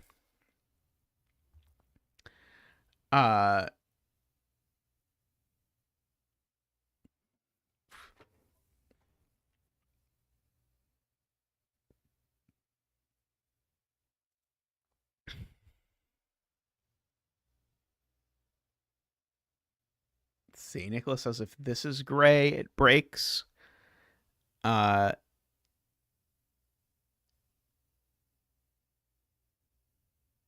If that's gray, it makes that gray. I don't quite see it. Let's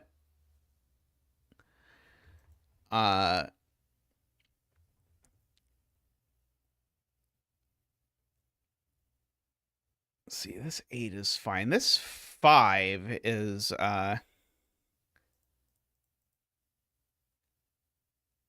interesting.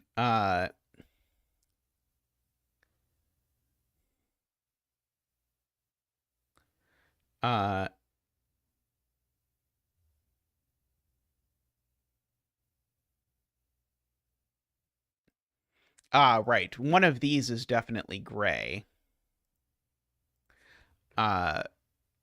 So there's at least one gray here. In fact, there's exactly one gray here. Which means this green can't connect that way. So this green actually now is forced to connect down through here. Is the point, and that becomes gray, which now means that's green because otherwise the 7 would be too big. That's gray to finish the 7. That's green for connectivity. We've got all of that happening. This 5 can't get to 5 only with that cell being gray, so this cell's always gray. But now this has to be green to escape through there. So this is green. This 5 is nowhere near done yet, so that's gray and that's gray. Like that. Let's see, we've got some X's there. We are so inclined. Okay, so this cell now needs to be green is the point, because if this cell is not green... Oh, no, sorry, never mind. Sorry, I was saying something that was wrong again, because it can connect up. Oh, this is 3 grays in a row, Ilm points out. That is very good. So now that's gray. And now these are both green because the 5 clue is done. That's gray because we've got 3 greens in a row. That's green because otherwise things are disconnected. That's gray because otherwise we have 4 things in a row. Oops. That's green because otherwise we have 4 things in a row. Or sorry, that's green because connectivity. That's gray because otherwise we have 4 things in a row. That's gray because my double-digit clue isn't double digits yet. This is green because we need to keep the green connected.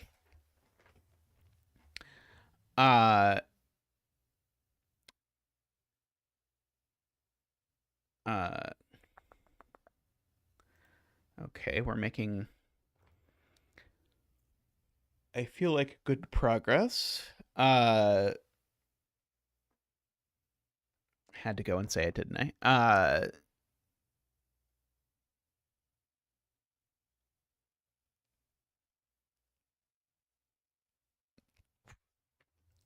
Let's see.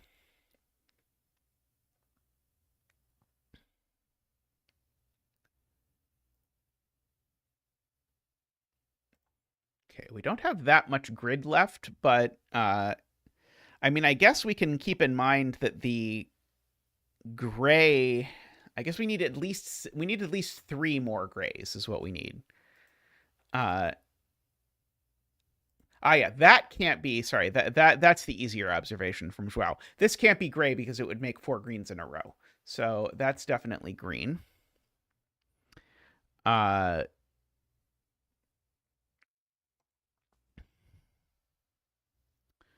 uh, so one of these 2 is gray and the other one is green. Uh,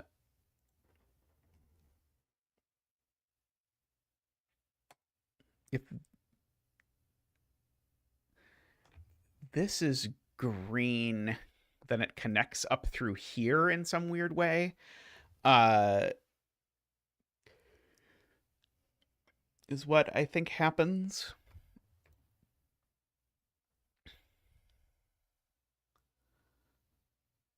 Let's see.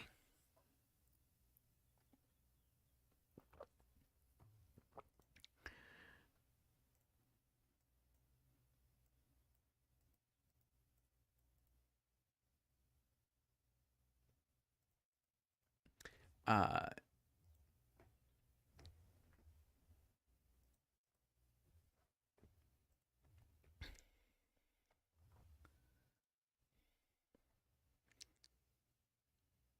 the problem if this is gray? So if this is gray, it makes this be green and green. I don't know. Can't quite see it. Uh, yeah, the universe shuffled to make the ending harder as soon as I said something. That sounds like the universe that I know. One of these at least is gray, but I don't quite know what to do with that. Uh,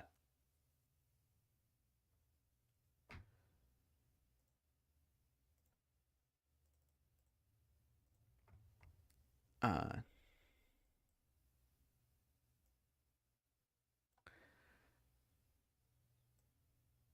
so yeah, there's sort of the universe where the greens connect around like this is one of the universes.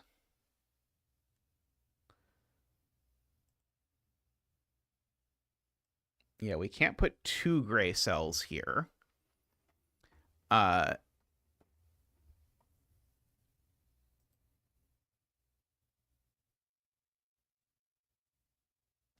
uh, I noticed before they put a gray cell there, it makes that green, which makes that gray, which makes that green, makes that gray and green. But I don't think any of this breaks. Uh,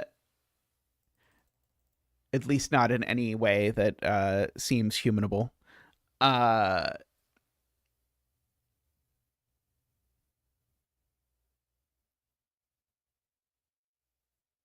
oh yeah, there's an X. There's an X here as well. That is true.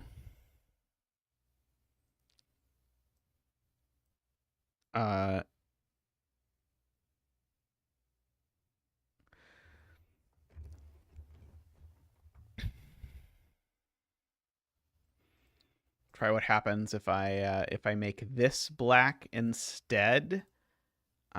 Makes that green and that black and that green and that black. That green. Yeah, we just end up in this sort of long chain of stuff that I don't quite see. I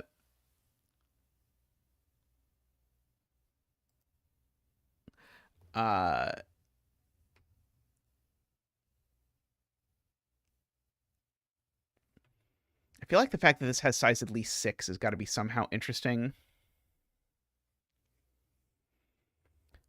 But I don't see it yet.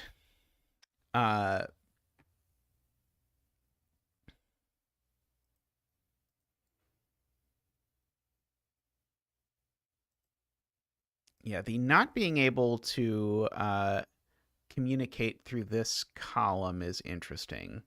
So, like, if this is green, we always end up with that being green and that being green. And then that being green.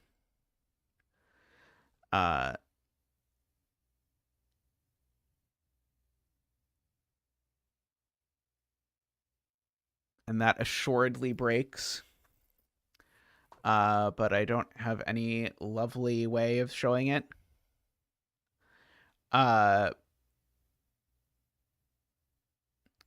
So here's a dumb observation. These can't both be green, because if these are both green, it breaks the double question mark. Because I know I need a green up here somewhere, and in the process of that green getting out, I definitely break the ability to get to 6. So there's sort of an invisible X here. Oops, sorry, it should be in red. It's sort of a weird X, but it is an X.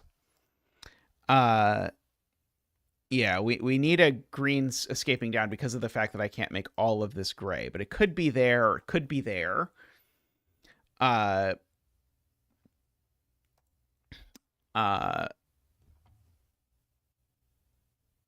As far as I am able to determine.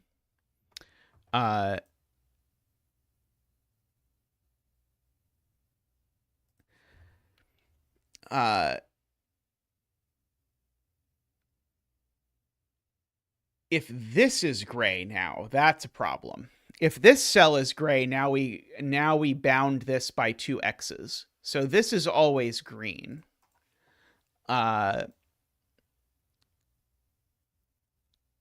Is one consequence of that X. I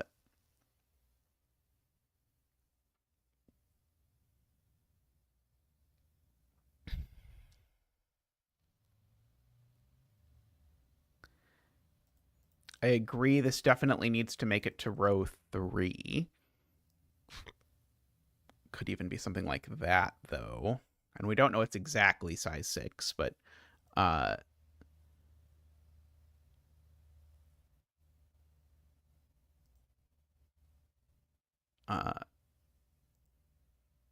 same for the cell next to it. Which cell next to it?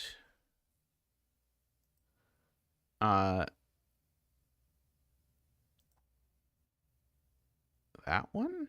That one? I don't see another diagonal with 2 X's. Oh, you're right. You're right. Here we go. Here's the diagonal with 2 X's. Yeah, so if this is gray, then yeah, we definitely stop. We definitely create a wall. The green from getting out. Yeah, that's a great spot. Yeah, so the there is a green up here somewhere, and it couldn't get out through this and the two X's if we made that gray. So that has to be green as well.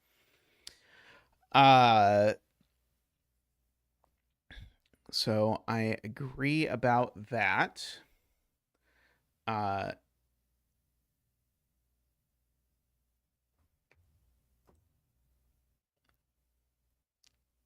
If this is gray, now assuredly it breaks, right?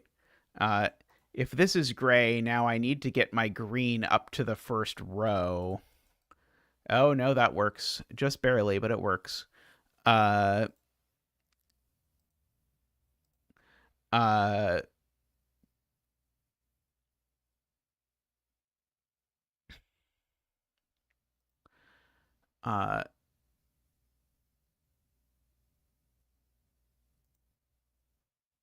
yeah, now if the corner is gray, that doesn't work anymore because we get things sort of cut off. It's a little bit messy, but yeah, if this is gray, then I've got a green here, and now this gray wraps around and it doesn't get to the right size. So now that's definitely green.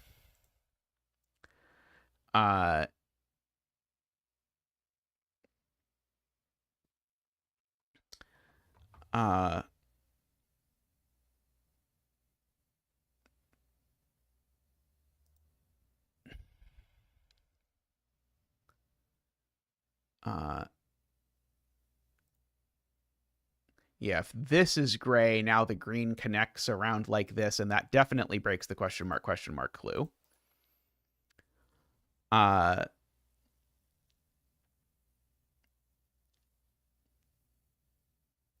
see.